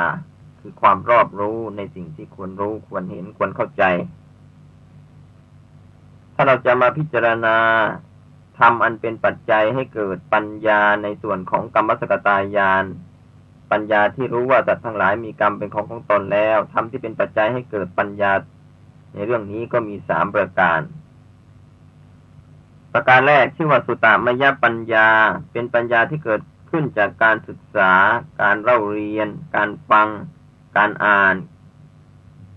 การค้นคว้าเหล่านี้เป็นเหตุเป็นปัจจัยให้เกิดปัญญาในส่วนของสุตตมยปัญญาในเวลานี้ท่านผู้ฟังทั้งหลายกำลังฟังรายการนี้อยู่ก็ถือว่ากำลังฟังเพื่อให้เกิดปัญญาความรู้ความเข้าใจเป็นส่วนของสุตตมยปัญญาเป็นการทำความเห็นให้ของท่านให้ตรงให้ถูกต้องพอฟังแล้วนำไปพิจารณาก็จะมองเห็นความจริงที่เกิดขึ้นว่าเป็นอย่างไรปัญญาในประการที่2ชื่อว่าจินตามยปัญญาปัญญาที่เกิดจากการคิดนึกพิจารณาใคร่ครวญไตร่ตรองในความเป็นอยู่ของสัตว์ทั้งหลายว่าสัตว์ทั้งหลายนั้นบางคนก็มีโรคบางคนก็ไม่มีโรคบางคนก็ฉลาดบางคนก็มีความโง่บางท่านก็มีความสุขมีความทุกข์บางท่านก็มีอายุยืนยาวนานบางท่านก็มีอายุสั้นในฐานะบางท่านก็มีฐานะยากจนบางท่านก็เป็นมั่งมีเป็นเศรษฐีเหลือกินเหลือใช้เหล่านี้เป็นต้นเมื่อเราได้พิจารณาใคร่ควรเหล่านี้แล้วก็เห็นว่าสัตว์ทั้งหลายนั้นมีกรรมเป็นของตนจึงได้มีสภาพการแตกต่างในรูปแบบต่างๆดังกล่าวมาในส่วนของมีโรคไม่มีโรคฉลาดโง่สุขทุกข์อายุยืนอายุสั้นมั่งมียากจนเนี่ยเพราะกรรมเมื่อปัญญาได้พิจารณาใคร่ควรเห็นสภาวะหรือของจริงอย่างนั้นแล้วก็สร้างกรรมดีเลิกละกรรมชั่วจินตามยปัญญาปัญญาที่เกิดจากการนึกคิดพิจารณาใคร่ควรตรึกตรองอยู่ใส่ใจอยู่เสมออย่างนี้ปัญญาก็เกิดขึ้นปัญญาที่เกิดขึ้นในประการที่3ชื่อว่าภาวนามยปัญญาเป็นปัญญาที่เกิดขึ้นจากการเจริญวิปัสสนากรรมฐานเห็นแจ้งในสภาวธรรมของรูปนามกายใจที่เกิดขึ้นว่าแม้สภาพของรูปเป็นสิ่งที่ไม่มีวิญญาณเข้าปรากฏหรือในสภาพของนามมีแต่สภาวะความรู้สึกเหล่านี้ก็มีสภาวะที่เกิดขึ้นตั้งอยู่ดับไปไม่เที่ยงเป็นทุกข์เป็นอนัตตาเป็นของจริงอย่างนี้ปรากฏอยู่ก็ทำให้เราได้ปัจจัยคือปัญญาเกิดขึ้นจากการเจริญวิปัสสนากรรมฐานโดยเฉพาะการเจริญวิปัสสนากรรมฐานปัจจุบันนี้ก็มีอยู่ทั่วประเทศไทยสำนักวิปัสสนากรรมฐานต่างๆของทางจังหวัดเชียงใหม่ก็มีหลายสำนักด้วยกันทางจังหวัดเชียงรายก็มีหลายที่ในทั่วภาคเหนือทุกจังหวัดก็มีสำนักวิปัสสนากรรมฐานอยู่ทุกจังหวัดท่านทั้งหลายก็เข้าไปศึกษาแล้วก็เข้าไปปฏิบัติในเรื่องนี้ให้ได้พิสูจน์เพื่อต้องการปัญญาในส่วนของภาวนามยปัญญาปัญญาที่เกิดขึ้นทั้ง3ประการนี้จึงชื่อว่าเป็นการทำความเห็นให้ตรงการที่เราจะทำความเห็นให้ตรงให้ชอบนั้นต้องอาศัยกรรมสกตายานที่เป็นส่วนให้เกิดความเห็นโดยชอบนี้ถ้าเราจะมาพิจารณากันก็มีถึง10ประการด้วยกันในประการแรกชื่อว่าอัตถิทินังเห็นว่าการกระทำบุญนั้นได้รับแต่ผลดีมีประโยชน์นี่เราเชื่ออย่างนั้นมองเห็นอย่างนั้นอย่างน้อยเรามาพิจารณาในตัวของท่านว่าความดีที่เกิดขึ้นจากการทำความดีนั้นเราได้รับความสบายใจในเบื้องต้นและนำความสุขความสบายไปสู่บุคคลอื่นอีกเป็นจำนวนไม่ใช่น้อยอย่างเช่นเรามีเมตตาธรรมสร้างบุญโดยประเภทที่ว่าแผ่เมตตามีความปรารถนาดีแก่บุคคลอื่นปรารถนาดีแก่ตนเองปรารถนาดีแก่บุคคลอื่น ผ่เมตตาไปยังเพื่อนมนุษย์ทั้งหลายที่เป็นเพื่อนเกิดแก่เจ็บตายทั้งหลายเราก็จะไม่โกรธไม่เกลียดไม่ชังไม่อาฆาตไม่จองเวรไม่ฆ่าไม่ทำร้ายไม่เบียดเบียนกันเพราะการทำบุญที่มีความเห็นว่าการทำความดีอย่างนี้มีผลดีมีความสงบมีความสุขที่เกิดขึ้นความเห็นโดยชอบอันเป็นส่วนของทิฏฐิชุกรรมในประการที่สองชื่อว่าอัตถิยิตถังเห็นว่าการบูชาต่างๆโดยทั่วไปย่อมได้รับผลดีมีประโยชน์บูชาจะปูชนียานังเอตัมมังคารมุตตมังการได้บูชาสิ่งที่ควรบูชาเป็นมงคลอันสูงสุดการได้บูชาต่อคุณพระศรีรัตนตรัยคือคุณของพระพุทธเจ้าคุณของพระธรรมคุณของพระสงฆ์นั้นเป็นการบูชาพิเศษตลอดถึงบุคคลผู้มีคุณทั้งหลายบูชาที่พระองค์ทรงกล่าวไว้มีสองประการได้แก่อามิสบูชาการบูชาด้วยอามิสสิ่งของตั้งใจบูชาด้วยอามิสเป็นบุญเป็นกุศลเป็นมหากุศลจิตที่เกิดขึ้นในส่วนของอามิสบูชาแต่การบูชาอันยอดเยี่ยมสามารถทำให้จิตใจของตนเข้าถึงความบริสุทธิ์หมดจดได้ก็คือปฏิบูชาการปฏิบัติตามคำสั่งสอนอันเป็นส่วนของพระวินัยชื่อว่าปฏิบัติในพระวินัยเป็นปฏิบูชาในพระวินัยปฏิบูชาในพระธรรมก็คือการเจริญสมาธิหรือเจริญวิปัสสนากรรมฐานยังจิตยังใจของตนให้ได้รับความบริสุทธิ์ใสสะอาดสงบสว่างเกิดขึ้นอย่างมากมายการบูชาด้วยการปฏิบัติธรรมจึงเป็นเรื่องที่พระองค์ทรงสรรเสริญว่าเป็นยอดกว่าอามิสบูชาเมื่อท่านทั้งหลายได้พิจารณาในเรื่องของสิ่งที่ควรจะบูชาว่าเราจะบูชาสิ่งใดจึงจะเป็นคุณเป็นประโยชน์แก่ท่านได้มีผลดีเกิดขึ้นแล้วก็ลงมือทำอย่างนั้นเป็นส่วนของทิฏฐิชุกรรมการทำความเห็นให้ตรงการทำความเห็นให้ตรงในข้อที่สามชื่อว่าอัตถิหุตังเห็นว่าการเชื้อเชิญต้อนรับต่างๆได้รับผลดีการปฏิสันถานเชื้อเชิญต้อนรับแขกผู้มาเยือนในปัจจุบันนี้ทางภาครัฐบาลก็มีแขกของรัฐบาลจากต่างประเทศมาเยือนประเทศอยู่เสมอแม้กลุ่มสังคมกลุ่มน้อยหรือสมาคมมูลนิธิตลอดถึงวัดวาอารามตลอดถึงบ้านของท่านจะมีแขกมาการปฏิสันถาน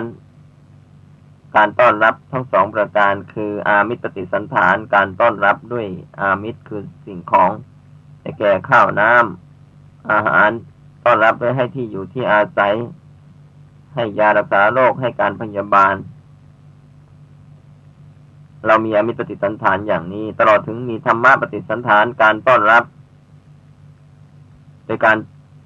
ให้วิชาความรู้ให้คำแนะนำเมื่อบุคคลอื่นเขามาเยือนมาหา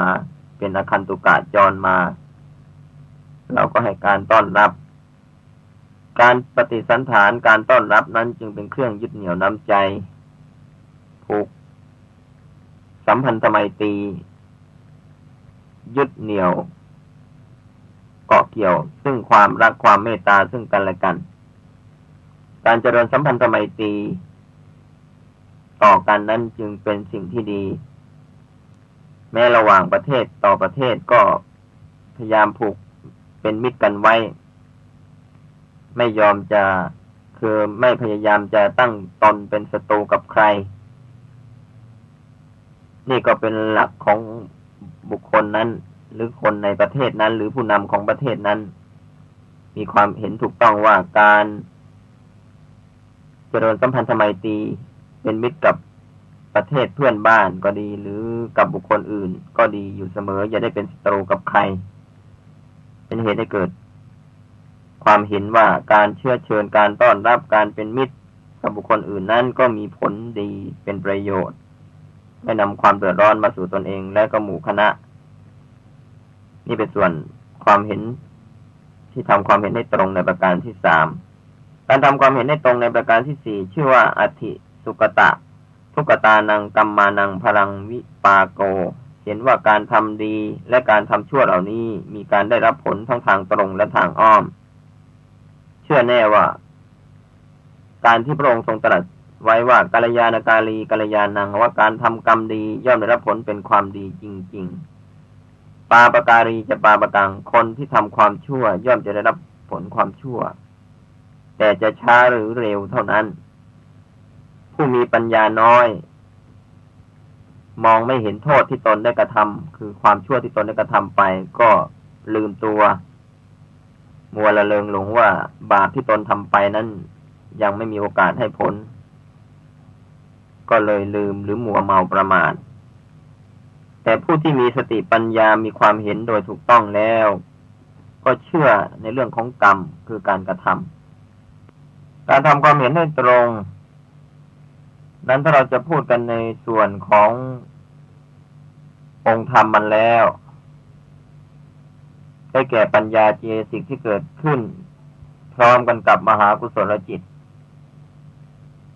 มหากุศลจิตที่มีปัญญาเข้าประกอบในดวงนี้ท่านผู้ฟังทั้งหลายลองพิจารณาดูว่าปัญญานั้นเกิดขึ้นได้จากการได้ยินได้ฟังก็มีเกิดขึ้นจากการนึกคิดพิจารณาใคร่ควรไตร่ตรองใคร่ครวญก็มีอยู่ตลอดถึงการปฏิบัติในวิปัสสนากรรมฐานก็ทำให้เกิดปัญญาที่เรียกว่าภาวนามยปัญญาปัญญาทั้ง3ประการคือสุตตามยปัญญาปัญญาเกิดจากการได้ยินได้ฟังยินตามยปัญญาปัญญาที่เกิดจากการนึกคิดพิจารณาในความเป็นอยู่ของสัตว์ในเรื่องของความมีโรคไม่มีโรคฉลาดโง่สุขทุกข์อายุยืนอายุสั้นยากดีมีจนมั่งมีเป็นเศรษฐีอะไรเหล่านี้ตลอดถึงการเจริญวิปัสสนานี่เป็นตัวปัญญาที่เกิดขึ้นเป็นเหตุให้ได้ทิฏฐิทุกกรรมการทำความเห็นให้ตรงเพราะปัญญาที่เกิดขึ้นปัญญาที่เกิดขึ้นที่เป็นส่วนของสัมมาทิฏฐิที่กล่าวไปแล้วในสัมมาทิฏฐิ10ประการมีอัตถิทินังเห็นว่าการทำบุญนั้นได้รับแต่ผลดีมีประโยชน์อัตถิยิถังเห็นว่าการบูชาต่างๆโดยทั่วไปได้รับผลดีก็มีประโยชน์เช่นกันอัตถิหุตังเห็นว่าการเชื้อเชิญต้อนรับต่างๆได้รับผลดีมีประโยชน์ข้อที่4อัตถิสุกตะทุกตานังกัมมานังพลังวิปาโกเห็นว่าการทำดีการทำชั่วเหล่านี้มีการได้รับผลทั้งทางตรงและก็ทางอ้อมปัญญาที่เกิดขึ้นโดยเห็นว่าดังกล่าวแล้ว4ประการเห็นว่าการทำบุญเห็นว่าการบูชาเห็นว่าการเชื้อเชิญเห็นว่าการทำดีทำชั่วความเห็นเหล่านี้เป็นไปโดยชอบธรรมถูกต้องเป็นสัมมาทิฏฐิมีความเห็นโดยชอบในวันนี้จะได้พูดความเห็นโดยชอบสืบต่ออีกในข้อที่5ได้กล่าวว่าอธิอายังโรโกเห็นว่าภพนี้มีอยู่ได้แก่ผู้ที่กำลังปรากฏอยู่ในปัจจุบันนี้ที่เรียกกันว่าภพนี้นั้นย่อมมีต้องมีการเกิดต่อไปแต่ทั้งหลายมีกรรมเป็นของตนถ้าเราจะอุปมาด้วยพืชพันธุ์บางชนิดอย่างเช่นข้าวเปลือกถ้าเรานำไปเพาะในที่ดินที่มีความพร้อมมีน้ำสมบูรณ์มีปุ๋ยมีสิ่งที่จะเป็นเหตุเกื้อหนุนให้เมล็ดข้าวนั้นงอกงามขึ้นได้ฉันใดเม็ดข้าวที่ยังไม่เสียถ้าเรานำไปเพาะเป็นกล้าเป็นพืชพันธุ์ที่จะปลูกหรือหว่านเพื่อขยายพันธุ์ของข้าวให้มากขึ้นการที่ข้ออุปมานี้มีอยู่ฉันใดถ้าเปรียบเทียบกันกับกรรมคือการกระทำของคนและสัตว์ทั้งหลายก็เช่นเดียวกันเมื่อทำกรรมดีผลที่เกิดขึ้นมาก็เป็นความดีเป็นความสุขเป็นความสบาย การทำกรรมชั่วผลที่เกิดขึ้นมาก็เป็นความทุกข์ทรมานหาความสุขหาความสำราญไม่ได้มีแต่ความลำบากอยู่ทุกการทุกเวลาทุกสมัยทุกภพทุกภูมิที่ตนเองได้ไปเกิดอยู่ในสถานที่นั้นๆโลกนี้ก็มีจริงเมื่อโลกนี้มีจริงในข้อที่6ก็อธิปโรโลโกโลกหน้าก็มีจริงเหตุใดเราจึงกล่าวอย่างนั้นว่าโลกนี้มีจริงโลกหน้ามีจริงเราลองมาพิจารณาให้ใกล้เข้ามาในเรื่องของวันเวลาเมื่อวานนี้มีจริงเป็นอดีตที่ผ่านไปปัจจุบันนี้กำลังมีอยู่เป็นอยู่เดี๋ยวนี้ตั้งแต่เช้ามาถึงเวลานี้แล้วก็จะเลยต่อไปจนตะวันตกดินแล้วก็เป็นเวลาค่ำคืนหมดไปอีกวันหนึ่งในวันนี้ส่วนเวลาพรุ่งนี้นั้นจะมาถึงเป็นอนาคตถ้าเราจะอุปมาด้วยวันที่ใกล้ๆแบบนี้เทียบกันกับชาติหรือภพภูมิก็มีเช่นเดียวกันเมื่อวานนี้ก็อุปมาเหมือนได้ชาติที่แล้ววันนี้เหมือนกับปัจจุบันชาตินี้หรือภพนี้วันพรุ่งนี้ก็อุปมาเหมือนกับชาติหน้าเพราะเหตุใดจึงมีเมื่อวานนี้วันนี้พรุ่งนี้นี่เป็นการทั้งสามชื่อว่าเตกาลิกะในการทั้งสามเป็นอดีตการเป็นเวลาที่ผ่านไปเราไม่สามารถจะพิสูจน์หรือว่าจะแก้ไขในสิ่งที่เราทำดีไปแล้วหรือทำชั่วไปแล้วหมายถึงว่าถ้าเราทำกรรมชั่วไปแล้วก็แก้ไขไม่ได้แต่เราสร้างความดีก็เป็นความดีเป็นความดีในอดีตปัจจุบันนี้เรากำลังทำอะไรในส่วนของความดีหรือความชั่วอย่างไรจิตใจเป็นบุญหรือเป็นบาปเป็นมหากุศลจิตหรือเป็นอกุศลจิตในอนาคตนั้นยังไม่มาถึงยังพิสูจน์ไม่ได้ยังรอที่จะมาในเวลาข้างหน้าเวลาที่รออยู่ในภายหน้านั้นมีอยู่จริงคือวันพรุ่งนี้หรือว่าชาติหน้าคนที่มีสัมมาทิฏฐิมีความเห็นโดยชอบนั้นจึงเห็นว่าโลกนี้ที่ท่านได้รับฟังจบลงไปแล้วนั้นก็เป็นรายการอภิธรรมบรรยายผมเกษตรเพชรธรรมฤทธิ์วิทยากรนำหลักธรรมเกี่ยวกับปรมัตถธรรมจิตเจตสิกรูปนิพพานในอภิธรรมมัตสังฆหาและอภิธรรมคัมภีร์นำเสนอต่อท่านผู้ฟังเป็นการเพิ่มพูนปัญญาบารมีของท่าน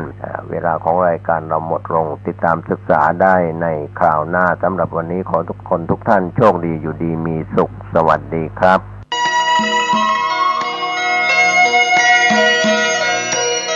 สารเพื่อการประชาสัมพันธ์โครงการปรับภูมิทัศน์และพัฒนาปรับพื้นที่รอบโบสถ์วัดป่าแดงมหาวิหารมติคณะกรรมการบริหารวัดป่าแดงมหาวิหารครั้งที่ 4/2567 ได้เห็นชอบและอนุมัติให้ดำเนินโครงการใช้เงินบริจาคและเงินสะสมของวัดเพื่อพัฒนาปรับพื้นที่ของวัดป่าแดงมหาวิหารจึงขอเชิญชวนผู้มีจิตศรัทธาร่วมพัฒนาเพื่อถวายเป็นพระราชกุศลถวายพระเจ้าสามฝั่งแกนและพระเทวีพระเจ้าติโลกราชพระเมืองแก้วและอดีตเจ้าอาวาสวัดป่าแดงมหาวิหารมีพระญาณคัมภีร์พระมหาสวามีโพธินันทะครูบาเจ้าศรีวิชัยพระอธิการอินแก้วอรินทโรครูบาอ่องขอเชิญชวนผู้มีจิตศรัทธามีเจตนาร่วมในคราวครั้งนี้โอนเงินผ่านธนาคารกรุงไทยสาขาสุเทพชื่อบัญชีวัดป่าแดงมหาวิหารเลขที่บัญชี 521-064-7501 สอบถามรายละเอียดเพื่อร่วมทำบุญได้ที่ 0818815690 ก็เป็นโครงการปรับภูมิทัศน์และพัฒนาปรับพื้นที่รอบอุโบสถวัดป่าแดงมหาวิหารตำบลสุเทพอำเภอเมืองเชียงใหม่จังหวัดเชียงใหม่โครงการนี้เริ่มดำเนินการท่านที่จะร่วมบุญร่วมกุศลร่วมอนุโมทนาได้บุญได้กุศลได้ความดีโดยทั่วหน้ากัน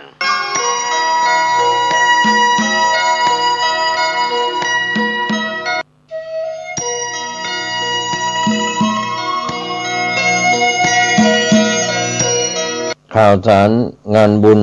งานกุศลขอเชิญผู้มีบุญและลูกหลานพระนางจามเทวีแห่งอาณาจักรหฤพุนชัยทุกท่านร่วมสมโภชพระเจ้าตาเขียวพระพุทธรูปโบราณอายุกว่า 1,333 ปีงานสมโภชพระเจ้าตาเขียวครั้งยิ่งใหญ่ ที่สุดในรอบ500 ปีจัดงานวันที่1 2 3มีนาคมพุทธศักราช2569ณวัดบ้านเหล่าพระเจ้าตาเขียวอำเภอป่าซางจังหวัดลำพูนพระเจ้าตาเขียวสร้างโดยพระนางจามเทวีและพระโอรสทั้งสอง 1,333 ปีที่ผ่านมาเป็นพระพุทธรูปที่งดงามและศักดิ์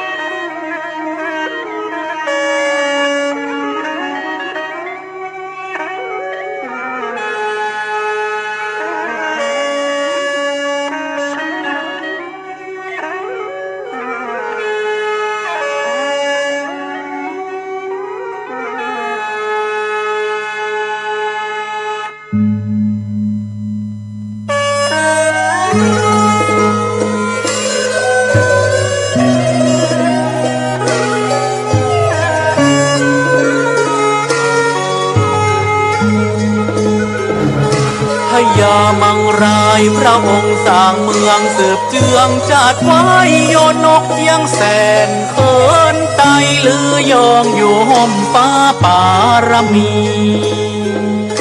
พระเจ้าเกิดนาสืบศาสนามาเป็นสลีพระบาทพระธาตุเจดีย์พุทธสารูปปิมปาพระเจ้าที่โลกสลีสุธรรมราชาทรงสถาปนานาดินเขตแคว้นแว่นเวียงใจนิราประภามหาเทวีชีวิตชาตินี้ยอมพรีเพื่อรักษาดินแดนล้านนาพระเจ้าเมกุแม้นเป็นเฉลยเมืองม่านหงสาเพื่อเกียรติยศล้านนาชีวิตของข้าสิ้นก็ยินดีสู้ละวะลือใจสงครามปอนี้เจ้ากาวิละบุญมีฝืนม่านเพื่อล้านนาเลือดเนื้อคนเมืองหยาดรินแผ่นดินแม่นี้แม่นสิ้นชีวีบอกอึดอยากแต่เพื่อลูกหลานเฮา วัฒนธรรมล้านนาคู่เคียงแผ่นฟ้าป่าเขาโกลำเนาปิงวังยมนานแม่รินล่องเลยลูกหลานเฮยหากนายบ่สืบสานจะเล่าตำนานล้านนาไผฟังภาษากำเมืองคนเมืองบอกแล้วจะมีภัยหีดห้อยเสือไปคงมีสุดซอยหน้าน้อยใจแลบรรพชนล้านนาคงมาสังเวชสังวรใจแต่เหลือแต่หอยแผลไว้คอยเตือนย้ำความชอกช้ำใจฟังตำนานล้านนาน้ำตาคลายแสนอะไรผู้มอนสร้างไว้แล้วไผทำลายล้านนายังงามล้านคนเหลืองเลือน้ำไปล้านหัวใจเฮายังห่วมหักอีถอยเฮา700 ปลายปีนพปะบุรีศรีนครพิงงามแม่รำมิงม่อนดอยแอบอิงสุเตเตวาฝากหัวใจหักมันศรัทธาฝากล้านนาลูกหักษากู้แผ่นดินไทย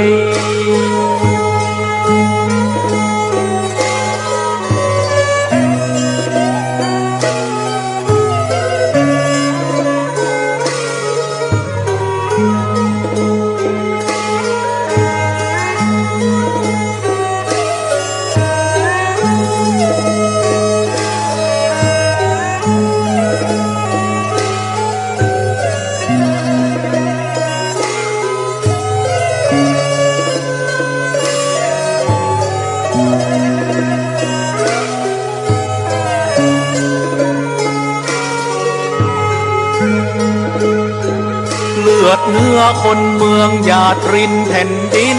แม่นี้แม่นสิ้นจีวีบอกกึดอยากแต่เพื่อลูกหลานเฮาวัฒนธรรมล้านนาคู่เคียงแผ่นฟ้าป่าเขาโกลำเนาปิงวังยมนานแม่รินล่องเลยลูกหลานเฮยหากนายบ่สืบสานจะเล่าตำนานล้านนาไผฟังภาษากำเมืองคนเมืองบอกแล้วจะมีภัยหีดห้อยเสือไปคงมีสุดซอยหน้าน้อยใจแลบรรพชนล้านนาคงมาสังเวชสังวรใจแต่เหลือแต่หอยแผลไว้คอยเตือนย้ำความชอกช้ำใจฟังตำนานล้านนาน้ำตาคลายแสนอะไรผู้มอนสร้างไว้แล้วไผทำลายล้านนายังงามล้านคนเหลืองเลือน้ำไปล้านหัวใจเฮายังห่วมหักอีถอยเฮา700 ปลายปีนพปะบุรีศรีนครพิงงามแม่รำมิงม่อนดอยแอบอิงสุเตเตวาฝากหัวใจหักมันศรัทธาฝากล้านนาลูกหักษากู้แผ่นดินไทย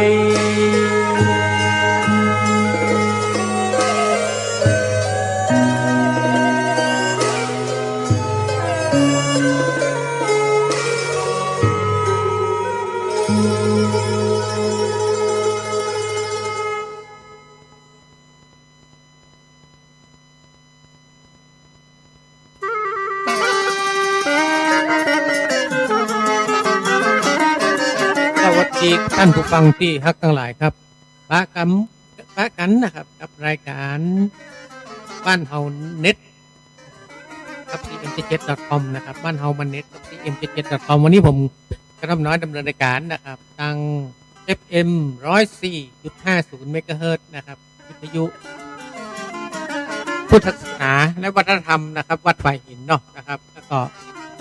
ทาง CM77 วิทยุอินเทอร์เน็ตล้านนาครับ www.cm77.com นะครับแล้วก็ทาง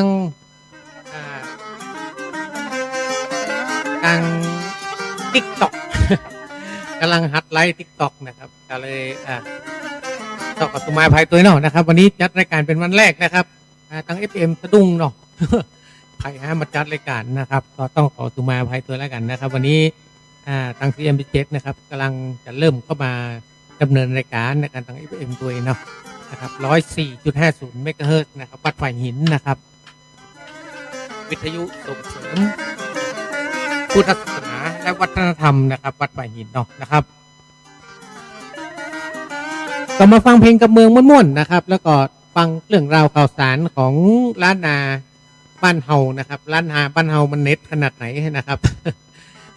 ล้านนาบ้านเฮาคนไม่แอวกันนักนะครับช่วงนี้เนาะนะครับวันนี้เป็นวันที่1นะครับเดือนกุมภาพันธ์ 2569นะครับก็เป็นวันนี้เป็นวันหวยออกตัวนะครับแล้วก็เป็นวันที่เปิ้นเลือกตั้งนะครับเลือกตั้งล่วงหน้าเนาะนะครับที่เขาจะมีการเลือกตั้งสภาผู้แทนราษฎรนะครับเลือกนายกรัฐมนตรีตัวนะครับในวันที่8วันนี้วันที่1นะครับเป็นวันเลือกตั้งล่วงหน้านะครับหลายที่หลายต่างนะครับทั่วประเทศเนาะมีการเลือกตั้งล่วงหน้าเชียงใหม่เขาก็มีนะครับเชียงใหม่เขานี่มีคนมาลงทะเบียนเป็น 90,000 กว่าคนนะครับเปิ้นเลือกตั้งล่วงหน้ากันที่ศูนย์ประชุมแล้วก็การแสดงสินค้านานาชาตินะครับเฉลิมพระเกียรตินะครับรอบชมการศึกษาของเมืองจังหวัดเชียงใหม่นะครับก็ใกล้ๆกับสนาม700 ปีนะครับเนาะตรงนี้ก็รถอาจจะหนักหน่อยนะครับหลายที่หลายต่างนี่ก็มีการงดเหล้าเนอนะครับว่าเปิดขายเหล้านะครับตรงนี้เป็นวันช่วงเลือกตั้งนะครับก็สวัสดีพี่น้องคนฟังที่ฟังทาง TikTok ด้วยนะครับผมไหว้เป็นครั้งแรก ผมมาจัดรายการเป็นเพื่อแรกเพราะว่าเพื่อนนี่ลองทดสอบกันมาได้เนาะนะครับวันนี้ก็ได้เลิกดีงามยามดีนะครับ 104.50 เมกะเฮิรตซ์นะครับนะครับขอบผู้มีพระคุณนะครับท่านวิศวัตรนะครับวัดฝ่ายหินนะครับท่านก็เมตตานะครับเป็นเจ้าวาดวัดฝ่ายหินนะครับท่านเมตตาคือกับ CM77 ได้ออกรายการนะครับทาง 104.50 นะครับช่วงวันศุกร์เสาร์อาทิตย์นะครับตั้งแต่เวลาบ่ายโมงจนถึงบ่าย2นะครับสวัสดีน้องเจตัวกหานะครับน้องเจทาง TikTok ทักทายกันเข้ามานะครับแล้วต่อไปลุงช่วยนะครับลุงช่วยสวัสดีตัวรายการนอกนะครับก็มาได้ปะกันว่างๆก็มาแจมกันได้นะครับที่สถานีนะครับอยู่ที่สถานีนะครับ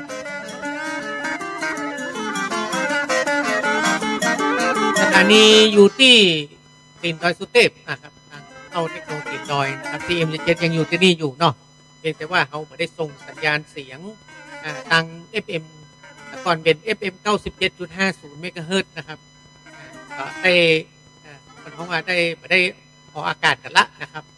ออกอากาศออกส่งสัญญาณทางอินเทอร์เน็ตอย่างเดียวนะครับทาง cm77.com นะครับก็ได้เมตตานะครับจากท่านพระครูวิศวัตรนะครับเจ้าอาวาสวัดฝ่ายหินนะครับคือเมตตาได้มาจัดรายการนะครับในช่วงตั้งแต่วันศุกร์เสาร์อาทิตย์บ่ายโมงถึง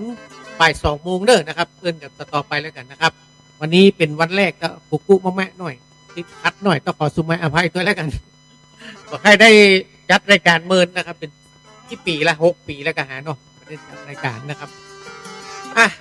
ครับฟังเพลงแรกแต่ที่เพลงชื่อว่าตำนานล้านนานะครับบ้านเฮาเนาะล้านนาบ้านเฮาก็เป็นที่ชื่นชอบสำหรับคนนักท่องเที่ยวนะครับเพราะช่วงนี้ก็คนนักคนหลายนะครับหนาวก็น้อยลงไปร้อยพ่องแล้วเนาะนะครับนะครับฟังเพลงตะกี้ตำนานล้านนาของผู้ปัญชัยนะครับ ฟังเพลงนึงครับเป็นเพลงของใครเนี่ยนะครับตั้งไว้ขอสุมาภัยตัวแล้วกันมันของคำล่าธัญพรนะครับเพลงที่ชื่อว่างามตะการล้านนานะครับกับแผ่นเพลงนะครับกินเอื้องเสียงซึ้งนะครับเพลงที่ชื่อว่ากินเอื้องเสียงซึ้งโดยน้องพันลวีพุทธนาชุมพรนะครับหรือวงกินเอื้องเสียงซึ้งนะครับโอ้สุมาภัยเนอะนะครับลิ้นหวันกันยังได้ประหุนะไม่ได้จัดรายการ5-6 ปีนะครับสวัสดีพี่น้องคนฟังทั้ง 104.50 เมกะเฮิรตซ์นะครับวัดฝ่ายหินนอกนะครับรายการนี้เป็นรายการด้านวัฒนธรรมเพลงกับเมืองเรื่องราวของล้านนาเนอะนะครับก็ช่วงวันศุกร์เสาร์อาทิตย์นะครับตั้งแต่เวลา 13:00 ถึง 14:00 ครับวันนี้ผมกระท่อมน้อยดำเนินรายการนะครับอาจจะมีทีมงานมาจัดรายการพ่องนะครับกับ tm77.com ครับฟังสองผลงานเพลงก่อนแล้วกันครับ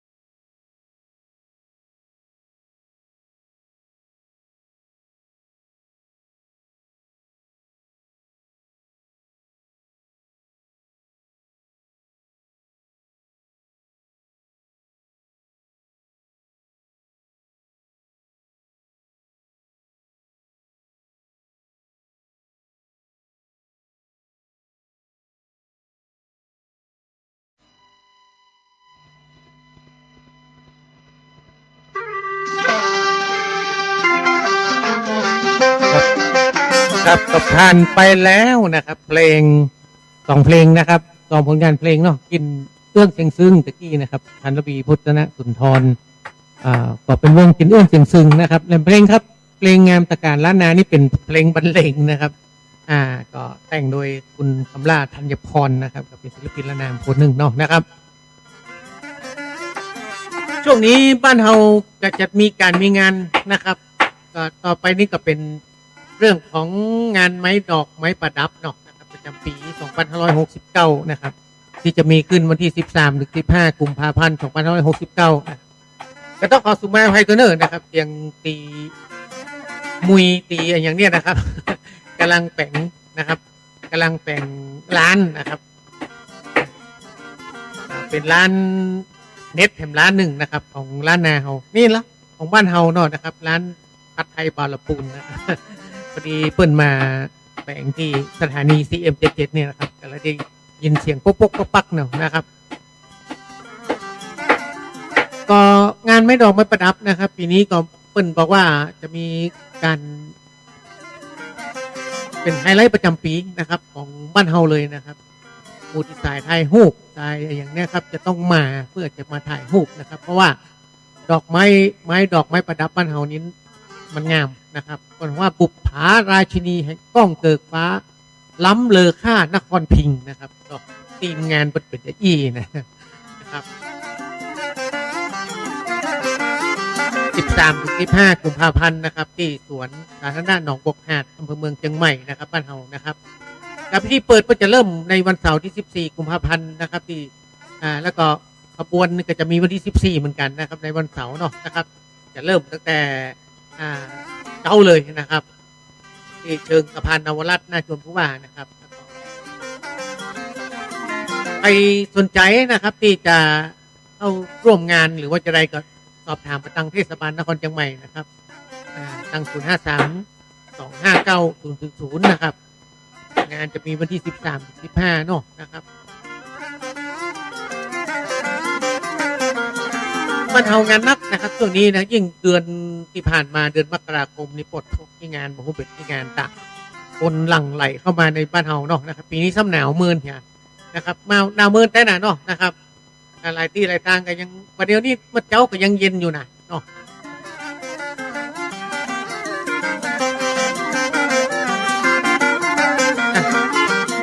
ไอ้ที่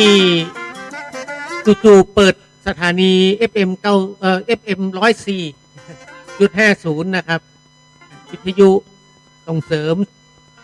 พุทธศาสนาและวัฒนธรรมนะครับวัดป่าหินนะครับ104.50 เมกะเฮิรตซ์เนาะนะครับก็ได้ยินเสียงผมกระท่อมน้อยดำเนินรายการนะครับก็ต้องขอ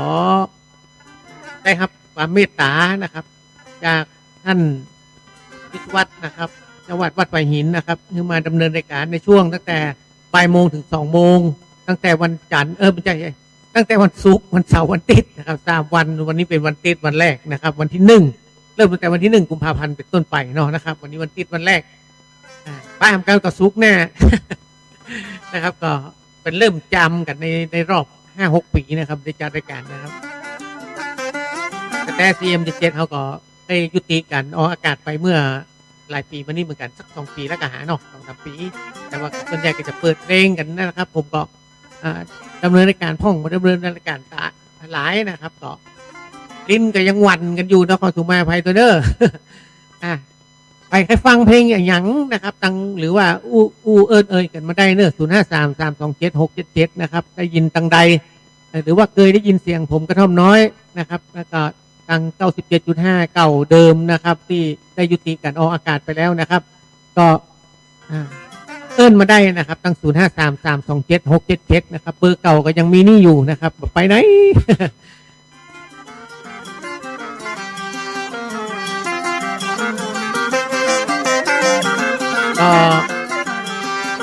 เอาเป็นว่านะครับฟังเพลงกันสัก2 ผลงานเพลงแล้วกันนะครับเพลงที่ชื่อว่าล้านนาไทยนะครับโดยวงไม้เมืองนะครับเอาเพลงจ้าๆเพลงม่วนๆกันก่อนเนาะแล้วก็เพลงนึงครับเพลงกุหลาบเวียงพิงของโดยพี่แอดสุนทรีเวชานนท์นะครับแต่เพลงแล้วกันนะครับของผู้แอดพานุทัศน์นะครับสาวงามจ้างฟ้อนตามผลงานเพลงครับ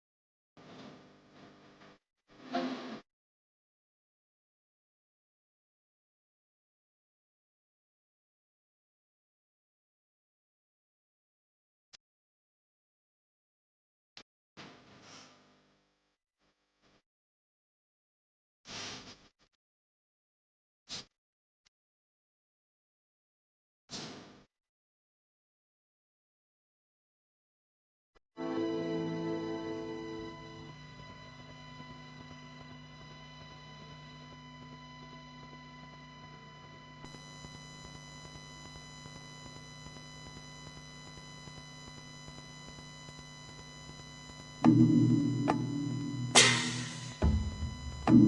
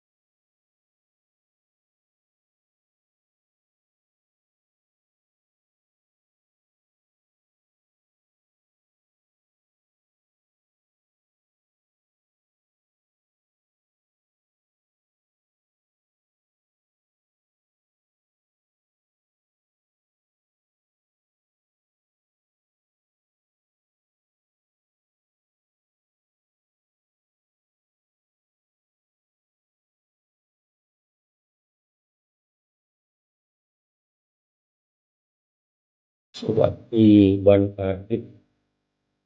จิตสงบ ให้ผ่านพบความเปรมปรีมีสุขสันต์วันที่1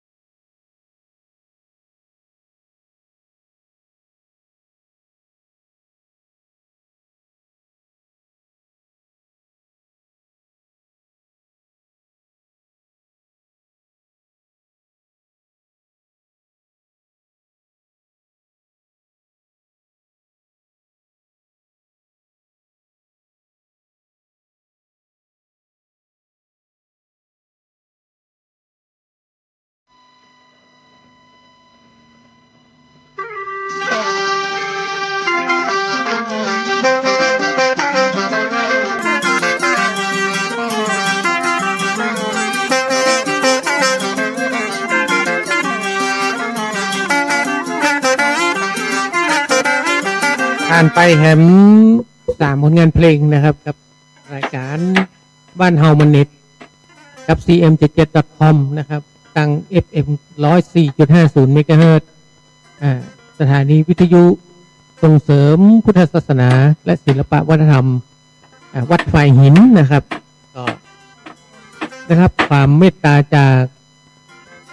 ท่านวิทย์วัฒน์นะครับเจ้าวาดวัดฝ่ายหินเนาะนะครับกับ cm77.com มาดำเนินรายการนะครับในช่วงตั้งแต่บ่ายโมงถึงบ่าย2นะครับ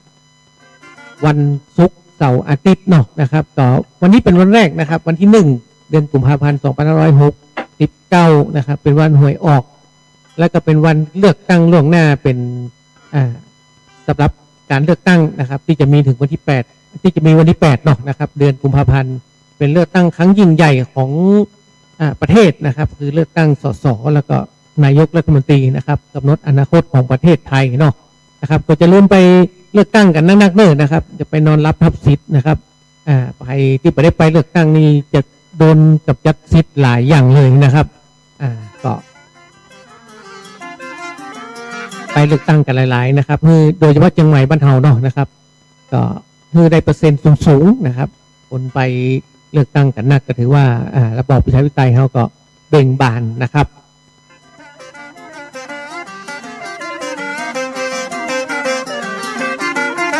ตรงนี้ก็มีการหาเสียงกันหลายที่หลายต่างเนาะนะครับใครชอบพรรคไหนฮักพรรคไหนเลือกเบอร์ไหนก็พอกันคนเดียวเนอะนะครับก็เป็นสิทธิของท่านนะครับ1 สิทธิ์ 1 เสียง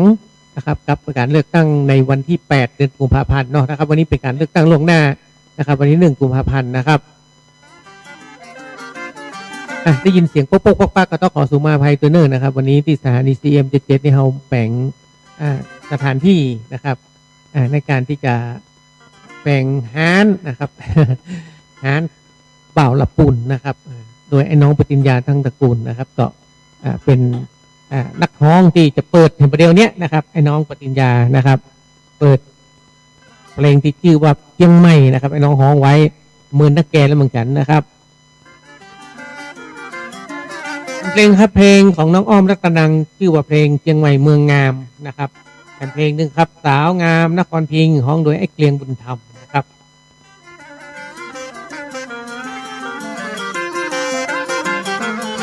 เป็นเพลงที่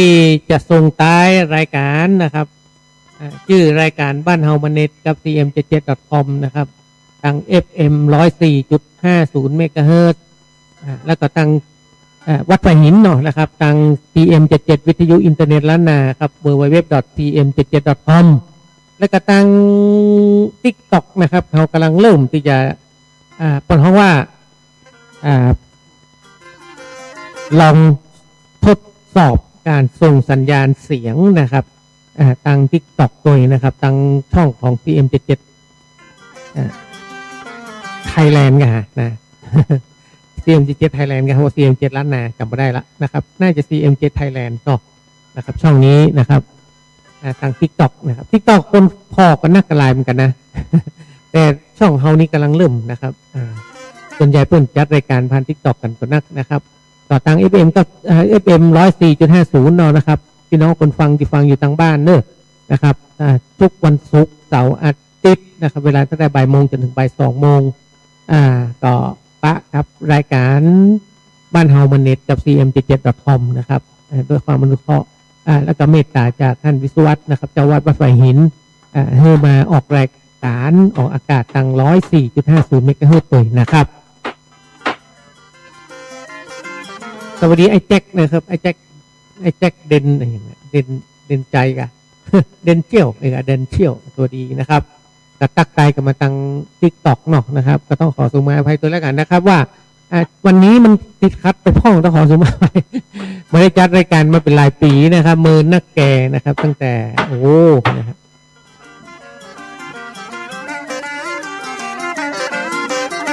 ก็เลยลิ้นหวันไปพ่องนะครับ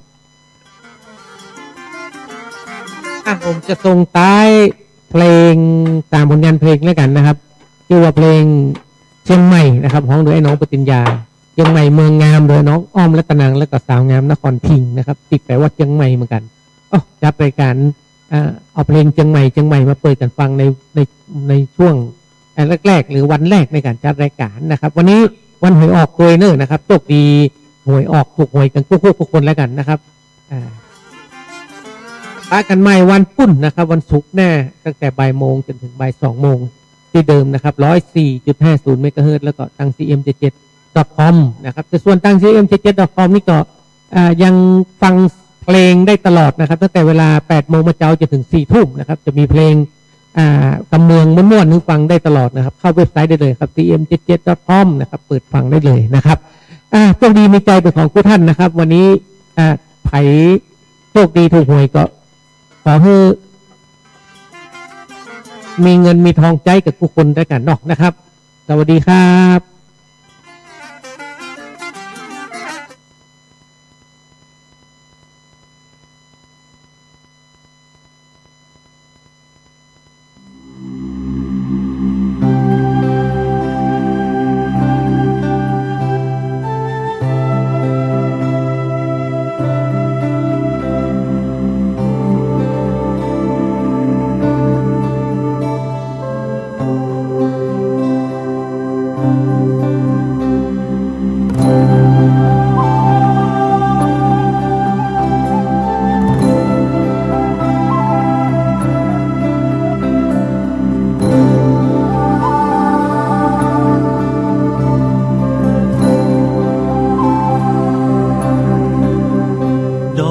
สู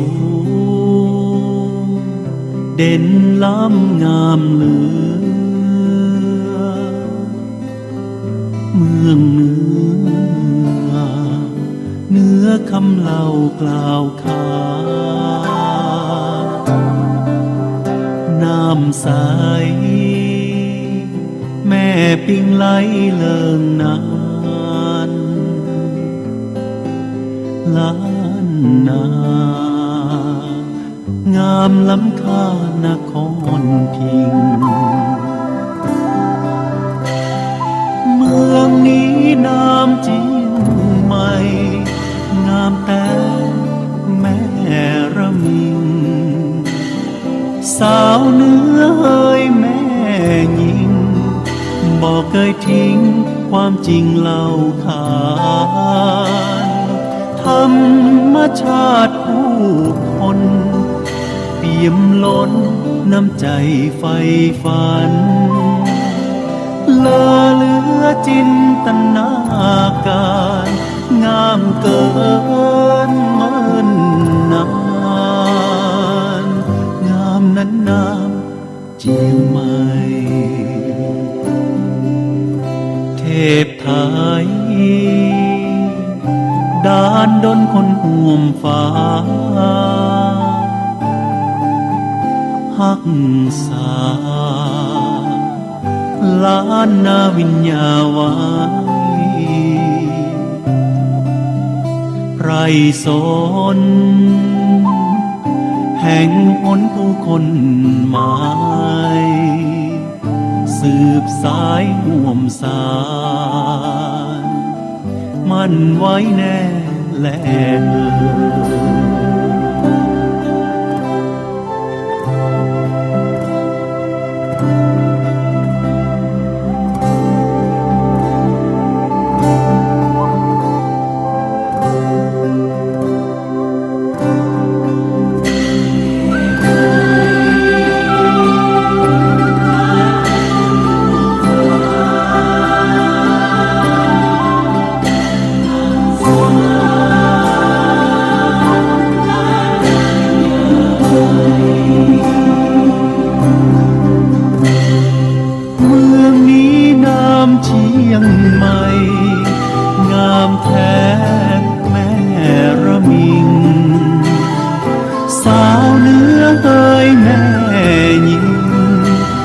เคยทิ้งความจริงเล่าขานธรรมชาติผู้คนเปี่ยมล้นน้ำใจไฟฝันเลอเหลือจินตนาการงามเกินมันนางามนั้นนาเชียงใหม่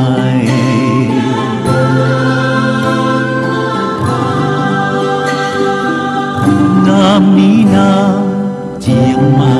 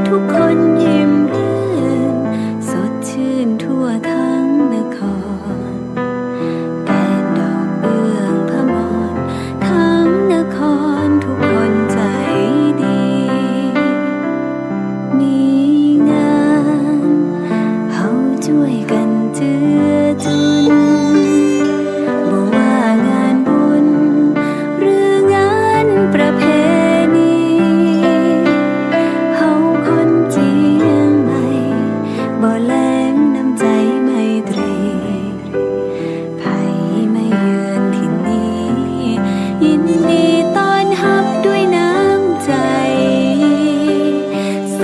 มบูรณ์เพิ่มพูนไรนา